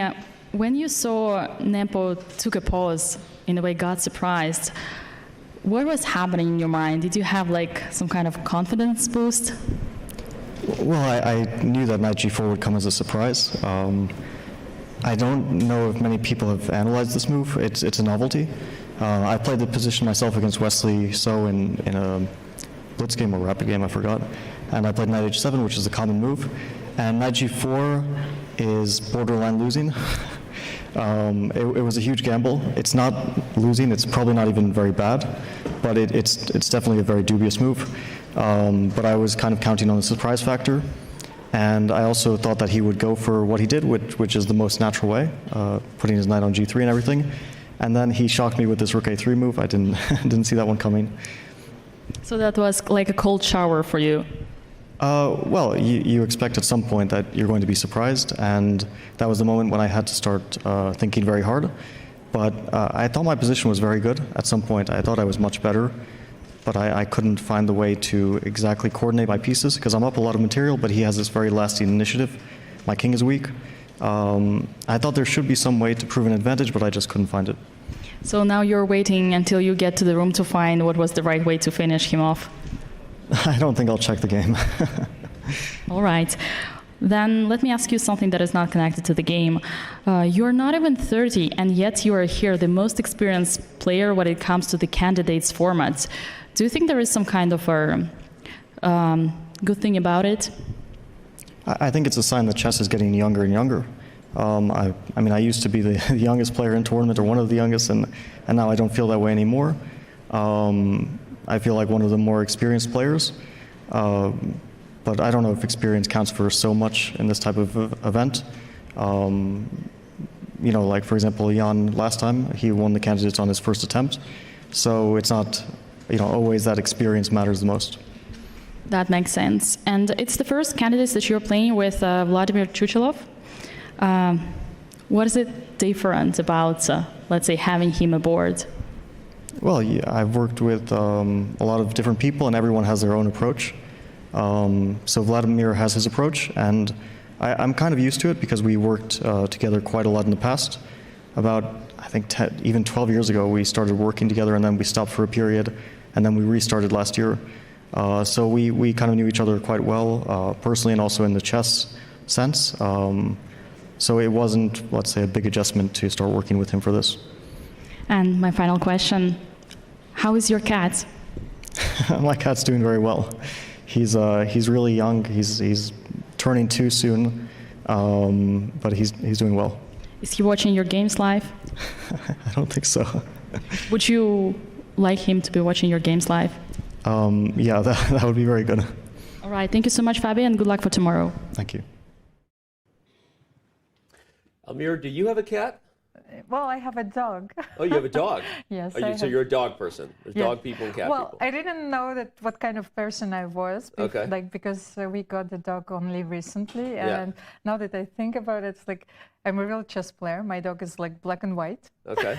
I didn't think about this before. Well, it's funny. Dina asked him whether he would want his cat to watch him. We know that the Ponchmeister, Levon Aronian's dog, is a legend. He watches all of Levon's games. Okay, so... Did you know that? No, I didn't know that. Yeah, yes, the Ponchmeister. So anyway, but you know, you were talking about Fabiano yesterday, that obviously he's kind of a calm guy, sort of reserved in nature, right? But you know, a little bit of a different personality on the chessboard, right? Of course, and you told me that you wanted to talk about this, and we missed a question, I think, by Robert Hess the other day. So like that he's watching a lot of horror movies. Yep. This confirms my feeling that, you know, there is a dark side. There's a dark side to Fabi. You called him a serial killer on the board. Yeah, exactly. But it's like, it's how you feel. You know, you feel there is absolutely nothing you can do. There's a death sentence waiting for you. Yeah. So like it's a difficult feeling. He is. He's a difficult guy. I can say, you know, more complicated than meets the eye. And him and Robert stayed up late, more than they should have. I had to discipline them and send them to bed. because they were staying up way too late watching just like random Netflix horror movies. Like, in fact, the lower the rating, the better. They would just find a movie to watch, and in the Airbnb that we got for them during the World Championship. So yeah, there's a dark side to Mr. Caruana right there. Don't fool yourself. Those movies are probably fun to watch because I think the best things about those movies is the commentary you provide while watching. So I think so. Like, watch out, watch out. Well, we've had a lot of angles to look at the players. I saw Hikaru shaking his head a little bit ago. I think as we wait for Fabi to make his next move, I think we probably have to head back to the game of the day here as soon as we can and go on over to Hikaru. Hikaru's position versus Firouzja is really where the action's at. So, I'm looking at the plan he's chosen. So we knew that he would put his knight on d5, but after bishop t2, he played f5. Maybe we should have a look at this position first. Yeah, it's a critical move, like f5. Yeah, we left the position. By the way, Hikaru's shaking his head, but it seems okay. And I'm looking at time. Yeah, he's not that much lower than he was. So again, I know I observed the dramatic kind of like Hikaru was frustrated with something, and he was showing it. But we left it after the very nice knight f6 retreat that you were applauding, Almira. You observed that Firouzja played h4 so fast, he was probably still in preparation, even now. And then knight d5. Bishop t2, until this, everything's we were not looking at f5 immediately, so I was a little bit surprised. But then, of course, it explains that he wants to bring his king on f7 and then the rook to the h file. Yeah. Tell everybody why you think this bishop d2 is such a nice retreat from Firouzja. Well, nice retreat. First of all, it seems very natural to me because it keeps all the options. So you can always go, both the diagonals are open. So and it's a square that I think could quickly, if this knight ever decided to leave, could quickly go to a very useful spot, helping this h-pawn advance up the board, right? So you've just got Firouzja playing a flexible, small edge, f5 from Hikaru, g3, king f7. Here comes the majority. This is actually a very dangerous set, and it forces the response from Hikaru, because if you allow g4, and white has two connected passed pawns, we talked about that in one of the games yesterday, that you simply cannot allow something like that. You make some sort of random bad move, and white gets either h5 first or g4. Excuse me. This is a position that. And how important it is to start with g3 once again. Maybe we can show it. Oh yeah, that's a really good point. Because when I saw g3 on the board, I was thinking, okay, how smart. Yeah. This is okay. I knew that he was preparing, but g3 first, not f3 first. Yeah, of course, if f3 first, black plays f4. Yes, it might seem faster. Okay, but there's a rule in chess. What's the rule that happens here? Well, en passant. Oh, en passant. I had to set you up because you know all the memes of en passant, right? Not at all. Oh, I mean. I live I still live in the world where my virtual persona is virtually not existing. It's virtually non-existent. Well, then I will educate you real quick, because there's probably some viewers out there who, I mean, literally, I'm sure there are viewers, whether they admit it or not in chat, who literally don't know en passant. Okay. And we get more support tickets written to our team on a daily basis where they literally say, you got to fix your site. There was this bug. His pawn moved like a ninja and took my pawn as if it had only moved one square. But you can see it. It moved two squares, but his pawn can't. People just don't know it. I'm not even making fun of disparaging. It's a rule that a lot of people don't know, and it's so a bit of a meme that en passant is real. But actually, just one historical overview, that was not always a rule. It wasn't always of real, course. exactly. And actually, I find all these questions quite legitimate. Yep. So it was invented also, I think, to make chess more dynamic. Yep. But I can understand it. No, I've told that story many times. That the story goes that originally the pawns could only move one square. Of course. And as theory evolved and they started to understand that the best way to play was to be aggressive, there were stories, legends tell of games on the street would start with pawn in front of the king, pawn in front of the king, and then pawn in front of and so when you start doing that, obviously in casual games, you're just going to move the pawn to the center. And it literally was born out of the fact that they naturally changed the rules to evolve with the understanding of the game. But what that affected, as soon as they gave the pawn the right to move two squares, was this, it affected positions like this, where if your opponent works super hard and gets a pawn advantage like this, you can't just let him move by you, right? That would be unfair. So they invented the rule en passant to say that you can capture the pawn in passing as long as you do it on that turn. If you don't capture it right away, if you make any other move, now you can no longer take. It won't let you because you missed your chance to play en passant right there. So there you have it, everybody. That's a quick little history lesson here. And okay, that's why, of course, Firouzja started with G3. Yep, G3 was designed to very prevent important, F4. yes. G3, F3, Rook H8, Bishop G5 once again. So protecting the pawn. Rook H8 stops G4. And then after C4, we stand in the live position where Firouzja is. He can play G4, but, well, he's weighing his options because Hikaru just played C4. So G4 is possible, and he does this, of course. Yeah, so. this is going to be a wild game. I mean, White's... I'm thinking that maybe you should keep the tension. Yeah, I don't think taking makes a lot of sense. Yes, you don't have to take. And maybe he should proceed with my plan, B5. If he played C4, then maybe you should go for B5. Yeah, that makes sense. Leave the tension, play B5, then you have A5, B4, and Black's whole plan is to create some sort of counterplay, because the one advantage that Hikaru has right now, Almira, is that while this looks really dangerous, it's very pretty with the two pawns, the pieces are kind of in each other's way, right? This pawn can't advance as long as the bishop's there, but if this bishop moves, the pawn falls, so you'd have to play H5 first. But if you play H5, there's ideas of Rook G8, and then maybe if the bishop moves, you can win the pawn. We have Bigfoot pronouncing himself in the Twitch chat. Hi, Danny. I was born in 1879, and en passant wasn't a rule then. I think, first of all, wait. Please don't patronize us elderly. You were not born in 1879, young man. You are a young Dutch lad, and we all know it. Well, I think this would be more funny if you would use before the French Revolution, it's like playing with the en passant. Be more creative, people. Okay. Yeah, be more creative if you're going to troll us, Bick in chat. By the way, we do love you, chat. Thanks for being here. Again, only one draw in the book so far. Only one game has finished here in round 3 of the 2022 FIDE Candidates.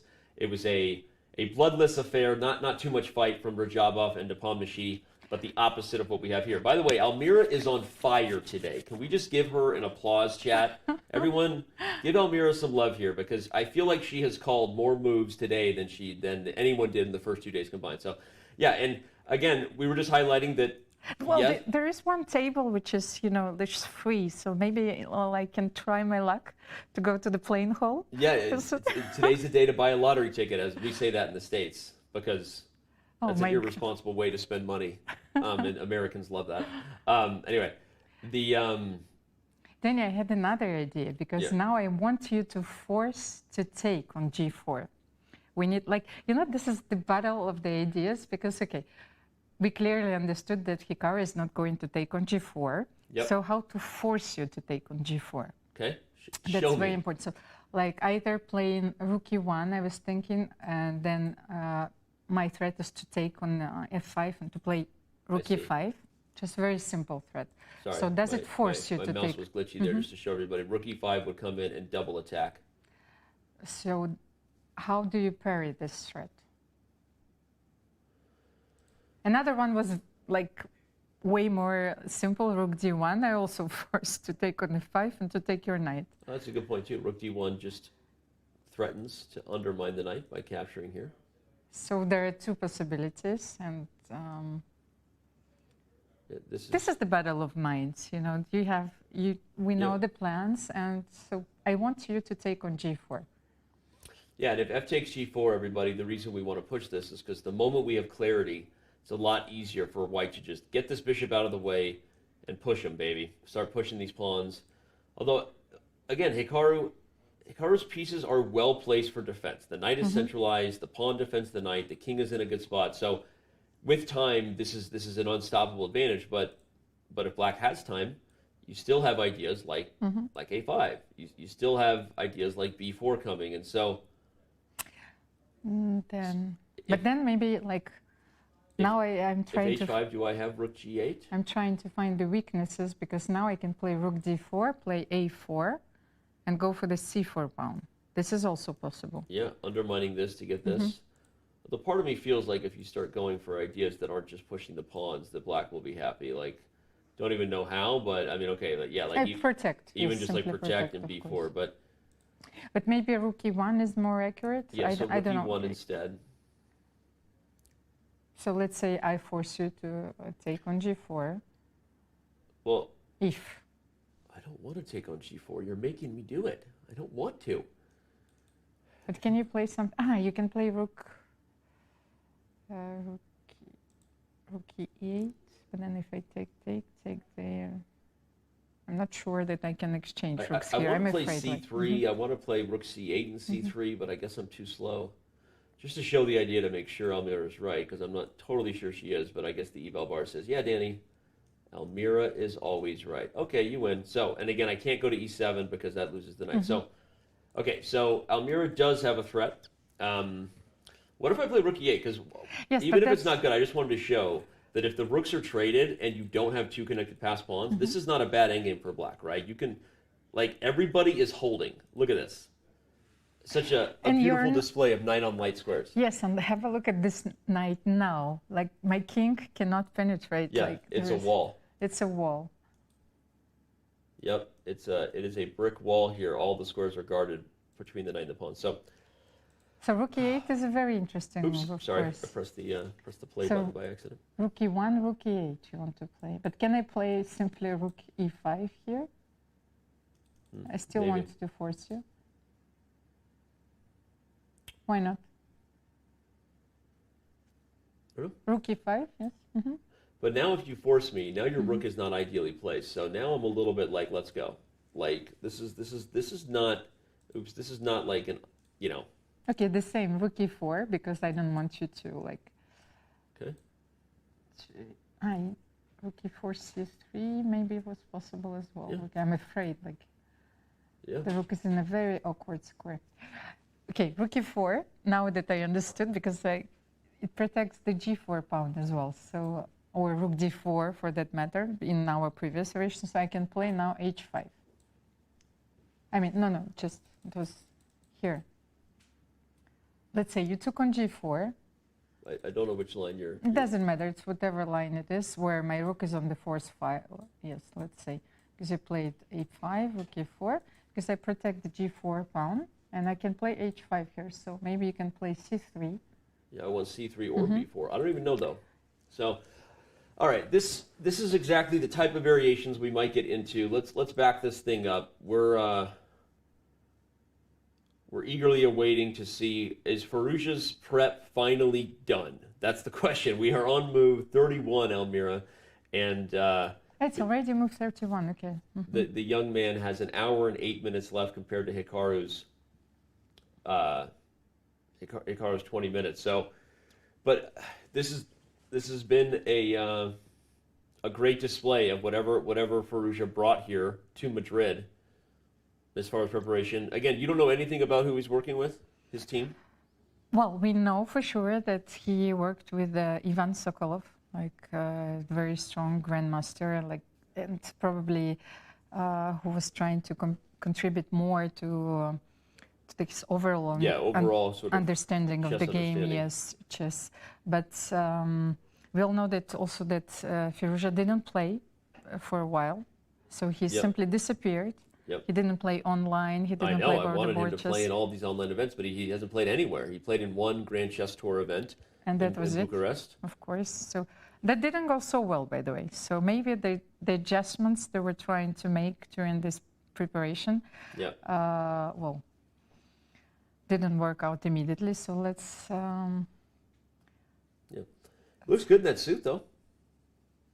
Just pointing out, he's grown a lot too. A growth spurt. He's a tall kid. For those who don't know. And Magnus Carlsen has designed him. Probably is his. I don't know if not his challenger, but potentially someone who would challenge him. Yeah. For the world title. Yeah, of course, Okay, Magnus's comments were all the talk, right? And of course, Magnus has made a couple statements sort of since then, kind of clarifying since that initial interview that was given after the World Championship. But yeah, it obviously put a huge target on Firouzja's back, but as he said many times, he doesn't feel the pressure. He feels nothing but fun and love and joy for the game. So what I want to say, so if not this cycle, maybe the next cycle, but he's going to give it a shot. Yep. Because when I'm thinking about Bobby Fischer, why Curacao? Why was so much interested in this candidates? Because first candidates, as we've seen, he was one of the youngest player to qualify ever. The youngest was Magnus Carlsen, then Bobby Fischer. So he was playing his first candidates when he was 16, and then another candidates in Curacao, where they had to face a lot of Soviet players. Those were the tournaments where you had to face players 4 times. Yeah. So here you have the double round. Not this easy double round robin. Exactly. 4 times. And after this tournament, actually, Fischer, he expressed his concerns that the Soviet players were not playing each other. It was much easier for them, to play the candidates tournament. But what was most important is that he didn't play so much. That was his first retreat from the chess scene. So this tournament had a huge impact on Fischer's psychological, emotional state. So I was very much interested, how he managed to recover from this, which led also from him winning the candidates and playing the match against Spassky. Yeah. Well, he did recover. Of course. Played the match. But it also, this retreat, helped him, maybe also to work on many things like Firouzja did now, just after playing the World Blitz and the Rapid Championship. So he decided not to play at all and to prepare for the candidates. Well, Firouzja maybe following suit then from Fischer, deciding not to play to prepare for the candidates. But right now, Hikaru is trying to figure out what to do against this young man. So while we take that in... Rook D1. I know, you called Rook D1. A lot has been made about Firouzja being whatever it is, the next challenger to Magnus Carlsen, similar to Bobby Fischer. As Hikaru thinks about what to do against Firouzja, we're going to take a closer look at this rising superstar. Considered by most as the rising superstar in chess, Alireza Firouzja makes his candidate's debut here in Madrid. The only teenager in the tournament, Firouzja is the youngest player ever to break the 2800 rating barrier. Born in Iran but representing France, Firouzja strikes fear in his opponents with his array of surprising tactical shots. Alireza qualified for the candidates by taking first place in the FIDE Grand Swiss. He also followed up that performance with a strong finish at the European Team Chess Championship. Coming in with heavy expectations, Firouzja has a more than reasonable opportunity here to become the youngest winner in candidates tournament history. With that, the teen prodigy would take one step closer to potentially knocking Magnus Carlsen off his championship perch.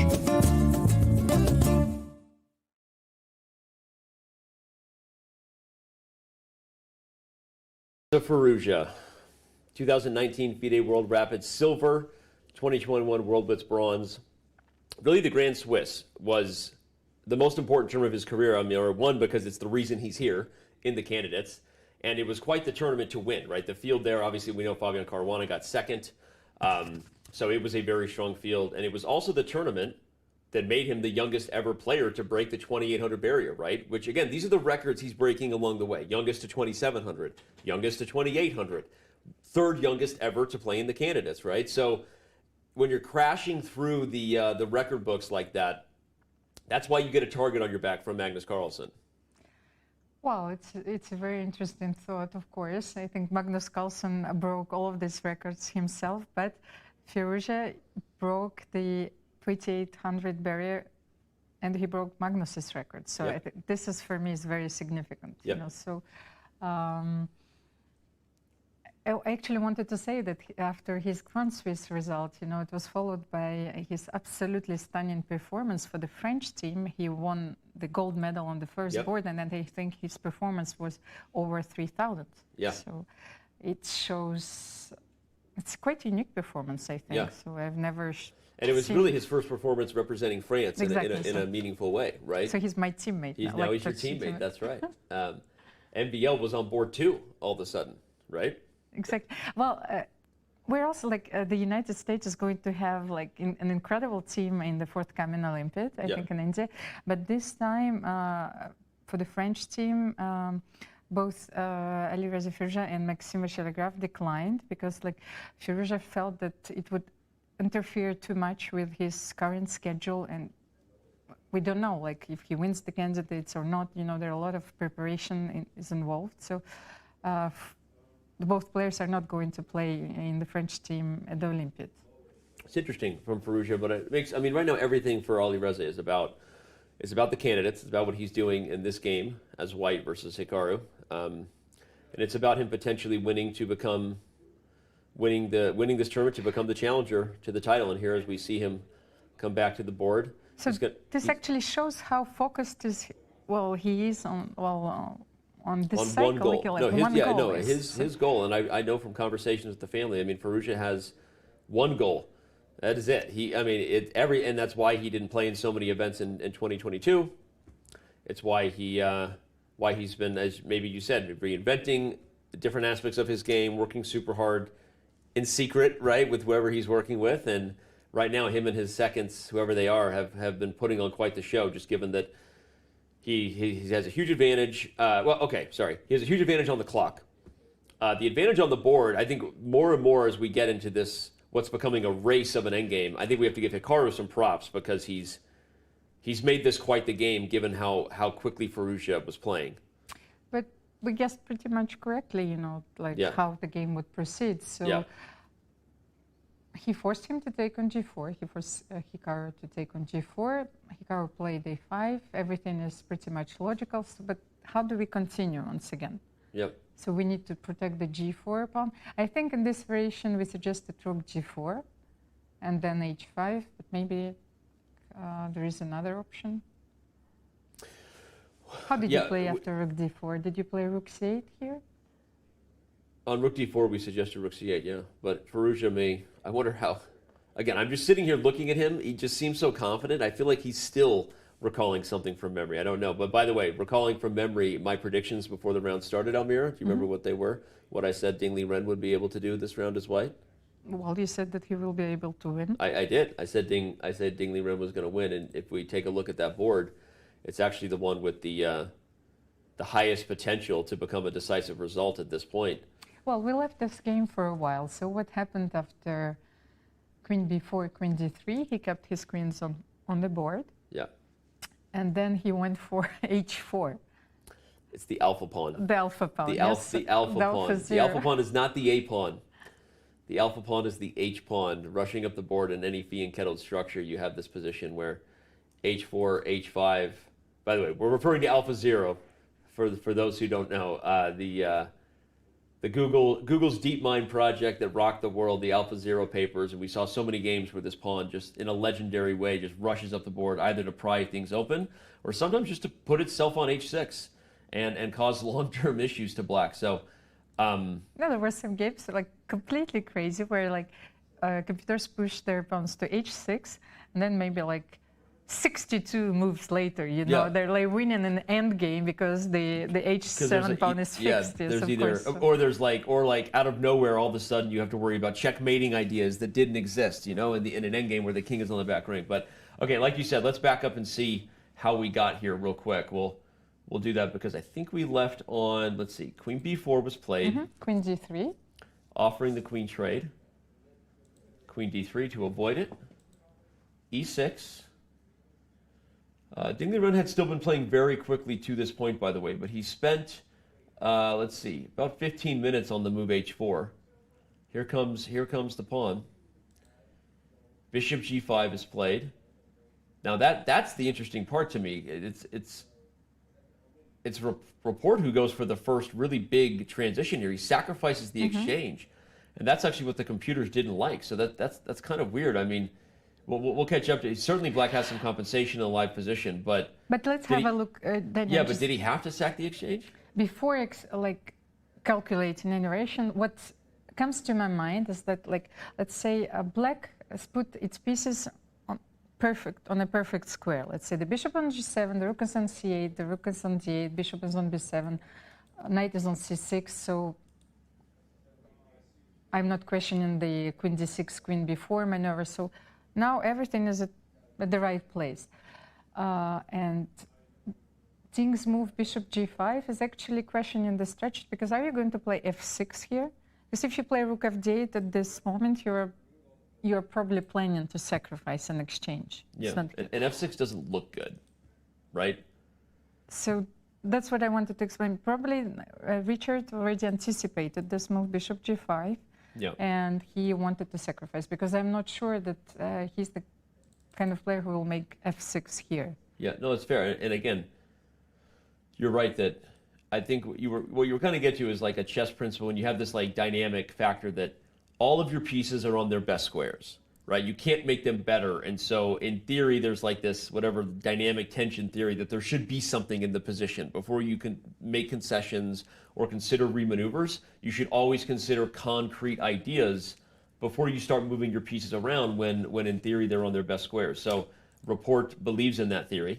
And also what I think is, well, I had another thought that sometimes it might be not the best move, but sort of a gamble. Right. You know, first of all, you know that this move, well, would put your opponent in a very uncomfortable position. Sometimes there's only one way to refute this strategy. All other moves maybe bring you to a very unclear position. So I think you should always be ready to take this gamble. So and I think this is where Richard Rapport excels. Yeah. I think he has a feel for those, well, maybe intuitive sacrifices. Yeah. And even if it's, well, from a mathematical point of view, not correct. Yes. That's like almost like tile played, you know. Yeah. And I really like this idea, because I'm pretty sure that when he played rook d8, he was planning on playing knight d4. This is... Well, so here's going to be the math, speaking of the mathematics, which may not be correct, but there's a lot of tension in the position. Black is going to end up with a pawn for the exchange, right? So with black, this is very typical. You give up a rook for a minor piece, but you get a pawn to go with it. So if you're doing the math, that's 5 versus 4, because a rook is worth 5. But again, I like Amir's point, because that's the math, quote unquote, Dr. Evil, quotation fingers, the math, right? But the activity of the pieces, the squares they control, the threats they create, is what humans have to solve, because they don't have the eval bar. And from the practical point of view, once again, if you're not losing on the spot, right. So maybe this decision is justified. Right. So a4. And after king g7, this is where we stand, where Ding Liren is on the clock, down by about 15 minutes roughly, just under 30 minutes. But I'm not so sure. Once again, this is so easy. Like you were telling me that the computer, well, of course, he loves the material advantage at times. So how are you going to continue there? You're not going to take on d4, because then you will lose the e4 pawn, because I'll take rook d4 and rook. Yeah, we'll just show that real quick. If you take, black is going to take with the rook. E4 is going to fall. Black will then have 2 pawns for the exchange. And look at this bishop, this powerful bishop on b7 then. So yeah. You don't want to play f3, because this will leave all your dark squares very weak. Yeah, so the moment you're playing pawns in front of your king and your opponent has a couple of bishops, you got problems. So okay, let's see. So we're not going to see knight takes d4. It's very hard to find a move here. What I like about bishop b5, once again, that you cannot play rook c7. It's a very subtle move. So you you take the control of the dark squares, but you also control the c7 square, and the rooks cannot invade the 7th rank. Yeah. And what is this bishop doing on b5 as well? This is such a good piece. You're right. Hits this, defends this. The dark squares are unchallenged. The bishop on b5 feels awkward. It's funny, the computer still loves white. And the computers are smart enough now to understand dynamic pressure. So there must be some approach here for white to kind of maintain the balance with a material edge, or the computer would already be saying black is better. I don't see many good moves for white, though. It's really hard. Let's say, like, the very direct approach, something which looks completely dangerous, but f4. Yes, we will just show the danger in one move. Like, I probably take on e2, queen e2. I can take on d1, take on f4. I was going to say you just take right away. I know, I wanted to take on d1. Okay, take on d1 because you don't want the trade that way. You want to take here and then take. Okay, and let's have a look at this position now. This is a total disaster. So you cannot proceed in this way. So bishop is staying on e5. Yeah. All right. Well, I'm gonna check what the engine thinks beforehand rather than afterwards on a rare occasion, because I want to understand what's going on here. So as we look up, look at this engine suggested move. What is, I cannot see. King f1. King f1. And maybe from a tactical perspective, it's just getting the king off of checks. But that should tell you how hard the position is. So that explains to everybody why what we're doing is talking about Rapport's pressure, Rapport's sacrifice, Rapport's, dynamic feel for the game, right? Even though the eval bar says that Ding Liren is better, that's just such a hard move to play to avoid the tactics that are coming. And King f1. I guess the point is that it's just like, now it's like, if you do this, I can take d8. Yes, maybe you can take the rook. If you make some other move, maybe I'm just slowly untying my pieces, play like queen e3. You can even consider things like f4 when the king is out of check. Maybe not right away, but the knight is no longer taking e2 a check. That's sort of the point. So, okay, if Ding Liren finds king f1,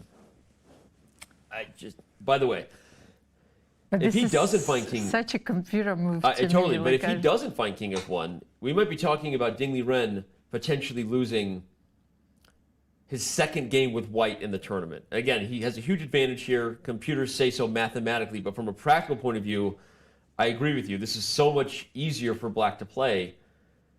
So what a story that would be if, one, it would prove my vote using the chess.com vote tool wrong, so I'd be greatly disappointed in that. Let's consider the real issue here, my prediction. But for Ding Liren, Almira, that might be his candidates tournament. I mean, you don't want to call things early, but if you lose with white twice before the first rest day, I don't think you win the candidates tournament. Like, you're just calling it, So this is it. Then this is the critical position of the game. And yeah, you saw him just make that sort of shuffle there in his chair and kind of look over. His expression was that of frustration. What move are we now on, like on the game? Oh, because he has only 24 minutes left. Yeah, it's move 21, so he still has 18 moves to make. And he has this position. 19 moves to make. I'm sorry, 19 moves to make. He hasn't even made move 22 yet. So.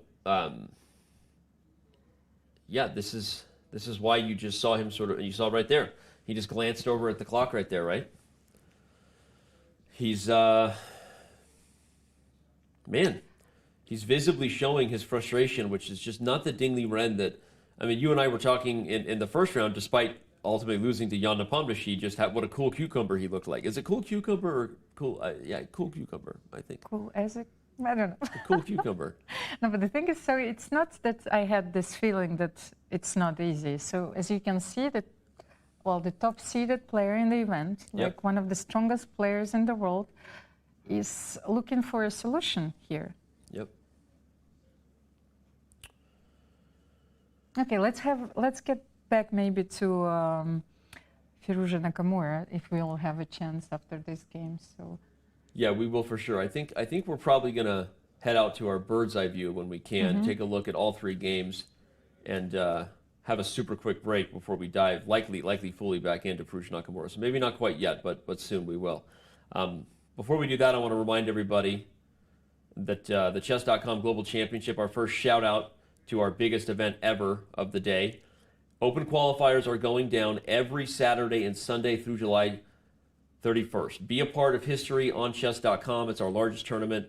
You can go to go.chess.com/CGC2022, become verified, sign up to play for cash prizes, and of course you'll be playing in an event that you'll get to say you played in the same event as massive superstars, the best chess players in the world joining at the round of 64, 32 of them directly invited. So as we said, these are the 4 matchups of this round. One of those games is already in the books. That was the draw there in your lower left. But we're going to take a very short break. When we come back, our matches are pushing into the time control period. That means the pace for round 3 of the 2022 candidates is going to heat up. So don't go anywhere. We'll be right back. Chess Kid is fun. Chess is great for the brain, but it's also fun to play. And Chess Kid makes it easy to have fun. Whether your child is a total beginner or a prodigy, they can hop on and find a well-matched opponent from around the world at any time. Chess Kid is the safe, parent-approved way for your child to play chess online. Chess Kid is educational. To kids, it feels just like playing, but chess is a great way to learn patience, strategy, and critical thinking. Chess Kid features a comprehensive training program that guides kids to level up on their way to mastery. This curriculum is designed to work with Common Core standards and global educational guidelines. There are more than 50,000 chess puzzles and a whole library of entertaining videos that teach strategies, tactics, openings, and endgames specifically for kids. Chess Kid is easy. Whether you're a parent helping your child, a coach managing dozens of kids, or a school of hundreds, Chess Kid helps you organize your students and monitor their progress. Each child receives a weekly report card that shows how many lessons, puzzles, and games were completed. You can also organize kids into clubs and send them messages. Chess Kid is the online home of scholastic chess for thousands of kids, parents, schools, and coaches. Signing up is free and easy, so what are you waiting for?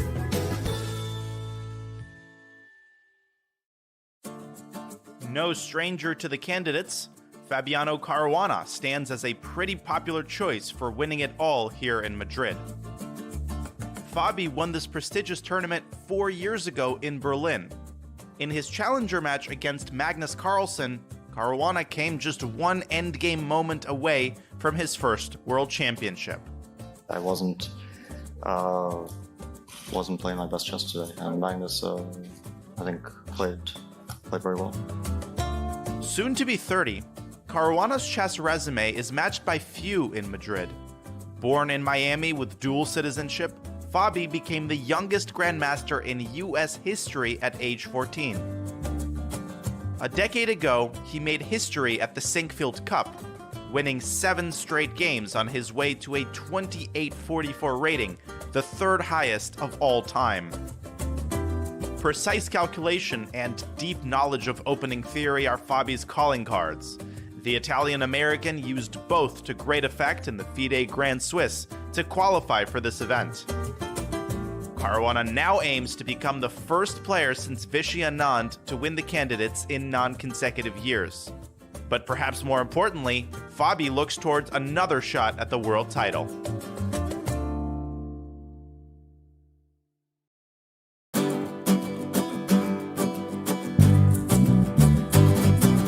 This club is called Amigos del Retiro, Friends of the Retiro. The Retiro is the most big and important park in Madrid. It's a very important park in the city because it's right in the center. If you want to play chess, you don't know the place, this is maybe best one in Madrid.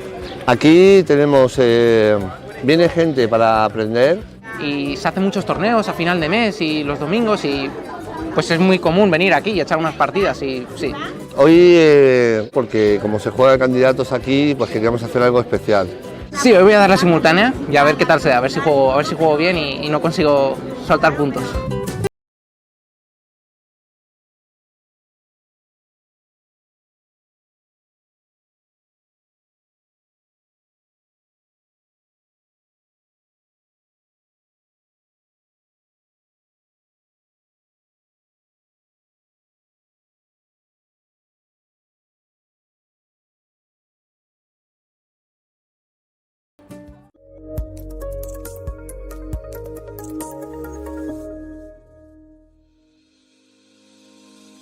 Want to hold a massive chess tournament with dozens of clubs or hundreds of players? Or maybe a small chess tournament with local but competitive clubs? With Club Arenas, you can. Club arenas allow for tournaments of any size with any number of clubs and players. Customize the arena with any time control, with standard chess or mini chess variants, and with any starting position you want. Club arenas are the most flexible tournament format on chess.com. Try one out today.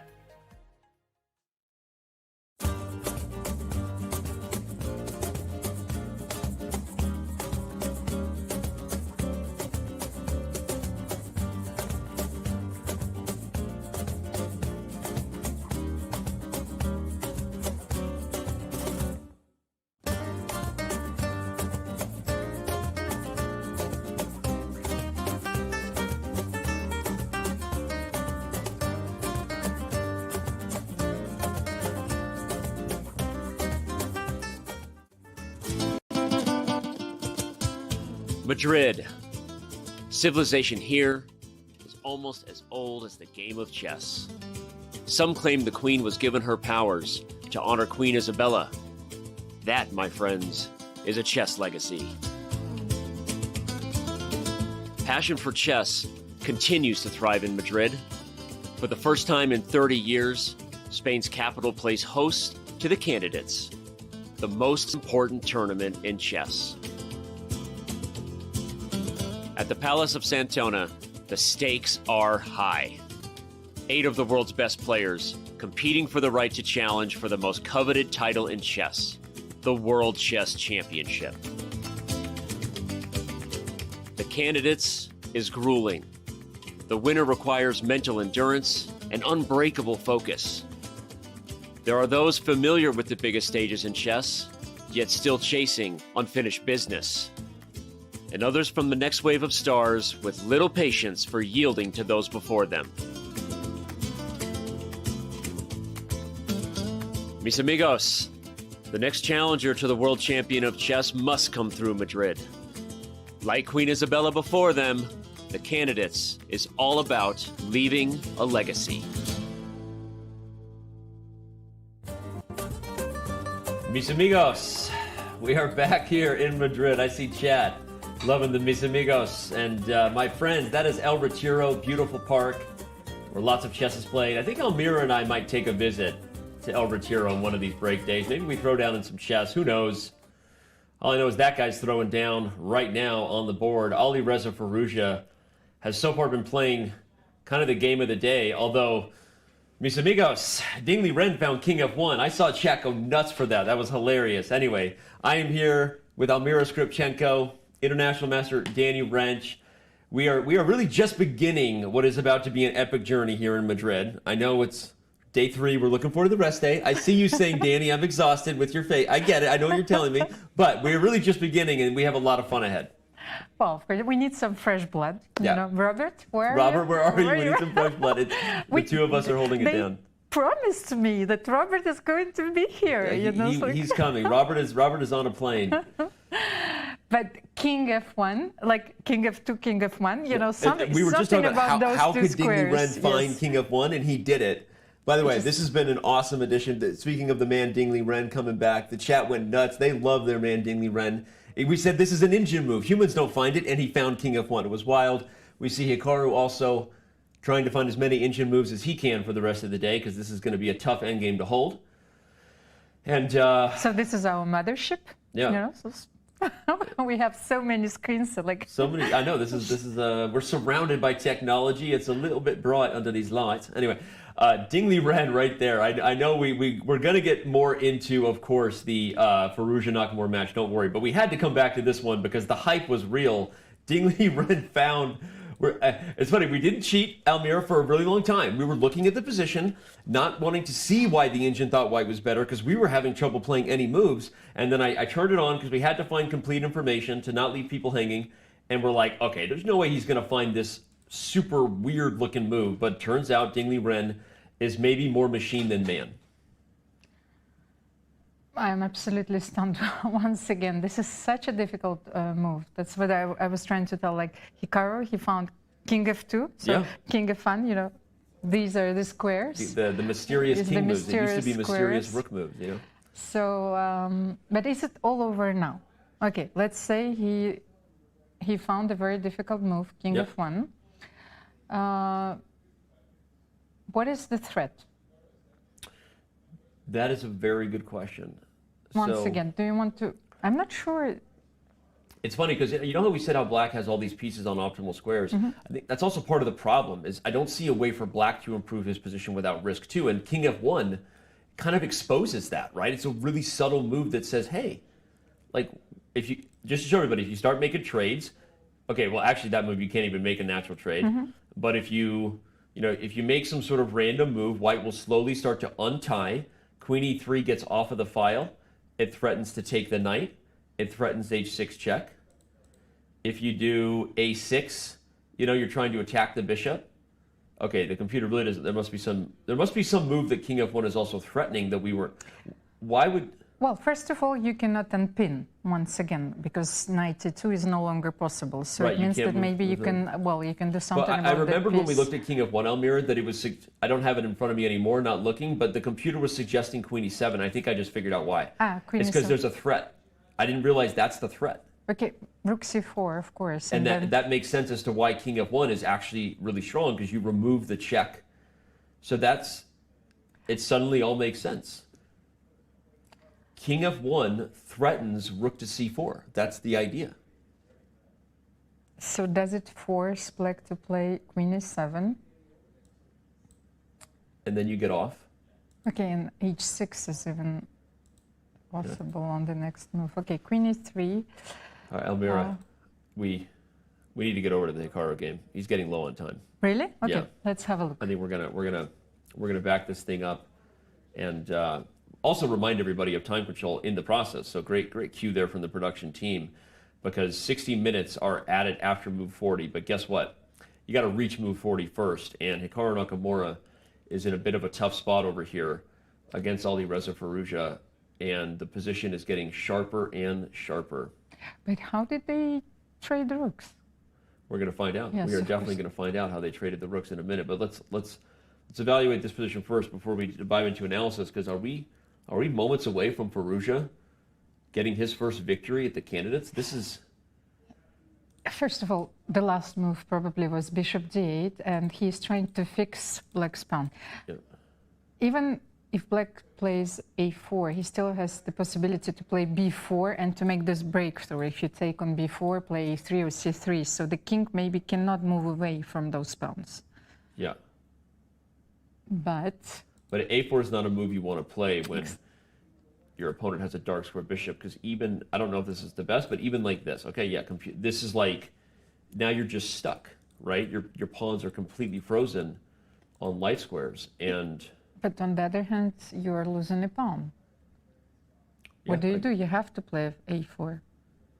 Yeah, I guess that's why he looks so frustrated, because what you're saying is true. If you don't put your pawns on light squares, you lose a pawn. And I simply come back bishop d2, and I'll protect all my pawns, and I'll bring my king, and this is an absolutely winning endgame. So a4 is forced.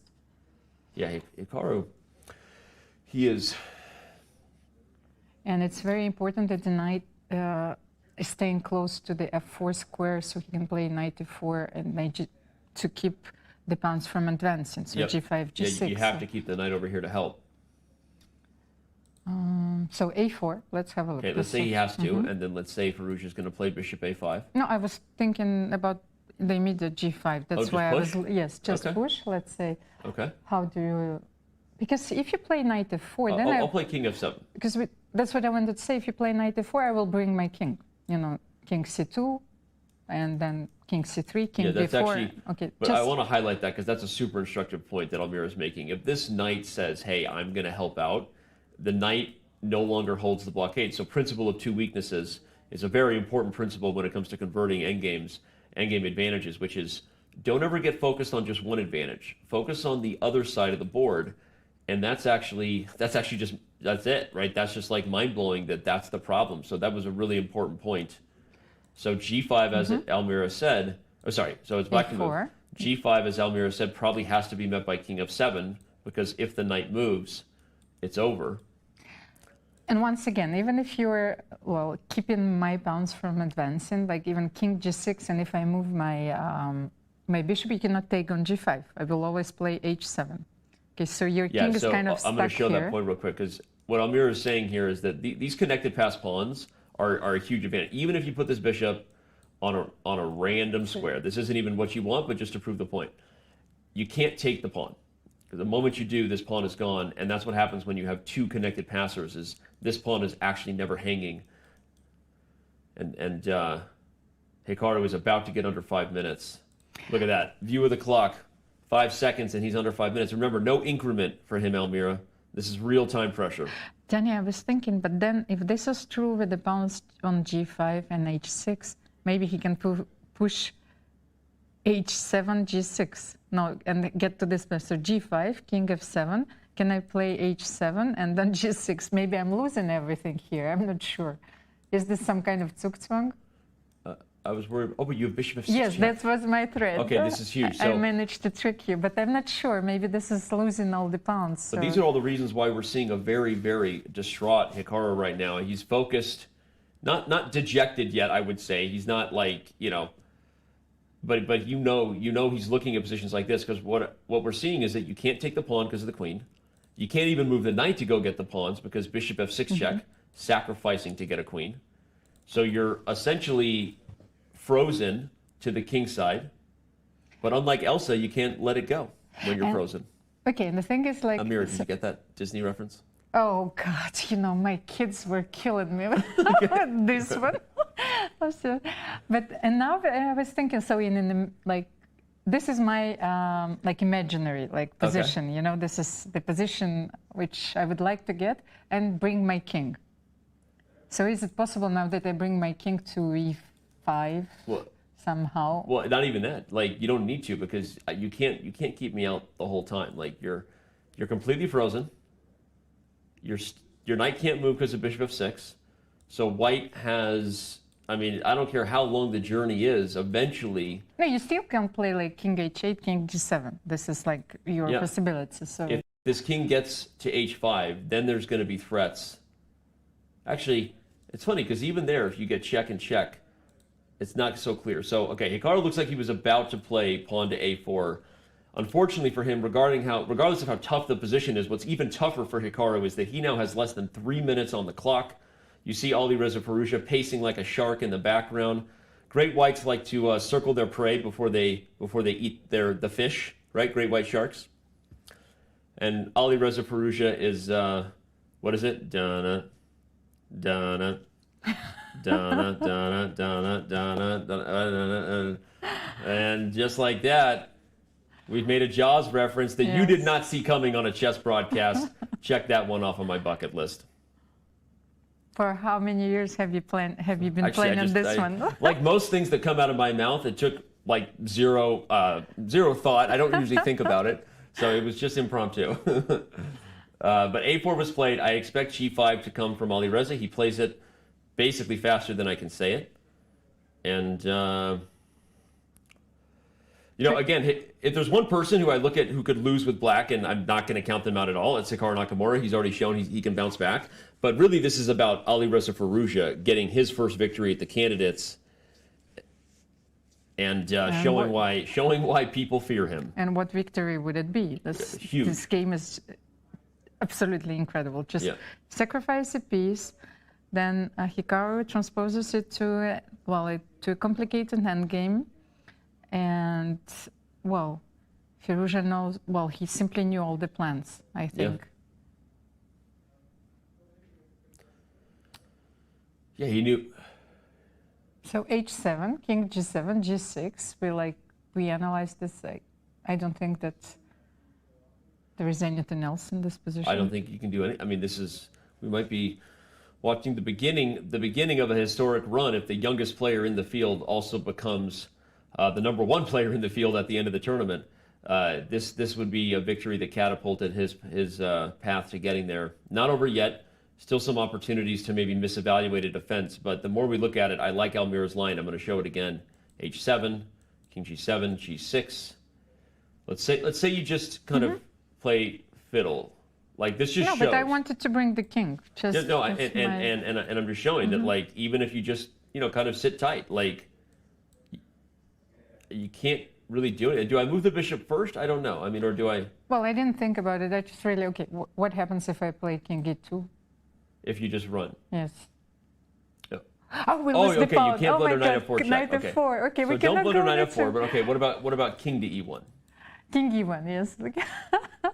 And then king g7, and then the reason I want bishop g5, by the way, so just to go back, was because it guards f4, and you still can't move the knight. So if we want to do that earlier, maybe that's a little more accurate. Now I can play king e2, and it's faster than going king e1. So yes, you're right. So that was my idea. But and then wait. But then maybe we could use this moment to play b4. Maybe that's the last moment, like when your king is on f3.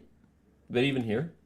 Well, it's farther from the c pawn, like b4, and I want to play c3, but I love it, just to show it. Just to, well, but maybe this is still...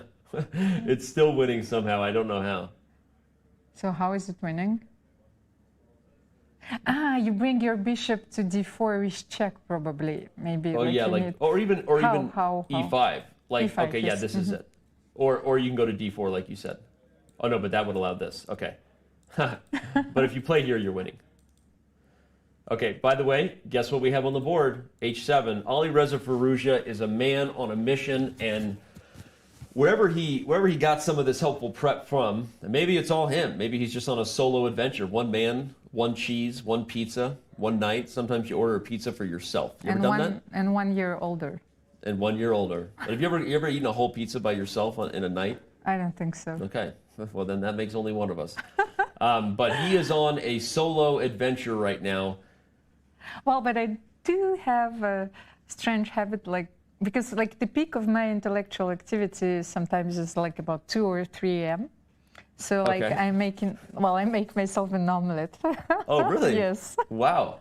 You and I lead very different lives. I am in bed at 2 or 3 a.m. or I am an unhappy guy. I will tell you that. I go to bed at 9 p.m., you know, wake up at the crack of noon. No kidding. But look at this, c3. C3, look at that counterplay. I actually, wait, and Hikaru stood up from the board like he, okay, wait, hold the phone, everybody. We were anointing Firouzja, but something has gone wrong here. Holy bejesus snaps. Wait a second.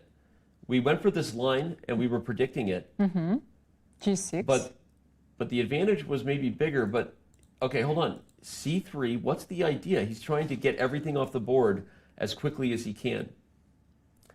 You know, Amir, I have to highlight something, or my normal commentator partner in crime will yell at me. We have to think very macro about this and point out one thing.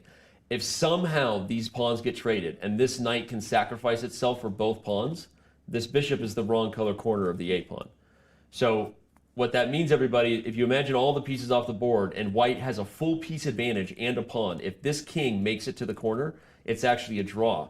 So c3 has an outside shot at like, just to show, like, so take, shake and bake, you bring the knight back, and if somehow, you know, you find yourself, okay, you can't do it because, as we've established, this wins. The king moves, we get a queen. You can't allow this check. But if you could find a way to get rid of these pawns, you might actually still have drawing chances if you're Hikaru. Like how? Oh wait, that allows knight f4. Oh God, like what have I seen there on the screen? Oh my gosh, what has you done, Vic? That is a subscriber alert that I was not ready for. Like I saw Jan's face frowning at me earlier, but they changed it out. I can defend myself about that video if you'd like an explanation. But I was not I sure. will only do it if it comes back again. But all I wanted to know, like, that was the last move of the time control, I suppose. We are on. Oh, I didn't realize that. We just crossed time control. If Hikaru, like he. Okay, that makes me wonder. Board, yes, I think we need to back up to the bird's eye view because it makes me wonder, as exciting as this game is, and we don't want to leave it, is what's going on in the other games. There it is. Yeah, as far as time goes. Caruana and Duda have not reached time control, so that's one we could check on.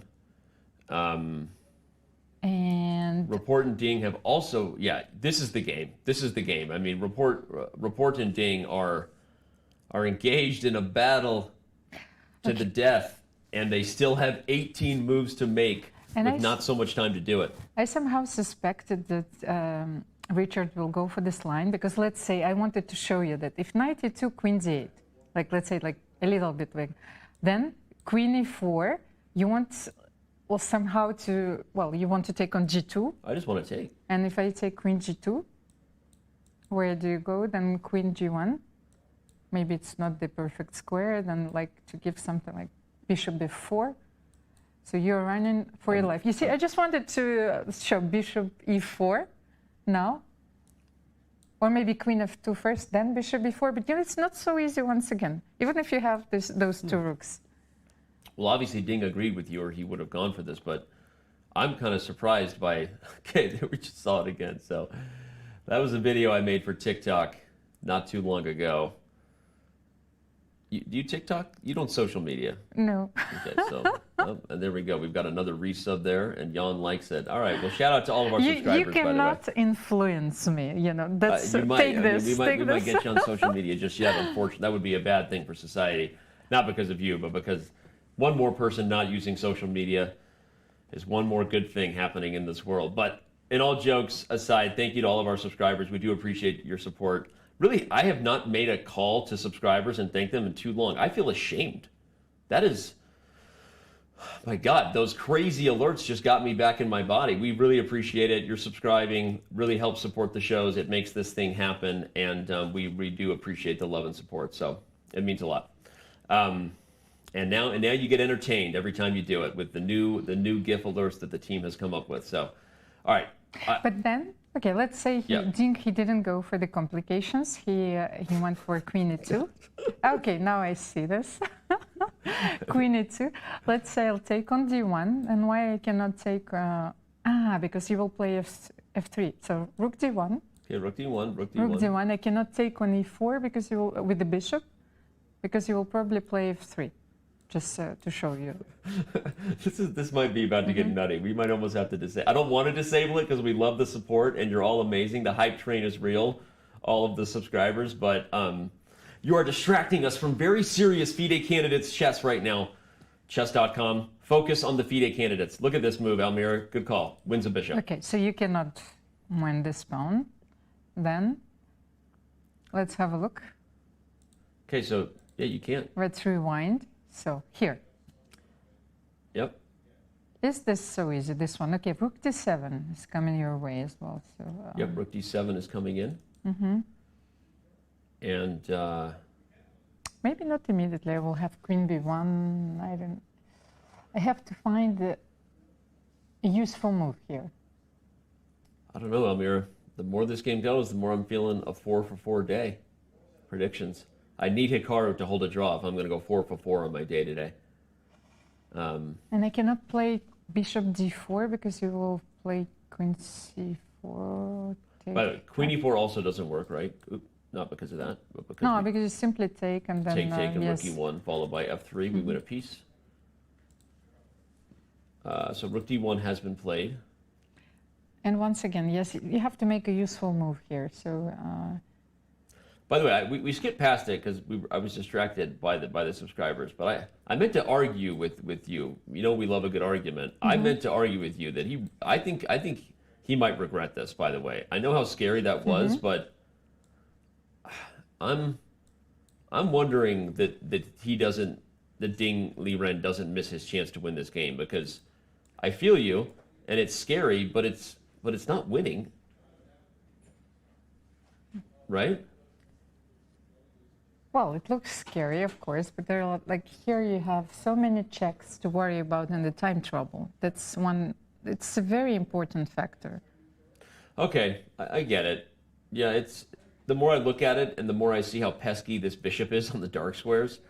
What a fascinating position. You're down an exchange and a rook, but you're right. This is hard to play, and despite what. Wow, thank you for all the gifted subs coming in. Seriously, this is awesome. We appreciate the love. Sorry, just get a little overwhelmed here. A6 has been played, Almira. A6. What, can we take it? It's a pawn. You know, Richard's games remind me like of the of Korean series. Like you were talking about horror movies on Netflix, but I've been watching some of the Korean series, and I think that they're really the masters of the scenarios. You know, like whenever you feel that how will it go further, this is Richard's game. You know, you don't know like like it doesn't the Squid Games. Well. There are a lot of like Koreans, like not only Squid Game, they're masters of writing, the scenarios, of keeping the drama alive. So I think like, okay, how will go further? Hope they knock off the character of the series and, they push someone off the cliff, So that's Richard games. Knight d4, knight e2, a6. So your point is every time something dramatic happens. Yeah, like, I get it. And that's what he just did, I guess. He sacrificed the queenside pawn in order to take e4.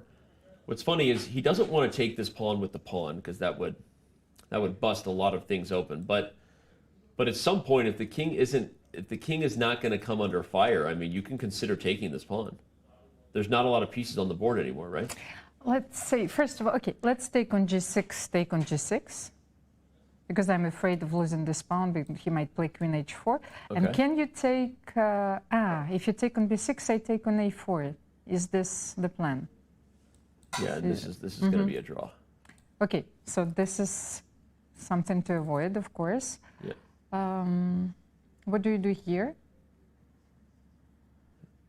Or maybe we can keep the pawn on h5, but I don't like queen h4 there, so maybe doesn't matter. Queen e2, maybe. As far as move numbers go, just reminding you, we still have a pretty long way to go to move 40. We're on move 26. So just there's time, right? 14 minutes for 14 moves, but it's not an eternity for Ding Liren, so he has to be focused. Don't let this time pressure get worse. So can we play queen e2 or rook e1? There are several moves. I know a lot of people are yelling at us still. I mean, we know Firouzja and Nakamura are playing. We're not hiding under a rock, but just so you know, Firouzja has not moved since Hikaru c3. So we're not missing anything in that game at this point. Remember, you can go to chess.com/events, open up the games on your own, choose your own adventure if you're ever unhappy with our choice. But we are very aware of the 3 games still going. The FIDE game, too, is... I was so excited when I saw my English attack, but I wonder what happened there. I'll catch up with Fab when we can. Get him to tell me more than he should. I've been getting him to do that for a while. But it's a very interesting endgame. You played a 4. You have this powerful knight on c5. Yeah. And if I'll manage to push a4, a3, then I will sacrifice it on b3. I like that idea. So, but okay, some long-term plans. For those who like to, we'll do one nod to the advanced players in chat. Almira was pointing out an idea where black has a4 and can sacrifice the knight, and the pawn might not be stoppable on the queen side there. Likely not something that will happen, but you got to watch out for it if you're Caruana. And actually, by playing f4, Fabiano is trying to get some squares for his king. He wants to play king d4, so it's important maybe not to take on f4. Jan-Krzysztof Duda is still thinking, so but maybe he can play king d6 and then.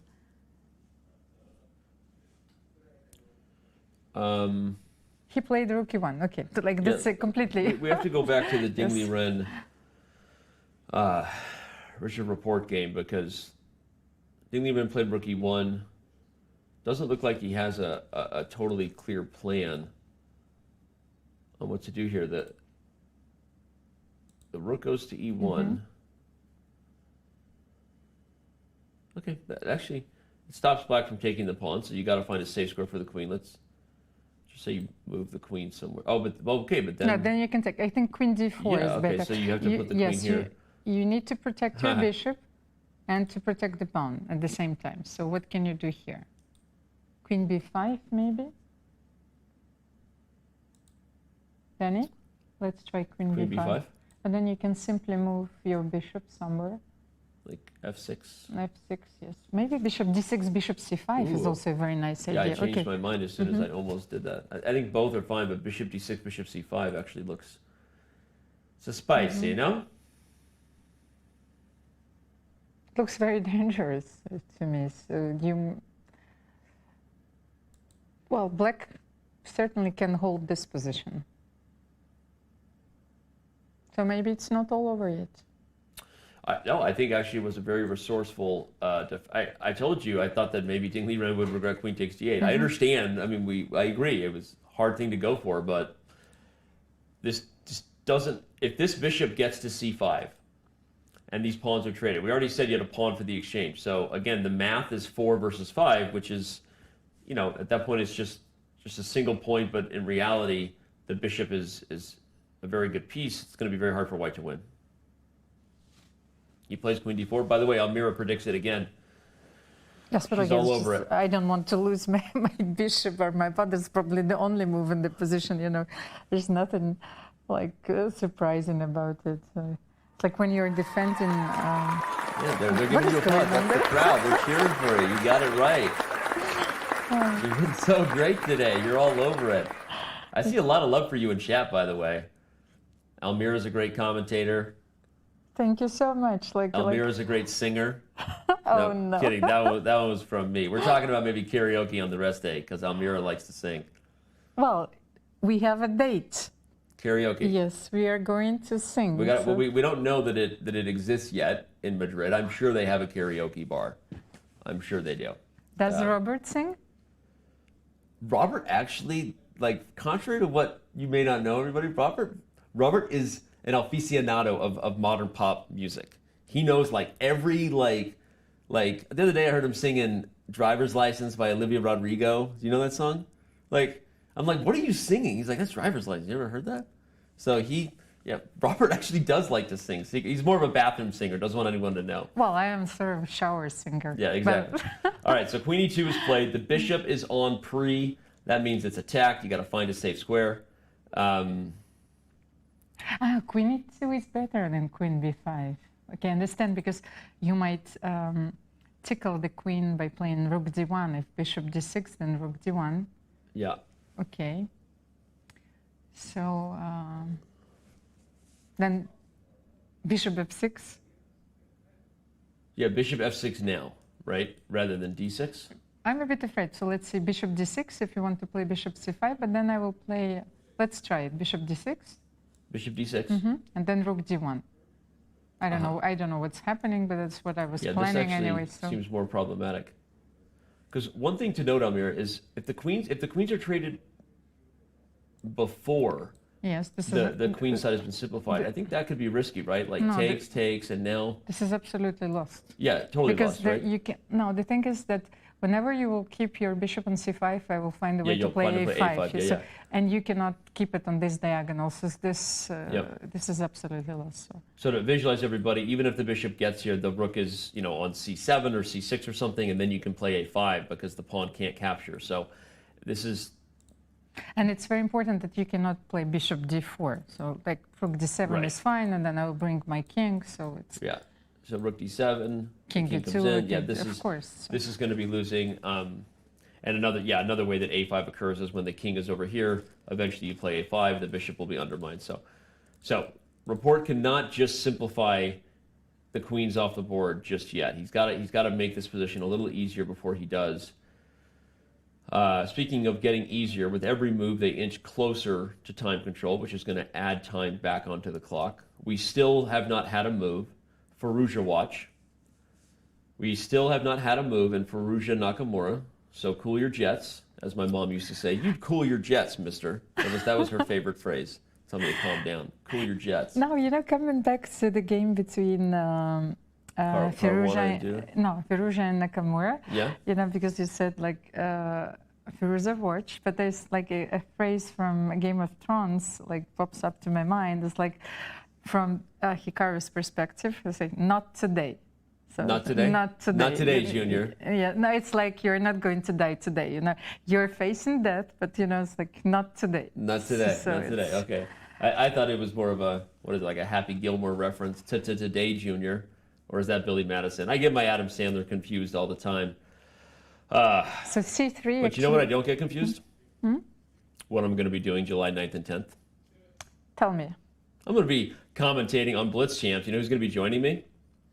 The one and only John Urschel. It's been a while since we've seen our man Urschel on a Chess.com show, everyone. If you remember the show that John and I used to do together long ago. John Urschel is an NFL player, former All-American for his time at Penn State. He's also a very strong chess player. He and I will be doing commentary for all of these guys that are going to be playing in Blitz Champs. It's coming in July. Watch your favorite NFL stars compete for their share of $100,000 to charity. Like we said, the legend Larry Fitzgerald is playing in this event. Cleveland Browns wide receiver Amari Cooper.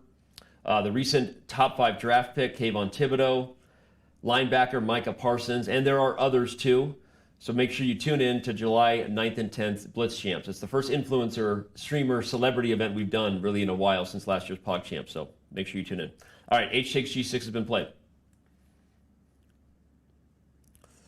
H takes G6. H takes G6, take on G6. And, well, once again, Richard has to keep his queens on board. Like, it's very important. Yeah, very important. And then I'm not so sure that how easy it will be to win this position with white. I really don't understand how are you improving this position. You know what, though? I just don't want to exchange the queens. Let's say, well, queen anywhere. Queen Yeah, C5. this is kind of a dingly run. I don't know. The more I'm looking at this, I'm visualizing it. Like G3, I'll put the king on G2. I'm going to get my rook somewhere. I'm going to get it over here at some point. Let's say you bring your rook to D7, you'll queen E8 in some. But if I get to the 7th rank, I can hit scenario. the B7 where I'm protected. And now you've got to defend the pawn. Yes, but okay, I'm not going to sit and wait. I know, but you don't have anything really to do, right? The question is like...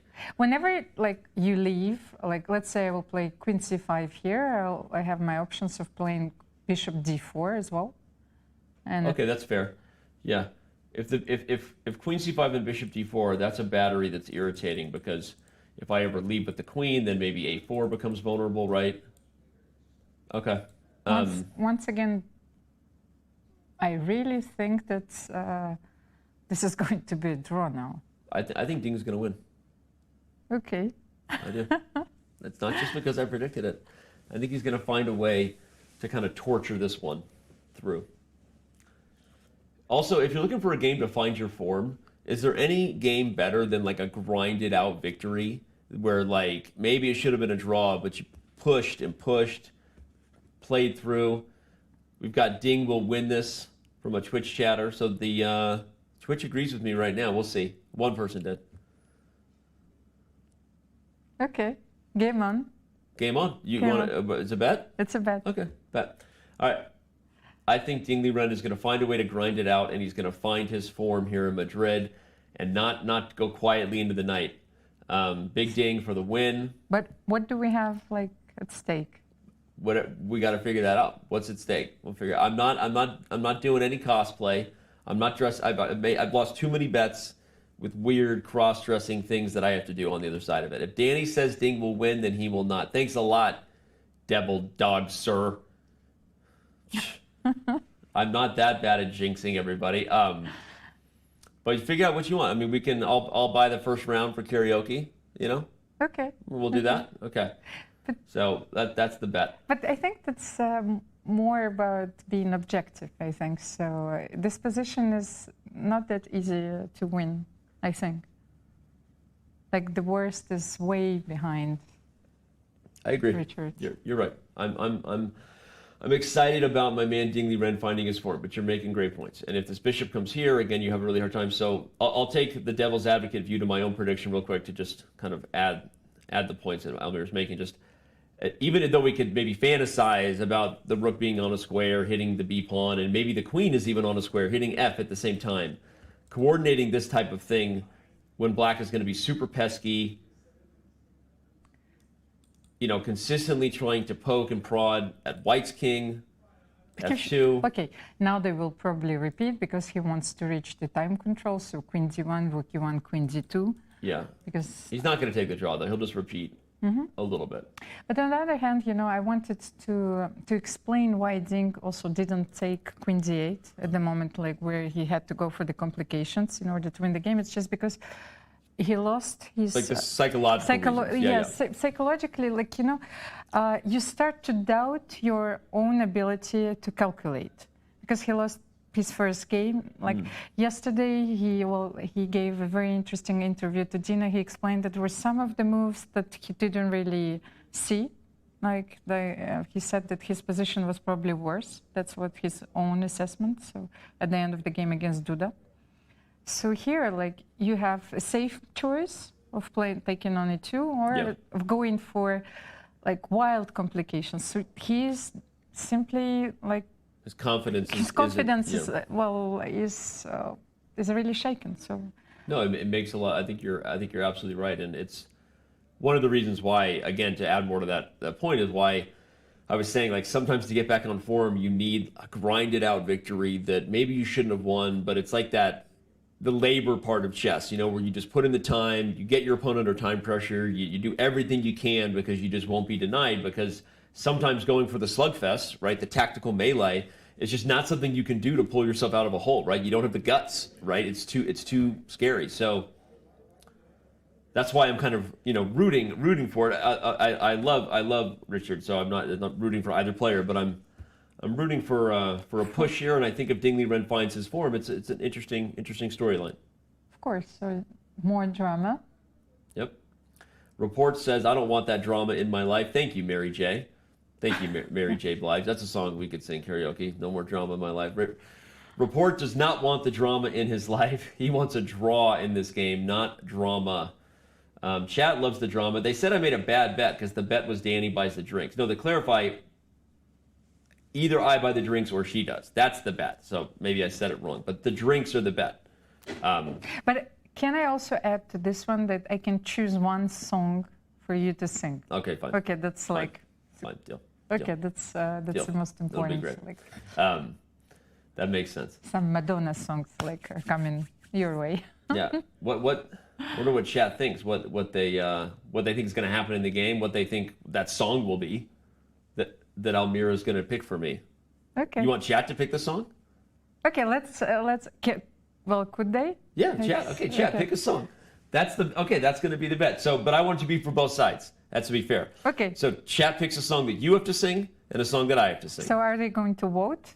How are we proceeding? We'll have to figure that out, right? And we'll have to be safe and all the things. It might be till the second rest day. We'll give it some time. We're going to be in Madrid for a long bleeping time. Okay. So we will make this karaoke thing happen. Chat, you're going to pick a song. Oh, GM Hess. Hey, Robert, did you see I outed you for singing Driver's License earlier? LOL. LOL. If you make me sing Britney Spears, you will be entertained. Okay. Okay. Britney Spears is a very nice well, choice. They're still voting on the song. All right. I just wanted to make fun of Robert every chance I get. I love when he's here. Okay. Ding is thinking, Yeah, he's thinking. He's getting down under time pressure. By the way, we're sitting here talking about Ding can't really lose this game, but I think this is a big moment where he might get so nervous. No, he does. Okay, good. Yes, let's go, Ding Liren. I don't want to sing Britney Spears. We want Almira to sing. What is it? Justin Bieber? I'm seeing suggested. We'll see. Oh no. There we go. I think we're finding Almira's kryptonite. What I was about to say is with time pressure approaching, Ding's lack of confidence, what we've been talking about, I was worried we were going to see that sort of old-fashioned draw offer with the repetition, but no. He plays G3. He's going to put the king on. So here's the way I'm visualizing this. G3, king on G2. If I can pull that off and at the right time put my queen on F4, the reason I like that square, forget where the black pieces are now, is because I'm guarding the A pawn and I'm hitting the F pawn. If I get that position and my rook is free to roam, that's the position I'm visualizing for the win. But bishop D4, exactly. Okay, but now here comes rook E2. Queen D1. And then king G2. Okay, bishop C5. Right?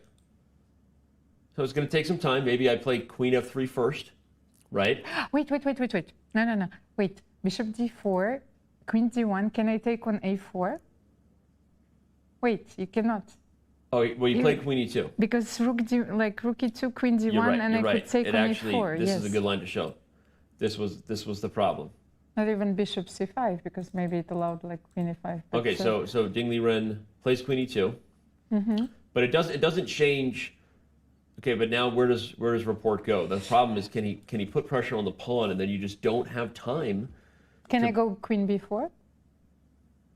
Queen b4? Mm-hmm. Yeah, that's what I was highlighting. Yeah, I think you can. And I think now I have trouble. Okay. Queen c2 to protect the pawn, but yeah, I like this move. Mm-hmm. You protect the pawn, threaten rook e4. But it's not really a threat because remember now my bishop is on d4. Like I'm not forced to play bishop c5. Maybe I can play e5. You know, it's such like such a nice square for the bishop on d4. And whenever you will threaten to play, let's say, rook c7 or rook d7, I will play bishop c5, bishop d4.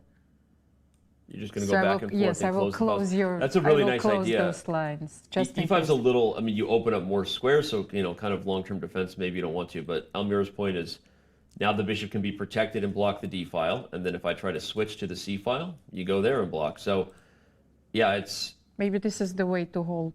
Yep.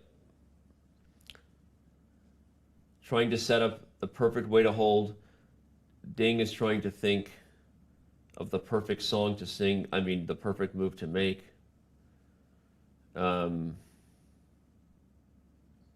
He's still thinking, so maybe that's not so obvious. 6 more moves to make. He has 3 minutes for man. Queen c3 is on the board. Is there a chance we see Ding Liren blunder in this time pressure and something really crazy happen? The problem is it would have to be the blunder of the most epic proportions to create losing chances. I don't think we'll see that, but boy does he want more time on his clock. He just wants to get to a position that hasn't changed too much, but he has an hour to think about it. So he's got to reach move 40 to get more time. Again, Firouzja has not moved against Hikaru Nakamura. Queen c3 is on the board, I think. What? Yes, since c3. So again, Hikaru played c3. We got 28,000 of you. I know people are anxious. Just on Twitch, more than 10,000 of you on YouTube. Hi, everybody. I love you. I love you. I love you. No, I was actually talking about this game because I'm looking at the image and the queen is on c3. In live, yes. Okay. So in our analysis position. Hikaru is still pacing, by the way. Firouzja hasn't moved in more than 30 minutes, I think. Yeah. He is a focused boy right now. Yeah, man, 19 years of age. He would say, I'm not a boy, 19 years of age. He would be right.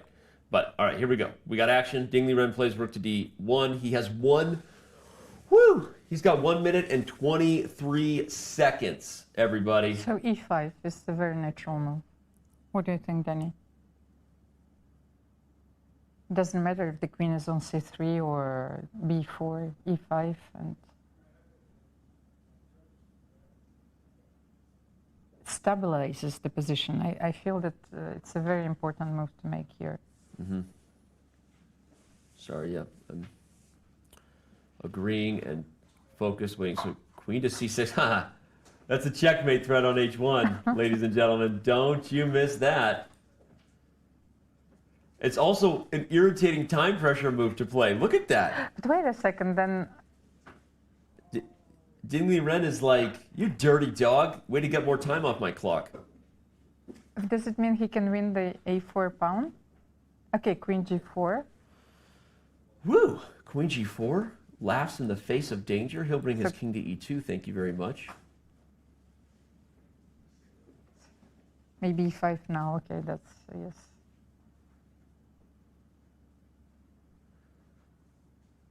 Rapport is Okay, that's a bailout move. Okay. So he's going for a draw. Well, ladies and gentlemen. Okay, darn it, schmarn it. I'm singing something. Okay, now it's time to get serious, chat. You better pick a decent song or we are going to have issues. Bring in the lawyers, we're signing. They have to agree. What you didn't know is I already knew that chat would never agree on a song, so I will never have to sing. Chat will never agree. If they don't unanimously spam the same thing, then I shall. No, I'm kidding. All right, it's a draw, and wow, did that end anticlimactically or what? Just like that, Liren says, this time pressure is too much for me. Almira Skripchenko is right. No, it's not even that. I think he sensed that the position was becoming dangerous, especially after this queen g4, e5, you know, like a few moves, you are going to lose your a4 pawn. You know, if you cannot play king g1, queen a4 is possible. So rook d4 was simply necessary then. Yeah. No, it's totally fair, and we're having a good time. Hope everyone is having a good time too. We're just having some fun. But no, that was a really instructive game. You know, Liren had the chance, right? We talked about it. The chance was all the way back in the position. Do you want to have the last glance at this position? Just the last glance at this position. And again, it's hard to qualify it as a missed win because we understand how hard that position was to play. But when Liren did not take on d8 with the queen, and but let's see, queen d8 once again. Yeah, hold on, I'm just giving a second for all of us to get caught up here. We see Firouzja has still not moved after c3 from Hikaru. The Caruana Duda endgame is moving along in an interesting way. Caruana actually down a pawn now, but with a very active king, so that's fascinating. But yeah, if we can head back to the big board here, we'll keep Firouzja on cam, but just want to bring up the big board and show exactly what Liren may have missed in the game. Again, it was not queen takes e2 that ultimately went to the endgame we saw, where the exchange was simply not enough to win. It was right here whether. But Almira, talk again about the psychology, the fact that Liren just isn't feeling it right now, right? So going for this crazy position where, you know, you might get mated. He's scared, even though objectively White has to be winning here. But this is hard to play. Maybe. Should we start okay, yes, bishop f4 is probably premature because you will have queen d4 check. Okay, so yeah, I mean, it's scary, but if you just keep making forcing moves, eventually the checks run out. This queen is coming back. Mm-hmm. Okay, you know, we want to get back to Firouzja's game with Nakamura. We know Liren drew, but we didn't have a look at the endgame between Fabi and Jan-Krzysztof. That's true. Just a glance. I want to go back to this game though real quick, just to make sure that we give it the appreciation it is, because it has been how long already? Remember, I told you that Fabi played d4. He really wants some squares for his king, so. Right now, he sacrificed the pawn. Oh, wait, you're talking about Fabi's game? Yes. Okay, yes. No, we'll get there. Yeah. All right, so Firouzja still hasn't moved, and that's why fans, we're gonna follow Almira's direction and head over to Caruana Duda, because I just wanted to make sure we're checking in, because this is the matchup that people are freaking out about, and Firouzja may be struggling to find a clear win, or he wouldn't be thinking for so long. But all right, Almira, take it away. So, just go back to f4. Okay. When I think that's where we stopped here. Okay, f4. So what happened? a4. You see? Yep. You're forced to take here with white because otherwise we're talking about the idea. You know, that we mentioned. Yes, of course. So he took knight e4, and then a thematic clearance sacrifice, if you will, clearing the c4 square for the bishop. And once again, maybe this was almost forced because knight c3, knight e2 was a threat also. Oh, that's interesting. Knight c3, knight a2. This is one of those, it's like an endgame study almost, right? Where it's not even necessarily this is like a Dvoretsky position to me. Like then, really struggling, but c5 is the best way to maintain the balance. Well, maybe that was not a threat. I don't know, it's a very complicated endgame. So let's have a look, c5. He wants to get some squares, yes, for his king. Knight c5. Bishop c4.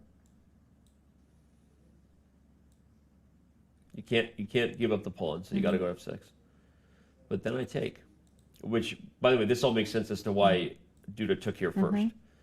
So there we go. We've paid off the debt of that line, everybody. The reason Duda took first is because that's the only way to actually win the pawn. Now, no matter where the king goes, to guard this guy, you take. So that's why Duda took. First on f4. And then took with the knight. And so now this is where we stand. No, now you can play king d4. King d4, yeah. Okay, we have the king d4 on the board, and so what to do here? Can you play king d6 simply to protect the knight? And bishop c4. And if you go here, do I pop in? Maybe then I can play g5 and okay, maybe it's still a draw. I think we're likely headed for a draw in this one. Oh no, wait. g5, he'll take. You gotta wait. No, first f takes g5. You have to take and then push. Okay, my king is still in the square. No, I was afraid that you were going to. Yeah, promote. we're gonna end up with a draw. Both kings are. So now if you go here, I go here. You go here. I think I can play king f6. Yeah. But why do you want to play f6? What? When I played bishop c4, maybe you can you play knight e6 check? Maybe I don't know. Okay, there's not enough, clearly not enough material. In this position? Yes, I mean before. No. f6. I don't like the move f6. Can I play knight e6 here? Okay, I see. But you have to calculate, you know. By the way, this position is on the board, so Almira and I are currently analyzing something that will probably occur, to be honest. Maybe it's just a draw. So king e4, knight c5, king d4.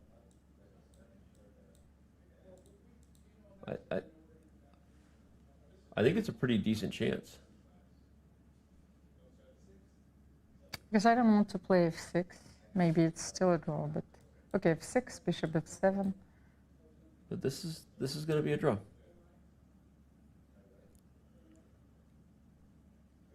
Okay.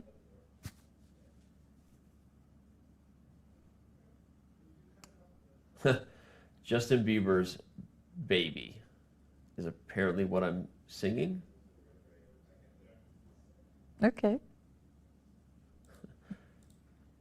Okay, well, I'm trying to recall that song.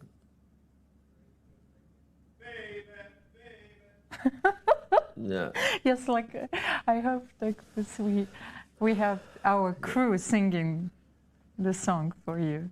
So. Yeah, you're excited about that song. Okay, I'm excited about it, I guess. So, Firouzja is what? Firouzja, no, this is just. I think this one's going to be a draw. Firouzja's in the think tank. That's going to be the last game going and take us home. Will the youngster find a way to get the victory, his first victory in the candidates, or will Hikaru hold? We're going to find out as round 3 for the 2022 FIDE Candidates. We are live from Madrid. Continues in a few. Want to play chess online or learn how to improve? Join us at the #1 chess destination in the world, chess.com. With thousands of people playing at any moment, you'll quickly find a game with someone at your level, whether you're a beginner or a grandmaster. Chess.com makes learning fun and easy. Sharpen your tactics with puzzles and enhance your strategy with our lessons by top masters. Learn from your own games with our easy-to-use analysis tool. Chess.com has everything you need to take your game to the next level. Signing up is free and easy. Join Chess.com today.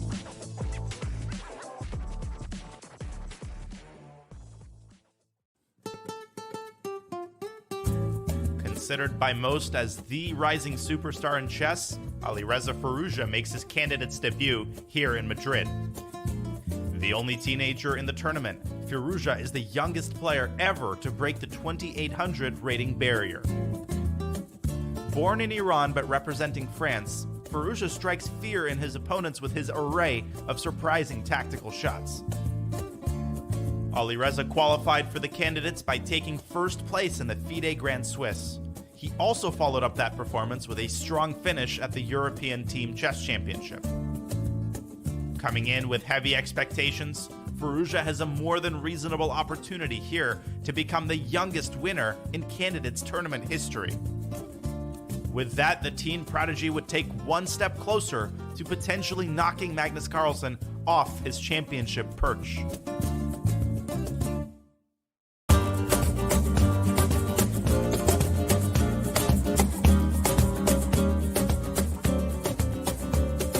Good afternoon, ladies and gentlemen, and welcome to the opening ceremony of the World Chess Championship Candidates Tournament.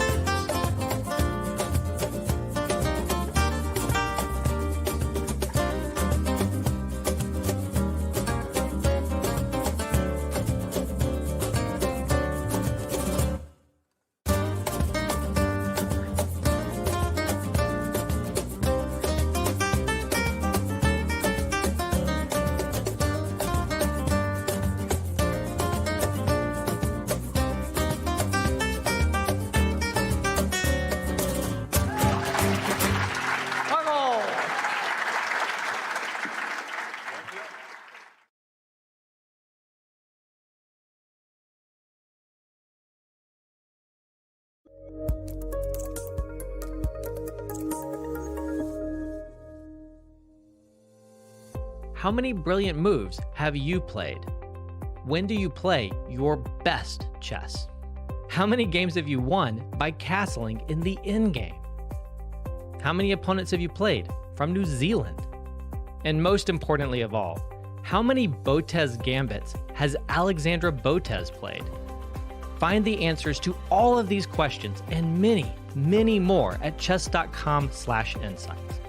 Our new tool that lets you dive deep into all of the fun and instructive data behind your chess. Try it today.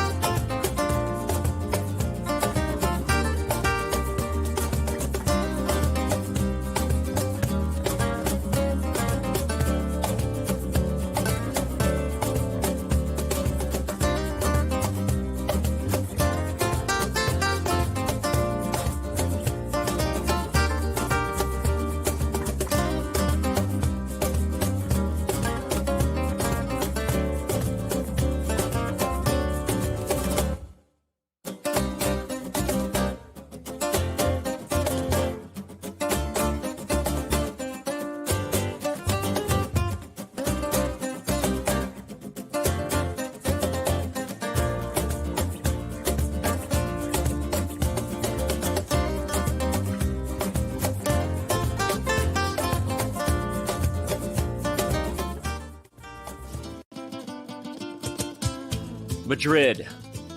Civilization here is almost as old as the game of chess. Some claim the Queen was given her powers to honor Queen Isabella.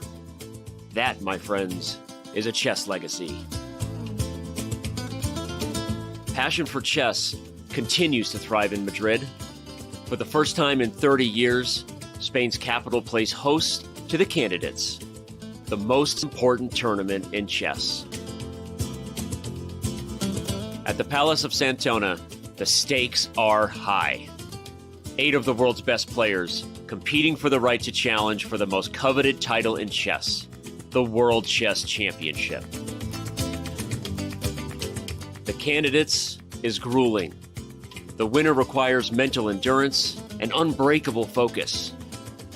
There are those familiar with the biggest stages in chess, yet still chasing unfinished business. And others from the next wave of stars with little patience for yielding to those before them. Mis amigos, the next challenger to the world champion of chess must come through Madrid. Like Queen Isabella before them, the Candidates is all about leaving a legacy.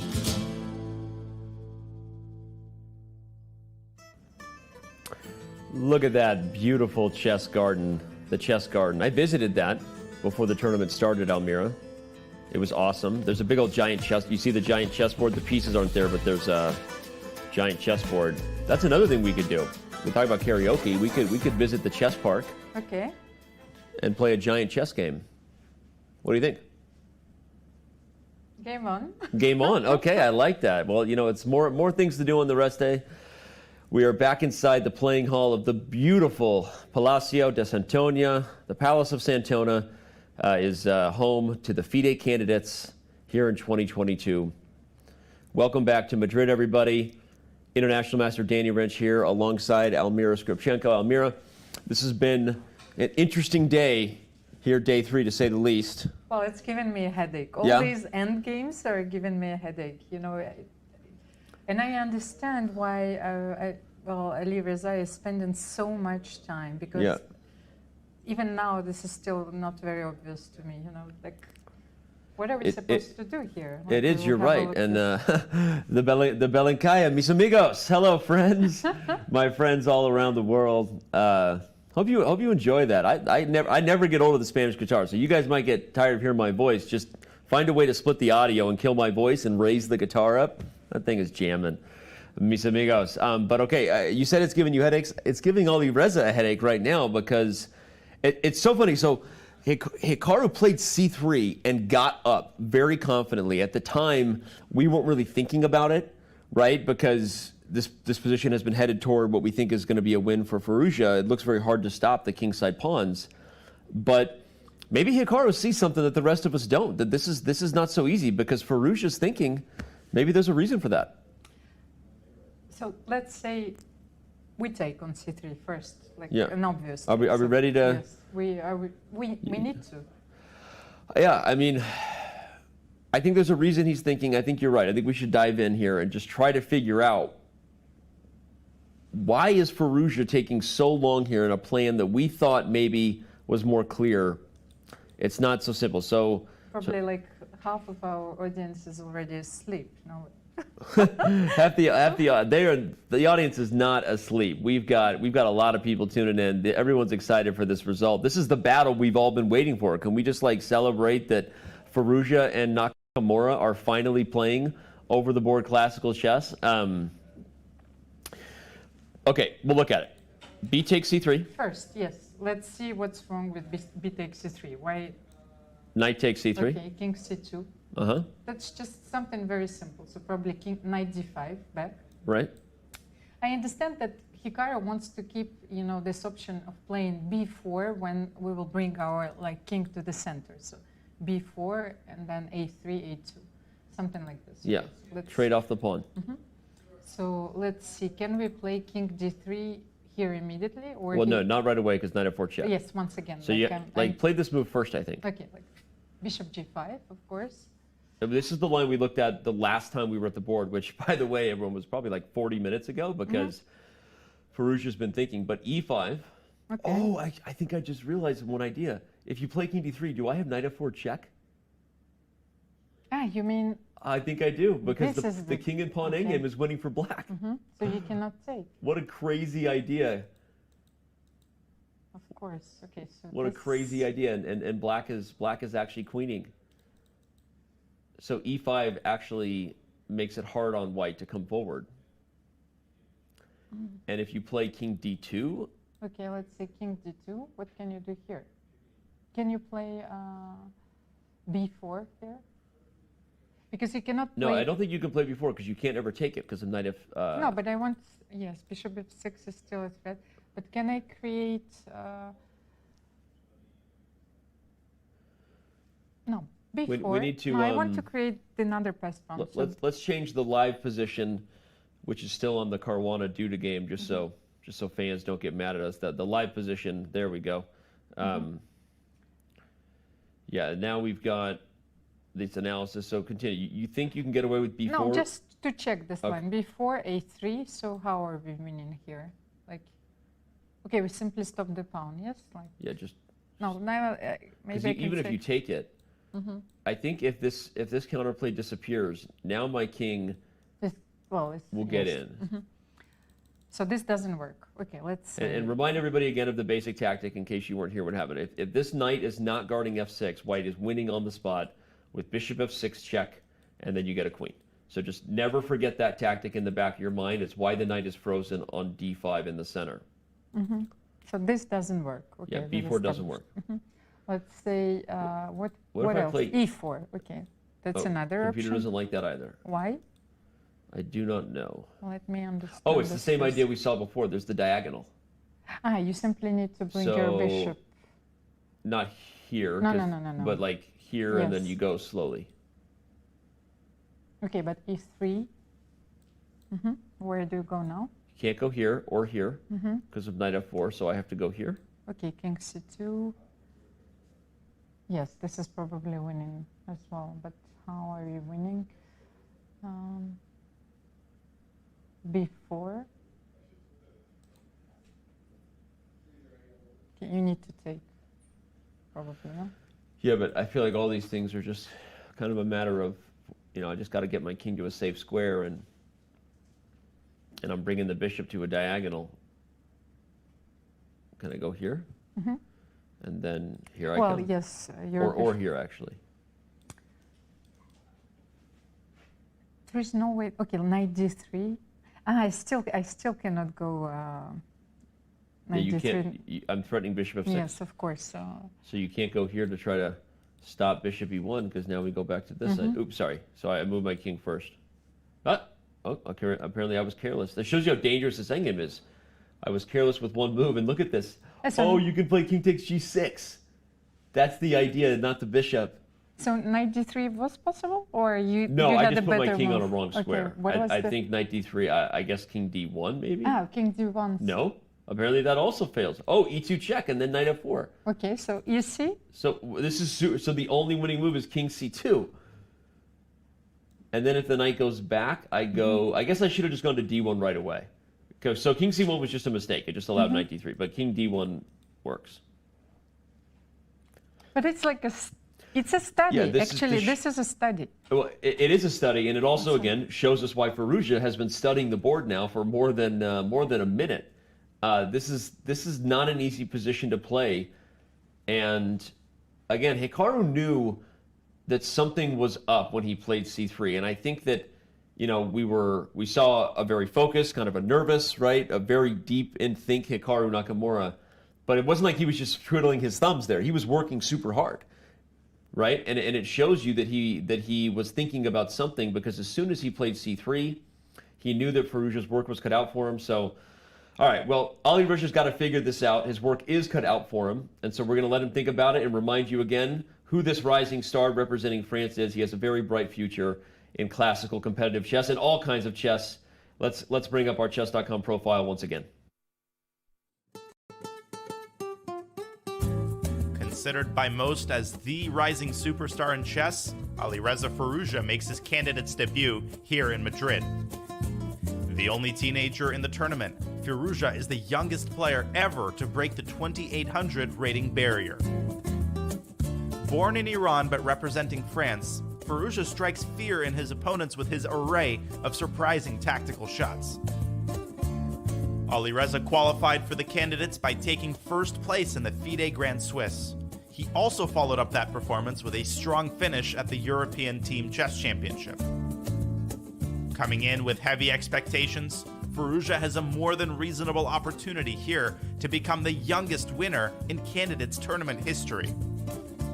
With that, the teen prodigy would take one step closer to potentially knocking Magnus Carlsen off his championship perch. Will he knock Magnus Carlsen off his championship perch? Who knows? It would maybe be similar to when Kasparov knocked off Karpov from his perch. Is that a comparison, Elmira? Well, I think it's a perfect comparison. Well, first of all, do you remember, Danny, the first match Garry Kasparov played against Anatoly Karpov? Because that was still the 85? match. Yes. Okay, yeah. That was still the match that was played according to the ancient rules. Yeah, no, it is a match that every chess player thinks about and goes, "What were they doing?" It was a match that lasted months. It's insane. Go ahead. Yes, but no, because this was, we should probably talk a little bit about the history of the World Championship matches, because not always they were played like only, like now we have 14 games, before there were 12 games. Rapid tiebreak. Rapid, yes, because before, for example, they were playing for the first one to win 6 games. And, so it could last for months. Yeah. So that was why this match, I think, was stopped after 6 months. Yep. And then they changed the rules. Yep. But that was it. Well, they had to change the rules. So again, and I see the chat coming in. Yeah, the Garry face everyone is commenting on the Garry face. So I just have to call it out. Yes, we picked a pick of Garry. We picked a pick of pickled peppers for Garry. Maybe he's smelling pickled peppers and that's why he looks like that. But Elmira, no, it's crazy. That match, 6 months. Like, let that sit in, everybody. A 6-month chess match, one that had to be stopped due to health concerns of Anatoly Karpov. And there's all kinds of stories about that he was maybe taking some substances to help himself have energy that he shouldn't have been or something like that, and needed a break so that his energy could...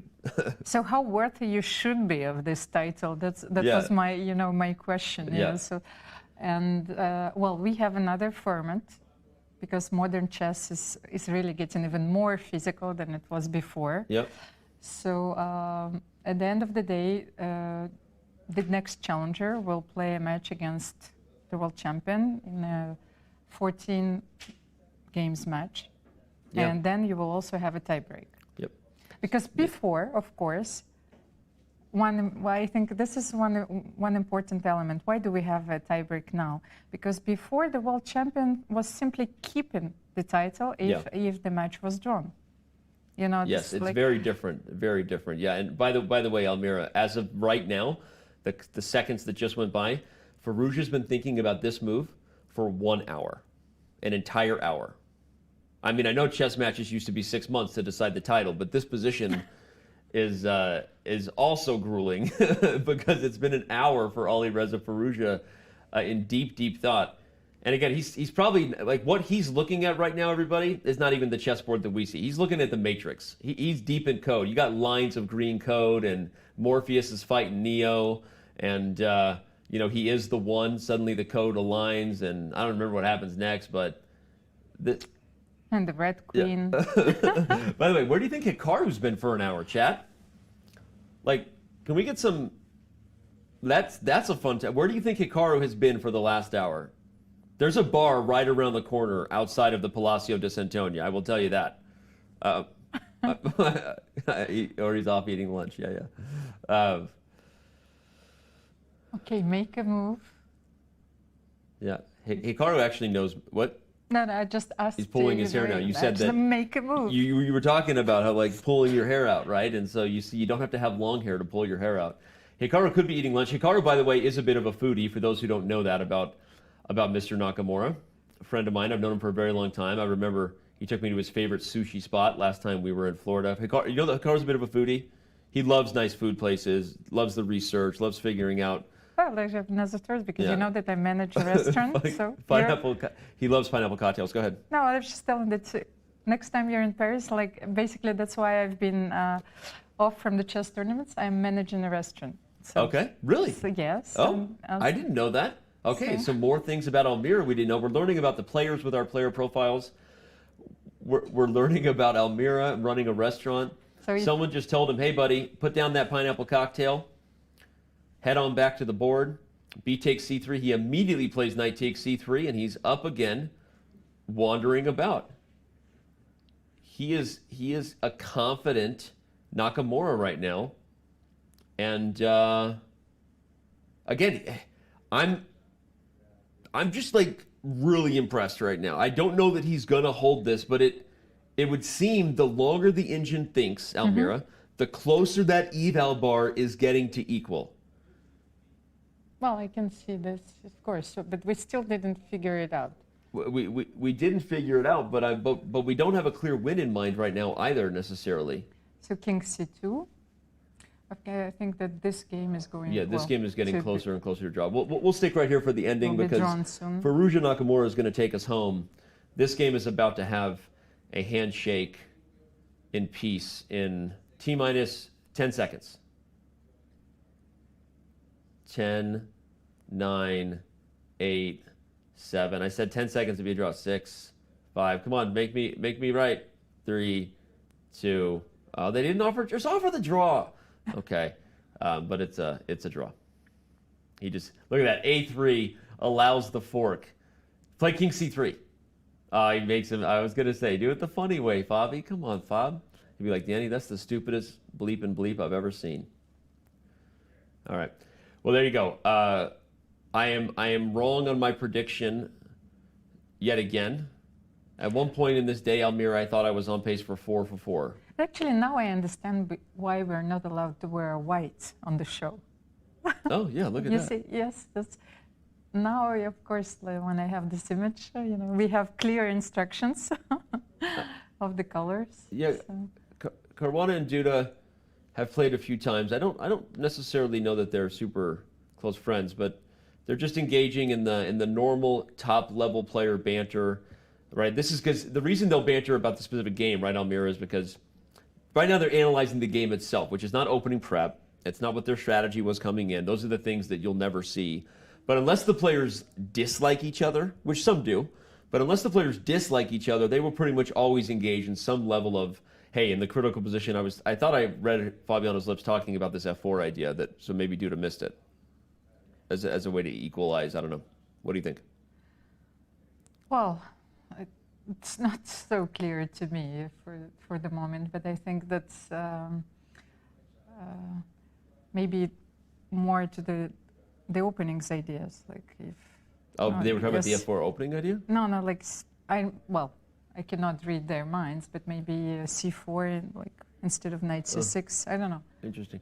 I felt like they were talking about the endgame one because I assumed that they wouldn't be talking about anything they brought from a preparation standpoint. But okay, as we see, everybody, 3 games are in the books. Almira, trace. 3 draws today. 3 draws today. We have 1 game left. We have 2 more moves already having been played on that board. Oh, I wasn't paying attention. So Firouzja has now played King C2, and Hikaru immediately puts that knight back on D5. Remember, it has to guard the F6 square. Okay, so we cannot play King D3. We know that. Yeah, we've established the things that Firouzja can't do.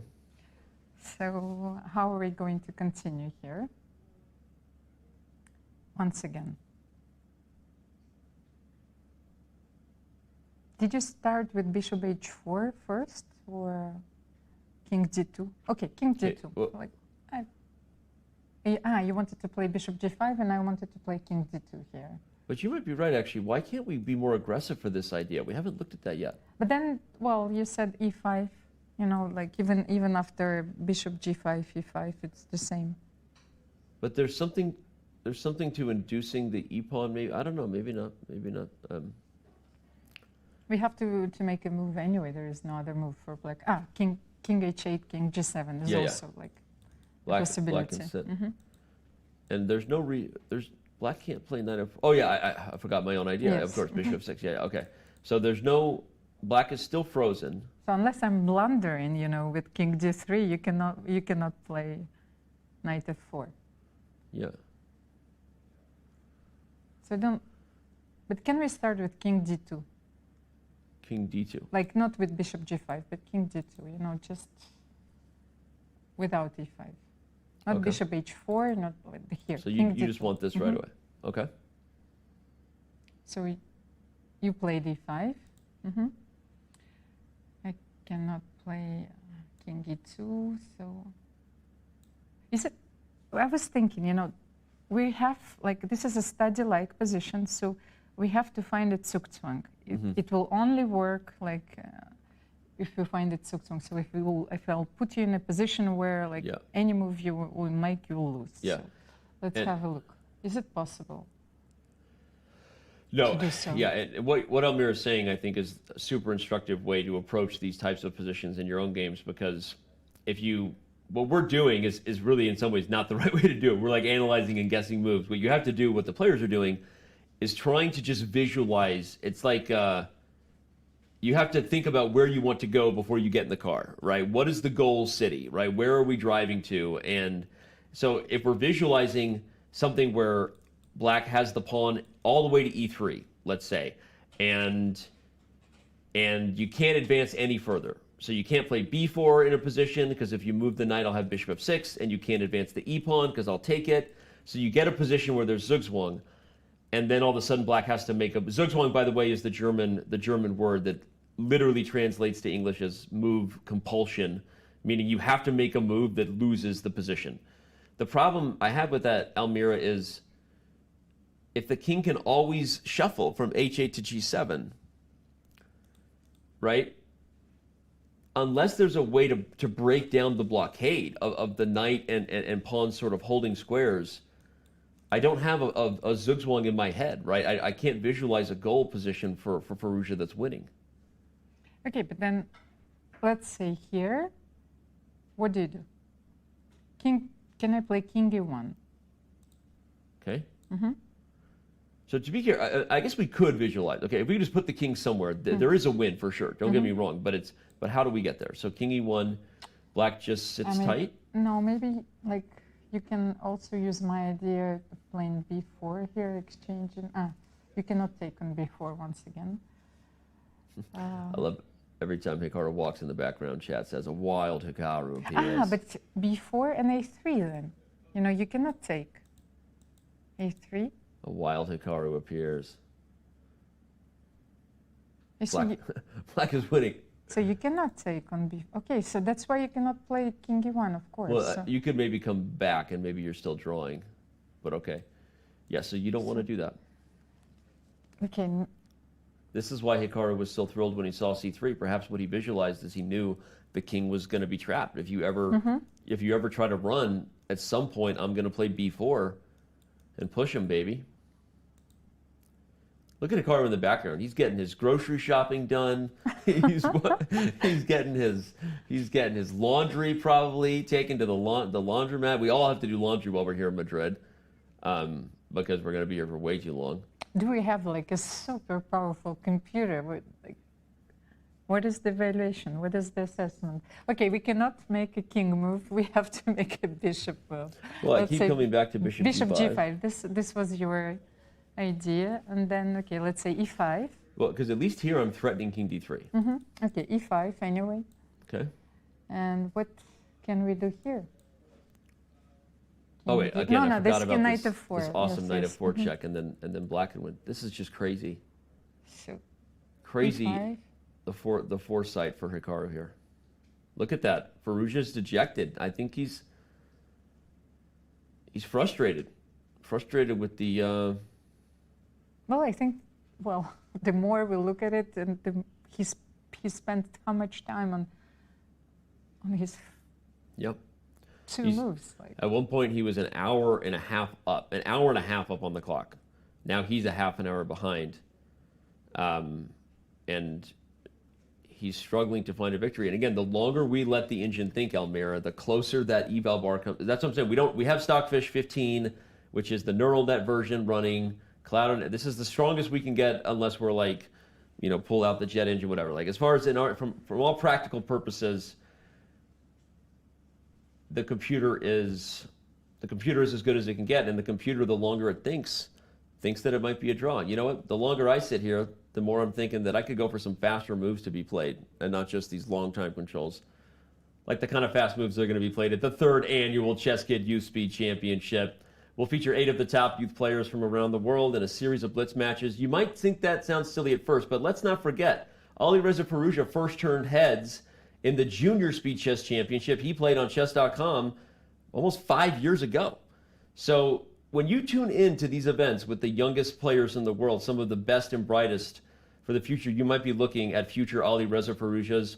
I think Jeffrey Zhang won one of our first ever Chess Kid National Championships that I organized back in 2011. Take that, Fun Master Mike. That was before we even hired you, buddy. Just kidding. Love you, Mike. Anyway, you can catch all the action June 20th at twitch.tv/chesskid with your host, Fun Master Mike, Ketty Tetsalvasvili as well, and WFM Maria Rodrigo. So, Almira, I know you haven't played in these online events. We're going to solve that next year. We're going to get you in. Well, it's basically that I haven't played in many online events at all. It's not like only I know, yeah. It's like I really love like over-the-board chess, and during the pandemic, I didn't know who I was anymore. Like I was not in online chess. No, I didn't play at all. Like maybe I played maybe during the pandemics. Like I played maybe like a few tournaments to support women's chess. Yeah. And that was it. So coming back to the food, So so what kind of food do you like? We're back to the board. Almira knows who she is again. Over the board chess has returned. So what, like you were talking, like coming back to the foodies, like you said that Hikaru was quite a foodie. So like what kind of cuisine do you like? Me? Yes. Everything. There's nothing I don't like. Okay. There's not a single type of cuisine that I do not eat. Some of the candidates actually, came to my restaurant. They played some plates. Of course. Really? Yes. Which ones? Fabiano. Okay. Richard. That was also Livona Renan. Okay. Like we hosted. I had no some idea of the about this events, restaurant. So when I'm in Paris. So we can also play blitz there. Yeah. My apologies for that, everybody. I was not on the live position, on the analysis position, but at this point, I might have been looking into the crystal ball there, because I'm not sure that there's anything better than the lines we've been looking at with Bishop G5. I'm pulling my hair. You're pulling your hair out. I don't know what to do. But maybe it's such a save. If this is a draw, okay, it's a miracle. I'm gonna do some work. All right. Time to sit up and maybe I want to figure this out. Before we just decide it's a draw, I think I just had an idea. Okay, tell me. I think I have a plan. Okay, so I'm going to start with Bishop H4 or Bishop G5. Mm-hmm. So and on E5, I'm going to go back to D8. Mm-hmm. Okay? I know what you're thinking. I will King H8, I think, and just I need to keep the status quo. King H8, but here was one of my thoughts was, if you play B4, actually, I lost my thought. No, you need. Okay, I don't know. Okay, because my point is, we can't ever run. If we run, yes, you need to keep your king close to the pawns. Yeah, if we run, then there's not right away. There's king no G7 first. So I want. Yeah, so because you have to guard. You have to guard F6. Maybe. No, maybe you don't. Okay, then I go back. No? I don't see any difference. If I step too far, we know this is a landmine square. You can't go to E2 because of the check. You go to E1, and then finally, again, here comes B4, Schmarnet. And if you take it, je baited. Sheboygan, Wisconsin. It's black who wins. So how do you make progress? I had another idea. So is there any way that I can play Bishop G5, Bishop H6, and to make you move the pawn? Can I zugzwang you in this way? Bishop G5, okay. Yes, E5. Bishop G5, E5, Bishop H6. Yes. The king goes to H8. And now, can I do something here?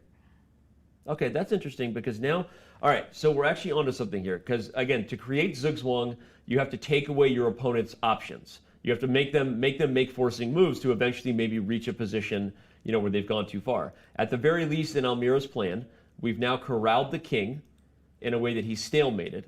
So if we can force black to do something he doesn't want to do with one of the other pieces, because the king has no legal moves, maybe there's a chance. So, but on the other hand, you're threatening to win the G6 pawn. So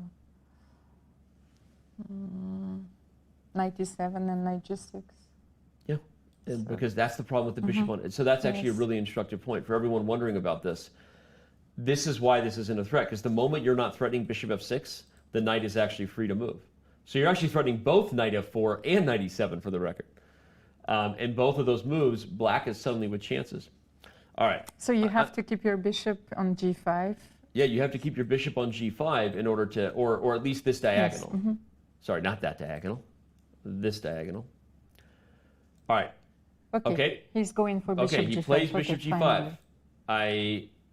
Like I said, I think I was predicting the future. I think Hikaru will come back and quickly play the move e5 if I had to go. There he is, back from lunch. Hey, buddy. Hope you got all your groceries done. There's a shop in the corner that had surprisingly fresh peaches. I had one this morning. It was delicioso. Delicioso. It was, I'm not kidding, actually. e5 played instantly. Again, Hikaru is like, I got this, bro. Hikaru's foresight to understand that this was going to be a tough nut to crack is absolutely mind-blowing, and changing the storyline of the day from brilliant preparation by Firouzja, which did indeed get him an advantage. There's no debate that he's the one playing for a win here, but as you look at the board and as we just beat our head against the wall, literally beating our head against the wall, there's nothing here for, okay. Yeah. I think that, well, Hikaru, he's so expressive. So, like, what we are watching actually is a real show. You know, we have chess games, but we also have a drama, but we have a character play, so Oscars. We've got so much. We've got acting, we've got drama, we've got chat, we've got votes on songs we're going to sing at karaoke. We've got Hikaru off in the wild. I wonder what he's doing. Maybe he's preparing for his next performance at the Chess.com Rapid Chess Championship.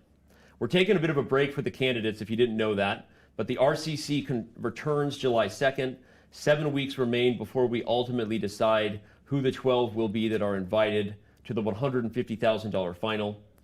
Who's going to lock up their spots before the knockout rounds begin? You catch the action every weekend. It is literally every weekend except right now during the candidates. So, all right, we're going to take a very quick break. Don't go anywhere. When we come back, we're going to come right back into this. We see the moves are being made, but this is our last break likely. So don't go anywhere. We return to Madrid for round 3 of the FIDE Candidates in just a few.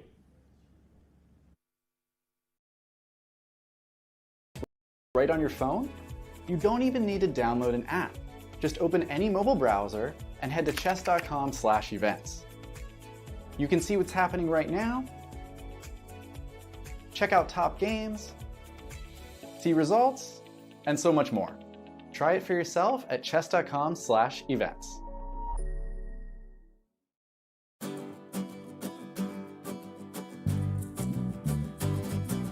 This club is called Amigos del Retiro, friends of the Retiro. The Retiro is the most big and important park in Madrid. It's a very important park in the city because it's right in the center. If you want to play chess, you don't know the place. This is maybe best one in Madrid. Aquí tenemos, viene gente para aprender. Y se hacen muchos torneos a final de mes y los domingos y pues es muy común venir aquí y echar unas partidas y sí. Hoy, porque como se juega candidatos aquí, pues queríamos hacer algo especial. Sí, hoy voy a dar la simultánea y a ver qué tal se da, a ver si juego bien y no consigo soltar puntos.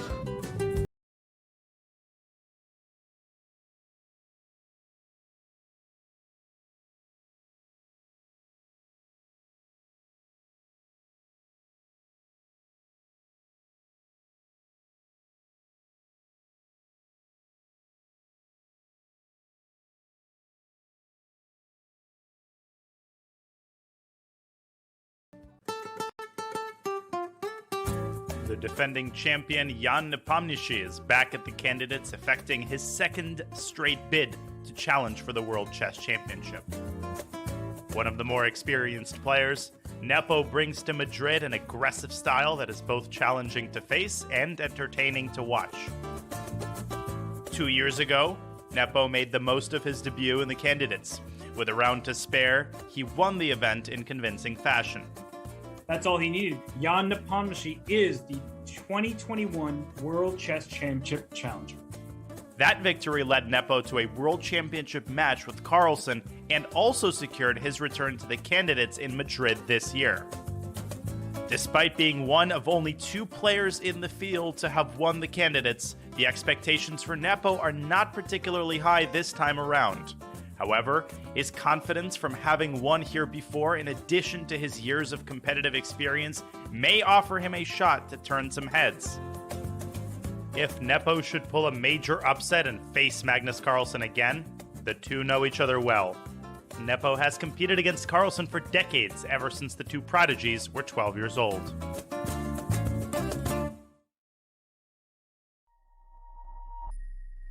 This is going to be a real-time breakdown of Danny Wrench's games all-time on chess.com. That's cool. Oh! In the last month, I am playing 83.12. I'm less accurate than them in every stage. Yeah. Man, that stings a little you bit. should Okay. do the more game review. Okay.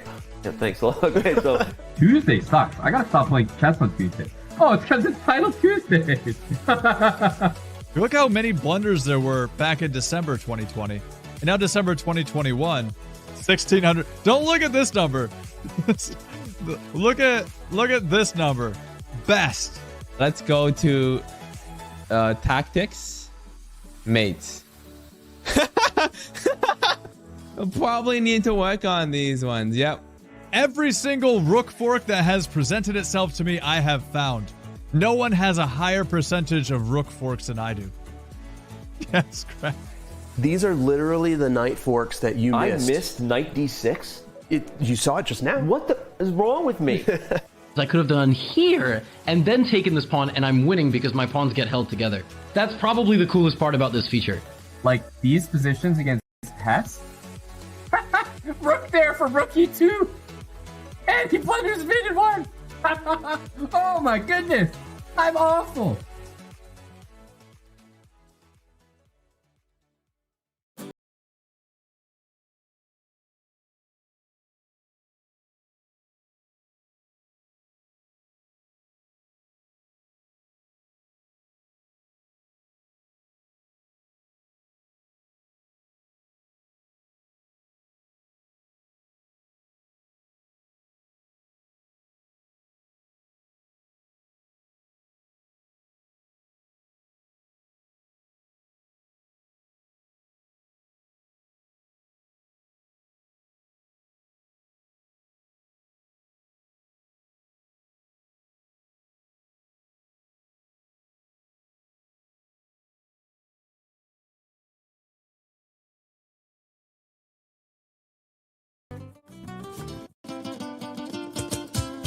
Madrid. Civilization here is almost as old as the game of chess. Some claim the queen was given her powers to honor Queen Isabella. That, my friends, is a chess legacy. Passion for chess continues to thrive in Madrid. For the first time in 30 years, Spain's capital plays host to the candidates, the most important tournament in chess. At the Palace of Santona, the stakes are high. 8 of the world's best players competing for the right to challenge for the most coveted title in chess, the World Chess Championship. The candidates is grueling. The winner requires mental endurance and unbreakable focus. There are those familiar with the biggest stages in chess, yet still chasing unfinished business. And others from the next wave of stars with little patience for yielding to those before them. Mis amigos, the next challenger to the world champion of chess must come through Madrid. Like Queen Isabella before them, the candidates is all about leaving a legacy.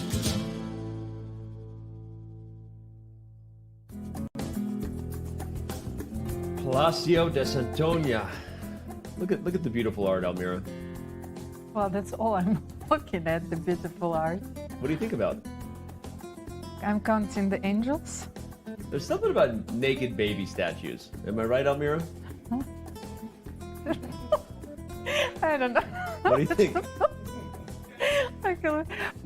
chess? I don't know. Speaking of young people, he's not a naked baby, but he is the baby amongst these 8 competitors. I'm sorry, I'm going to lose it. Are we live? We are live. I'm so sorry. Indeed. Did you think I was kidding when I said something about naked baby statues? All of them. I was hoping you were going to give us a breakdown of naked baby statues. Okay. It's for some reason when you put wings on them and give them a bow, it's okay to just have a bunch of naked babies everywhere. You know, they turn them into angels and we're all just supposed to play along. Any hooters. What we have here is Alireza Firouzja, no longer a baby.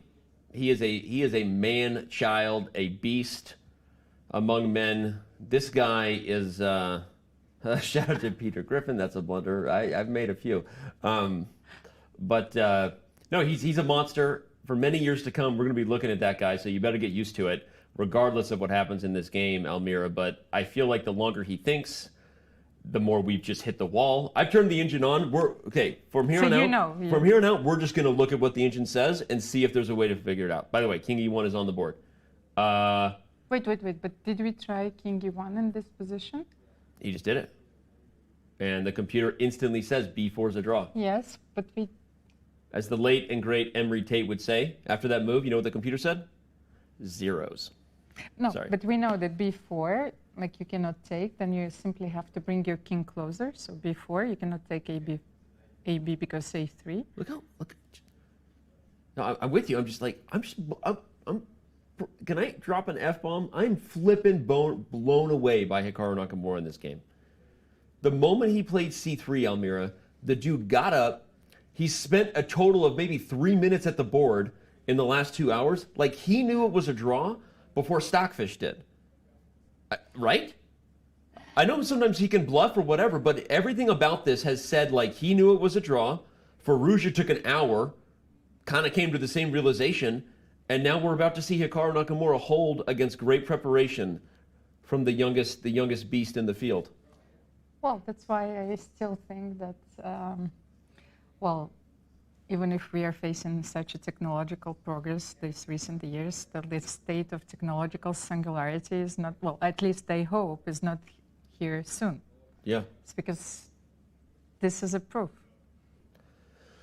Human will, the willpower, right? It's willpower you're saying is still greater than the machine. So you're saying when Skynet becomes self-aware and launches the missiles, Hikaru will be our John Connor?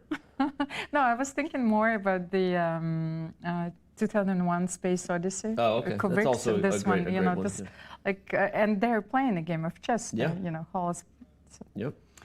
I think Firouzja is aware that there's just knowledge. Now, do not play A takes B4. Oh wait, no, you can play A takes B4 here because bishop C1. We were looking at similar positions, Almir, and the bishop was here, and then it was losing. Ah, yes, okay. So he can take, and the reason everybody is because on A3, bishop to C1, C1.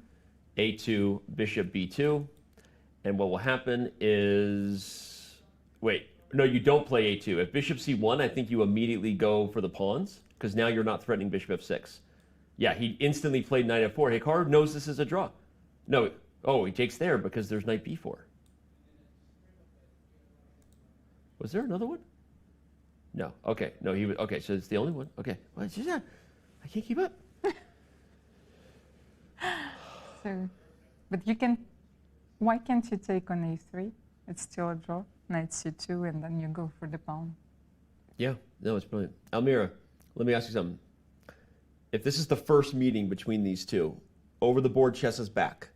Nakamura is back and over the chessboard. He's not just a streamer anymore. We know Firouzja is going to be the future for a long time. What do you think? This is a little bit of the future. I could get used to this type of battle between these two guys. What do you think? A little taste of the future? This game is, well, it's a living proof that, you know, they're at their best now. Probably Firouzja will improve, of course, but once again, Hikaru is playing some brilliant chess. Like if he managed to defend this position. So yeah, this is a draw. So you're saying you could get used to this. I think chat could probably get used to this. This has been a battle for the ages. Alireza Firouzja brought the heat. He left nothing at home, literally. He brought home preparation, brought it all to the board. He was better. At one point, I think we thought this was going to be a winning endgame. Wait, but king g2 is such a tricky move. Of course, you have to go knight d5 and go for the pawns. But You have to go back. You have to go back, yes. Yeah, you have to go back in a hurry, actually. That's maybe the only move. Because if you play a2, bishop b2, and and you lose. You lose. And if you play king g7... If you play king g7... Look, he already knows it. What are you doing, Hikaru? None of us have figured it out yet, Hikaru. Slow down so that we can figure it out too, Hikaru. Let us play. If you play king g7, you can simply He's already figured it out. a3, of course. Sometimes you can be a real jerk face, Hikaru. Obviously, I'm saying it in teasing because you just figured it out faster than the rest of us, and now we're all figuring it out an hour and a half after you did that this was a draw. This is simply probably one of the most intense draws that I've ever seen. Seriously? Yes, this is an absolutely epic battle. All the way until the, literally, you can't play any further. This is a table-based draw, legal draw. I can't checkmate with a knight. Firouzja is smiling and... Okay, I think Hikaru was saying he thought he was winning if he did something different than allow c3. I'm speculating, but I am entertained. For all those of you who photoshopped Hikaru Nakamura's face on Russell Crowe, thank you. You'll get your diamond membership. But the answer is yes, I was entertained. It's a pity we cannot hear the players' analysis. I don't know. I don't know that that's something we can pull off, get an audio of that room. So I'm not even going to request that because my producers are going to literally strangle me if I make that request. But it is cool. I just wish I had a professional lip reader. Can we have somebody out there do some bad lip reading videos of chess? Come on, there's a professional lip reader out there. You guys have all seen that channel where they do bad lip reads of NFL. Start doing that, and chess.com will buy your channel and pay you lots of money. Because what I want right now is for someone to do a bad lip reading. He's like, oh, you want some sushi? Yeah, I love some sushi. Like, oh, okay, cool. I know a great place. Yeah, I do too. In fact, I was thinking we could order the spicy tuna. Yeah, spicy tuna is my favorite, but don't forget the Vegas roll. Ah, Vegas roll. Yep. Uh-huh. Yeah, Vegas roll. Yeah, Vegas, I like it. I like the volcano roll too. Yeah. By the way, that's our own Maria Emerlin over in the background. Shout out to Maria. We love you. We love your work. Okay, yeah. No, for sure. But sometimes you got to go place with a noodle dish too, Hikaru just said. Oh, I agree. I also like noodles. I'll you have sign a lot to that. of hidden talents, yes. Okay. If someone starts doing a bad lip reading channel for chess, I'm not kidding. Chess.com is going to pay you a lot of money. We're going to hire you. We're going to buy your channel. So you can sign me up now. Like, so whoever you are out there, I've had this idea actually for several years, and I've learned it's actually a lot harder to do. You really have to be a great lip reader, but that is content the world needs. So there you go. The challenge has been made. All the games for day 3 have come to an end. And they were all drawn. They were all drawn, which means I was wrong. Go figure. We had 4 draws in the books at the Palacio de Santona in Madrid, Spain. And this is how they won. Mira, okay, do I even have to ask the game of the day? No. No? Go ahead. Give us your final thoughts on just how epic that Firouzja Nakamura first ever battle was. Well, this was absolutely... Well, this was an epic battle, of course, and let's remember how it went. They went for the Nemtsovich defense, a relatively calm opening at the beginning, so then Firouzja simply sacrifices a piece for a long-term compensation. Hikaru finds the only moves, I think, in the position to transpose it to a slightly worse endgame, and then defends it till the end like a computer. Yeah. This is not human, actually. This is just a perfect defense. Yeah. No, and again, and just to add to that, because I want to give a thought on each of these games. They all deserve a quick thought, but it was the way he did it, Almira. like played c3, gets up, and we're sitting here this whole time like, okay, we switched over to Ding Liren's game with Jan-Krzysztof. Sorry, now I'm spacing out with Rapport, right? We spent all this time everywhere just expecting Firouzja to move, and in hindsight, now that we've got this sort of 2020 vision, everybody, are you not entertained? I mean, that was mind-blowing. He knew it was a draw, and then he played instantly for the rest of the game. Like, he just held the position like it was freaking nothing. I can't believe it. It was well, but once you figure this out, then everything becomes clear. It's an evidence. So yeah. Well, do we want to let's quickly just give a small recap for those who may have tuned in late of the other 3 games. I will say that again. So Firouzja Nakamura was a draw, as we said. We just mentioned Ding Liren and Rapport in hindsight was maybe the game really with the most potential chances, but a very, very hard thing to judge Ding Liren for not playing the dangerous queen takes d8, so we have another draw. Caruana and Duda, I was personally a little disappointed. I'm saying that for my friend Fabi, because I had this hype in me. Almir, remember the beginning of the show? I was like, all right, English attack by Fabi, here we go. But Duda, right? Credit to that young guy. Maybe we have a new future best Najdorf player in the world. NBL, watch out, right? Mm-hmm. Right? Radjabov and Nepo, sorry, not really giving a thought on that because it was a bloodless draw. We love you guys, but of course I'm sure we will see better fighting games in the future. So, okay, quick draw. That's what it was. So standings now as they sit after 3 days. Almira, I know you're counting the seconds till the rest day, but real quick, we look at the standings and biggest storyline of the first 3 days before we talk about what we're going to do on the rest day and get the bleep out of here. Well, first of all, I think that the first 3 rounds showed us what is the player's form. So it became rather obvious for me that Ding Liren is struggling, in this tournament for the moment. So does Timur Radjabov, and they are at the bottom of the of our standings. So it's very important. So Jan Nepomniachtchi, Fabiano Caruana, they're playing very well. Both won one game in this tournament, and we know how difficult it is to win at least one game. Yep. So, but everything is still possible. So they're followed by Jan-Krzysztof Duda, Alireza Firouzja, Rapport, and Hikaru Nakamura. So. Yep. Hikaru, the only person with the same digit in all 3 categories. They're a win, a draw, and a loss. It's kind of a funny-looking stat there. So he's got the picket fence. So right? Hikaru also won his game yesterday, so yep. it means that he is having one decisive game yep. under his belt. Well, these are the standings, as we said. After round 3, we're gonna, even though we're moving to a rest day, we're gonna preview the matches for Tuesday, and round 4 after our well-deserved rest day for both us and the players. I'll say it. I would challenge someone in chat to tell me a different sporting event that is harder to commentate on than what are we at now, Almira? We're at almost 8 hours of being live. Well, I have no idea. I mean, like an NBA game is 3 hours, right? An NFL game is 3 hours. I mean, like, this is exhausting, and I cannot wait for the rest day. I'm not ashamed to admit it. But okay, real quick. Yes, let's have a look. What's the big matchup we're circling for Tuesday? First of all, Ding Caruana, not because Fabi will maybe even try to play for a win.